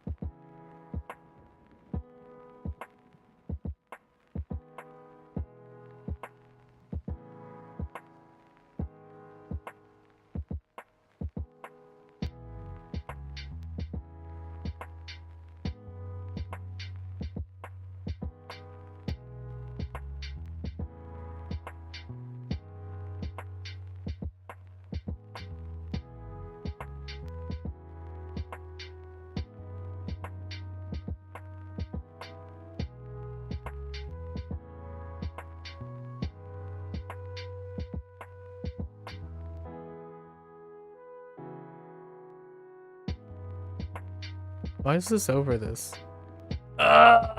It's because I drew it on the there. Okay.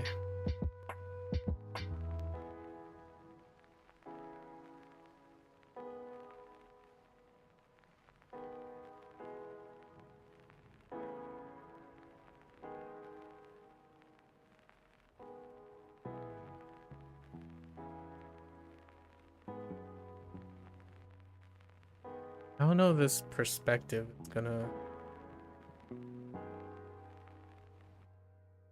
check out.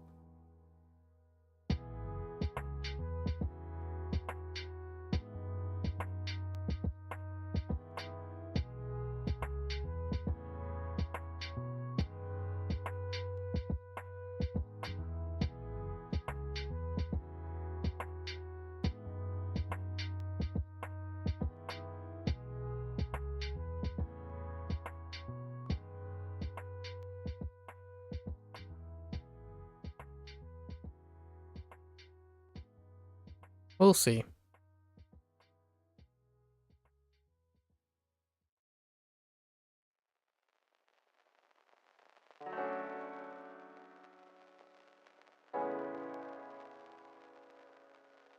Like, by perspective, I just mean, if it's, wiggly enough. If it jiggles enough to be like, okay.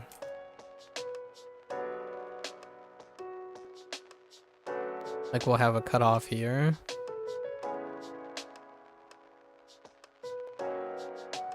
So, let's get this in first.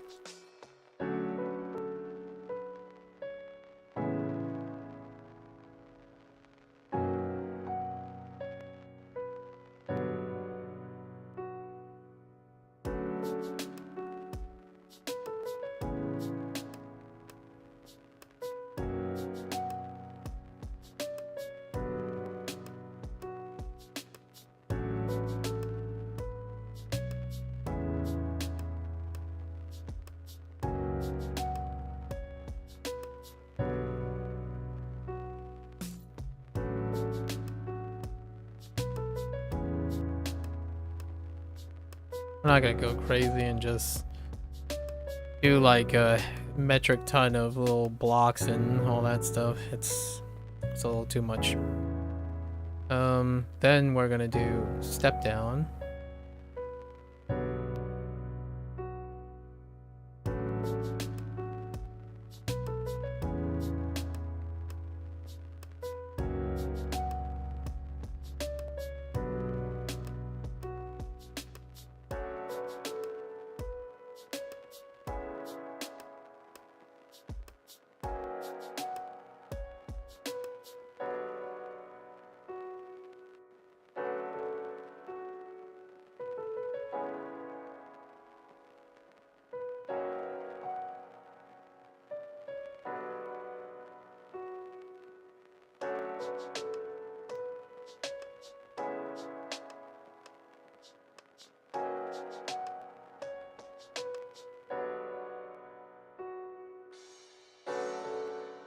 Just keeping in line with the with the theme, like the color themes are in place.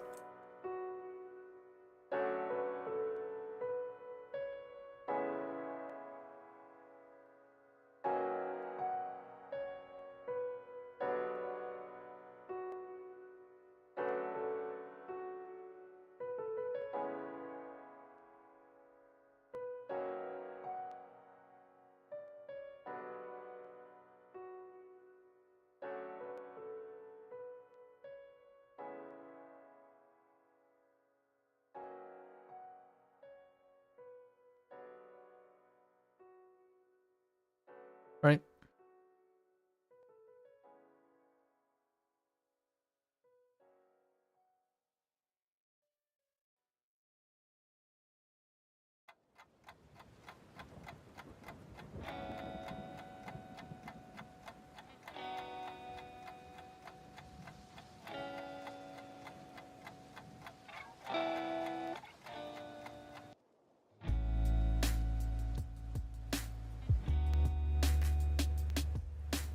We're unifying all the colors with the background. Why is this? Why am I able to do this? The heck?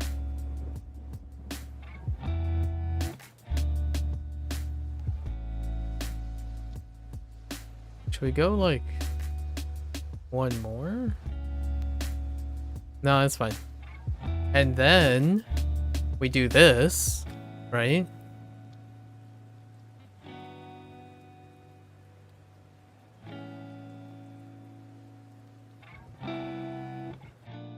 Yeah. Oh. Gotta be careful. Oh no. Gotta be careful of the eyeball too. Because I didn't actually color in the eyeball. Or the lack of an eyeball.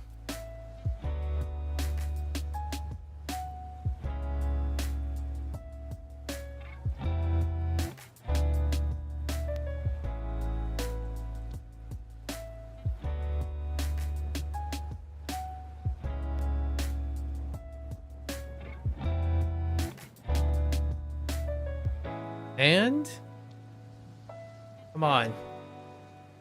There's only one element left. And it's gotta be this element, right?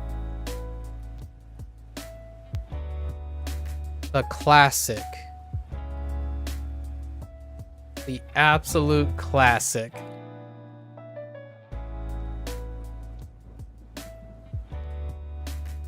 Maybe a little brighter. Why do you look orange? There it is. We did it.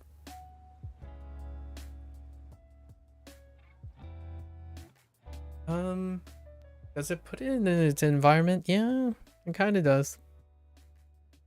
Super simplistic, very clean.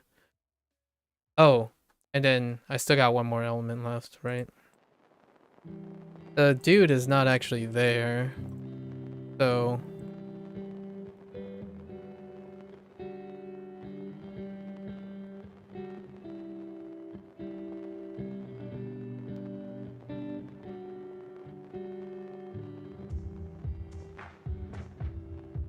wait.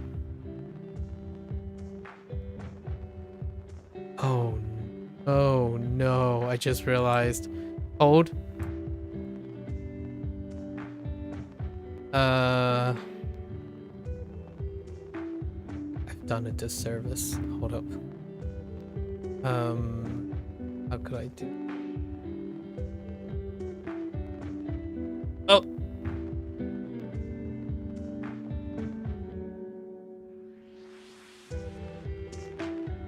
Oh, wait.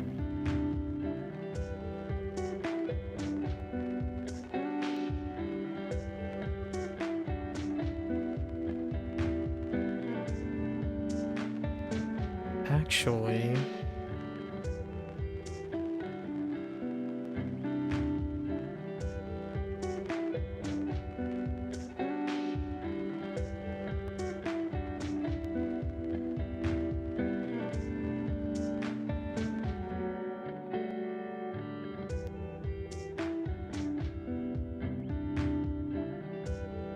it might seem like I'm not doing anything, but I am. I am doing something here.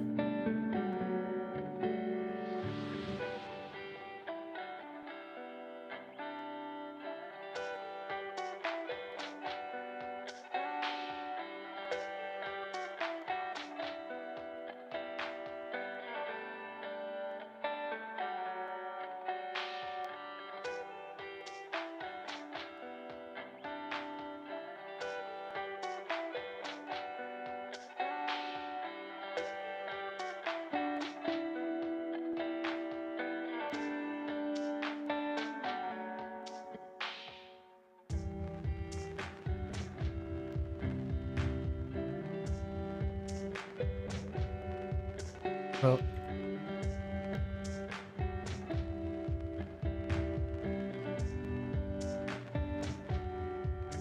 actually,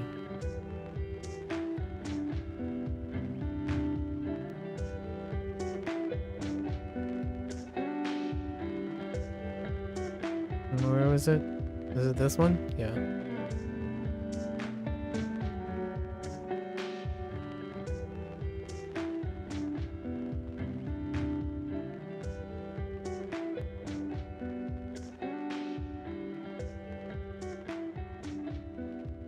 Have to color in the eyes anyways. Okay. Okay. So let's see if all this. Okay.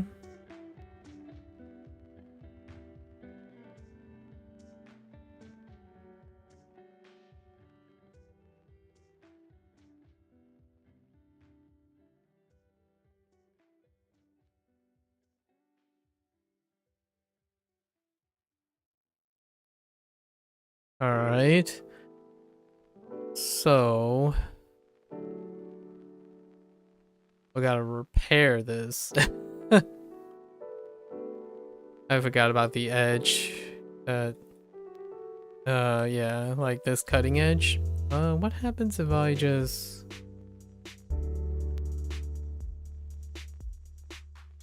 Okay, it's just vacant. Fair enough.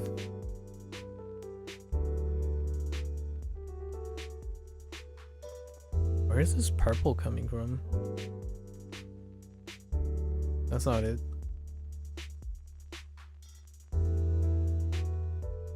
Oh. Okay.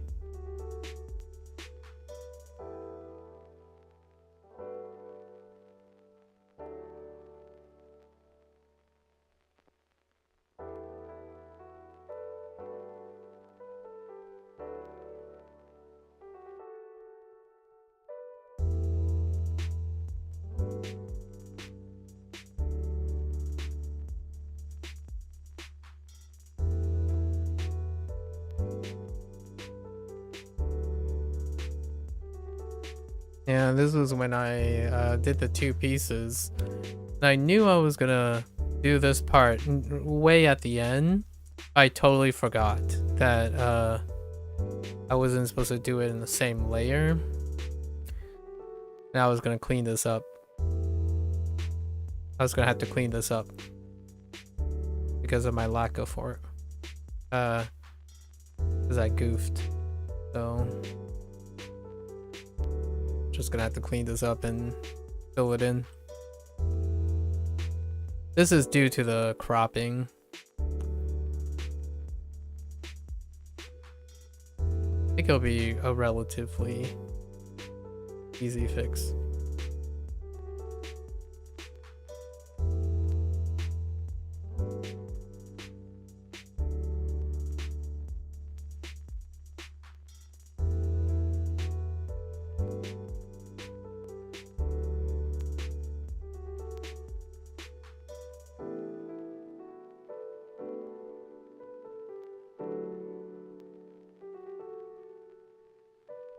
I think it's an important element. So, is it this one? No. It's this one. Wait. Oh, it's not. It's this one. What the heck? What is that?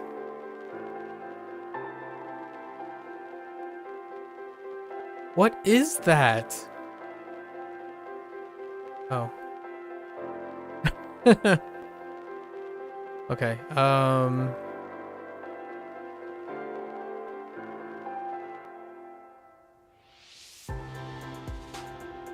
Here we go.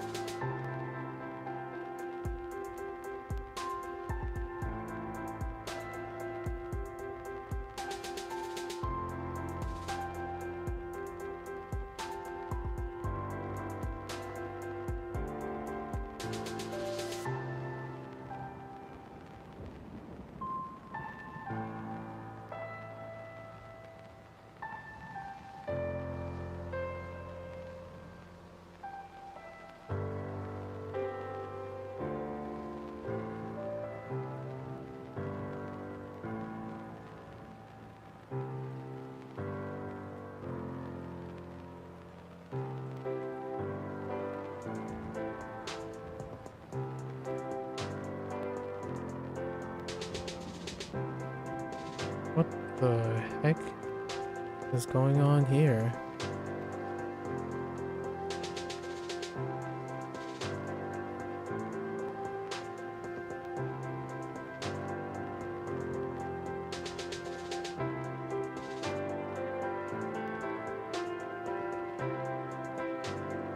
How is this?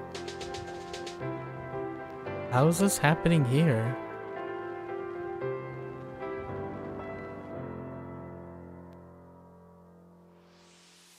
Oops.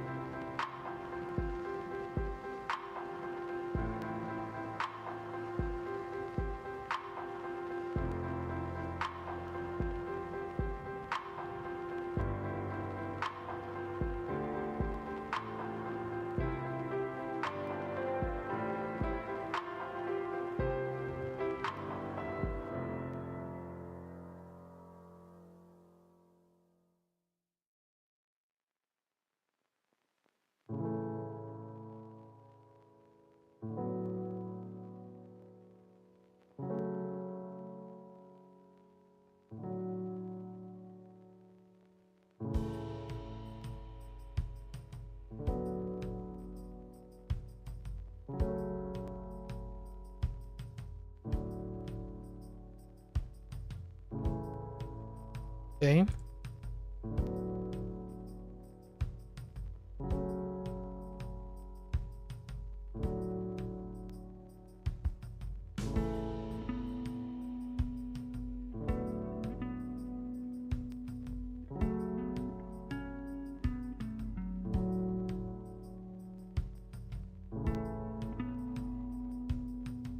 What? What is that? Oh, that must be white canvas. Okay. Oh, this is gonna be tough.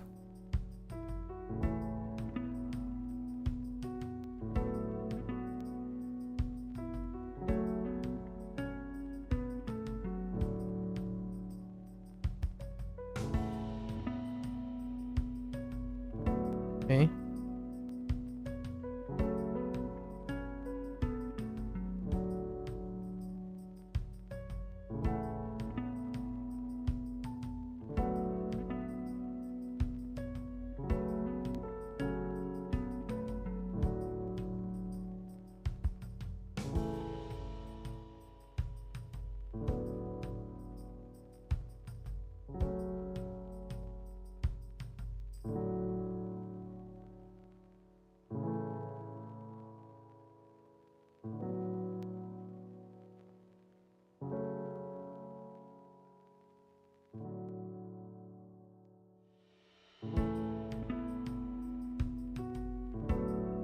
Welcome home, Columbia. Beautiful, beautiful.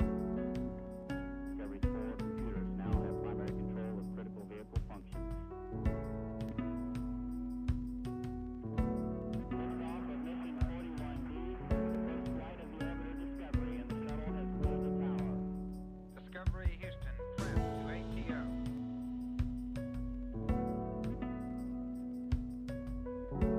Nice to be in orbit.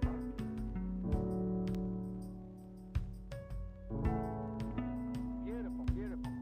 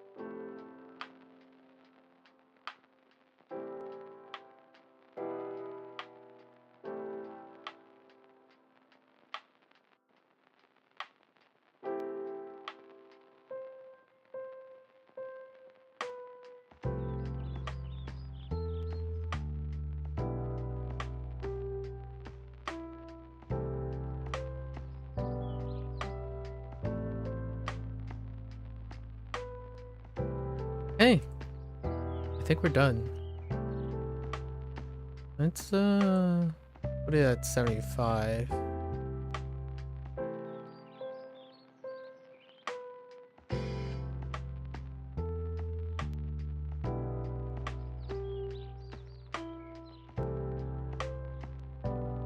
Hmm.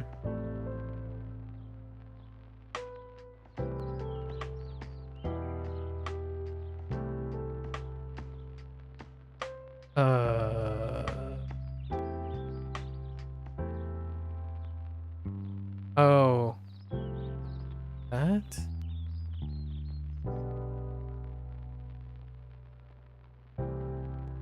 No, that is not.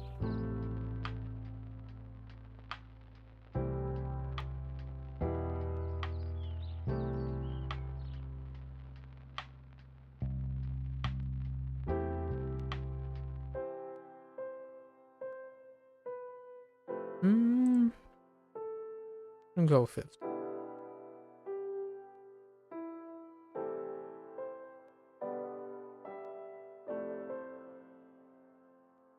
Hey. All right. Wasn't too bad. It did take a while long to my digression, but hey, I would put yellow windows everywhere. Nah. Like put a street light here, you know, like there's so many things you could do, but I think this is elegant enough. Okay. All right. We're good. I'm very satisfied with the not lack of background. I think it's become almost non-negotiable nowadays. I must add a background, which is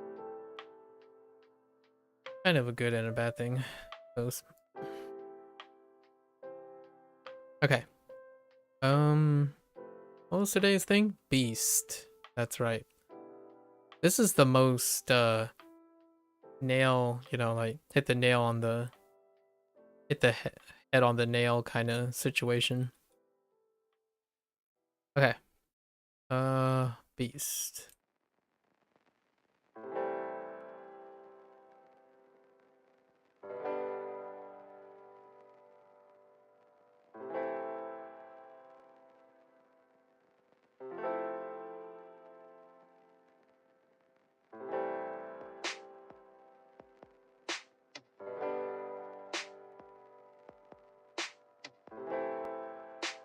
$27. 4 more prompts. Final countdown is most definitely here. Oh, wait. Hold. That thing is glaringly in my eye.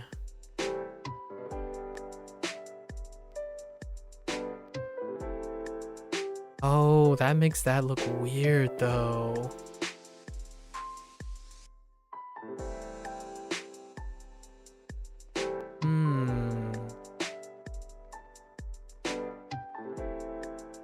Same colors. We'll cheat this one a little bit.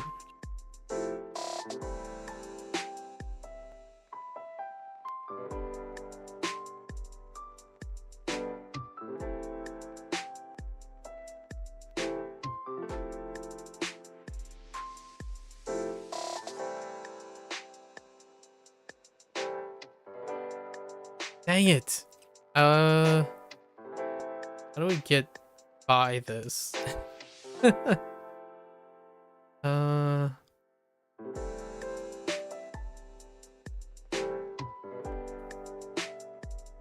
right. We're gonna add one more. It's just gonna be a flat surface.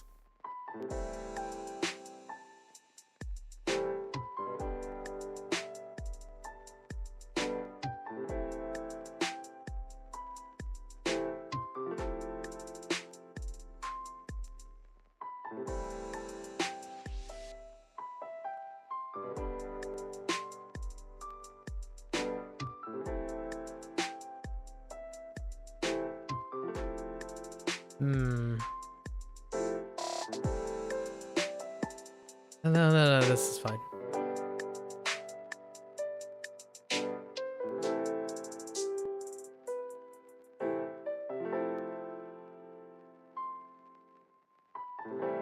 I want to shift it over now. It's fine. No one will ever know. There's not enough contrast here. That's what's wrong. It's fine. We're done. It's good. 27.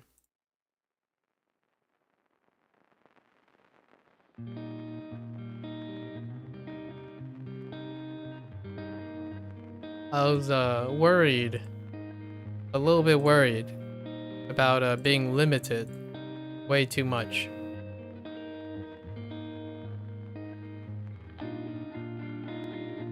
But well, works out. Put the time in.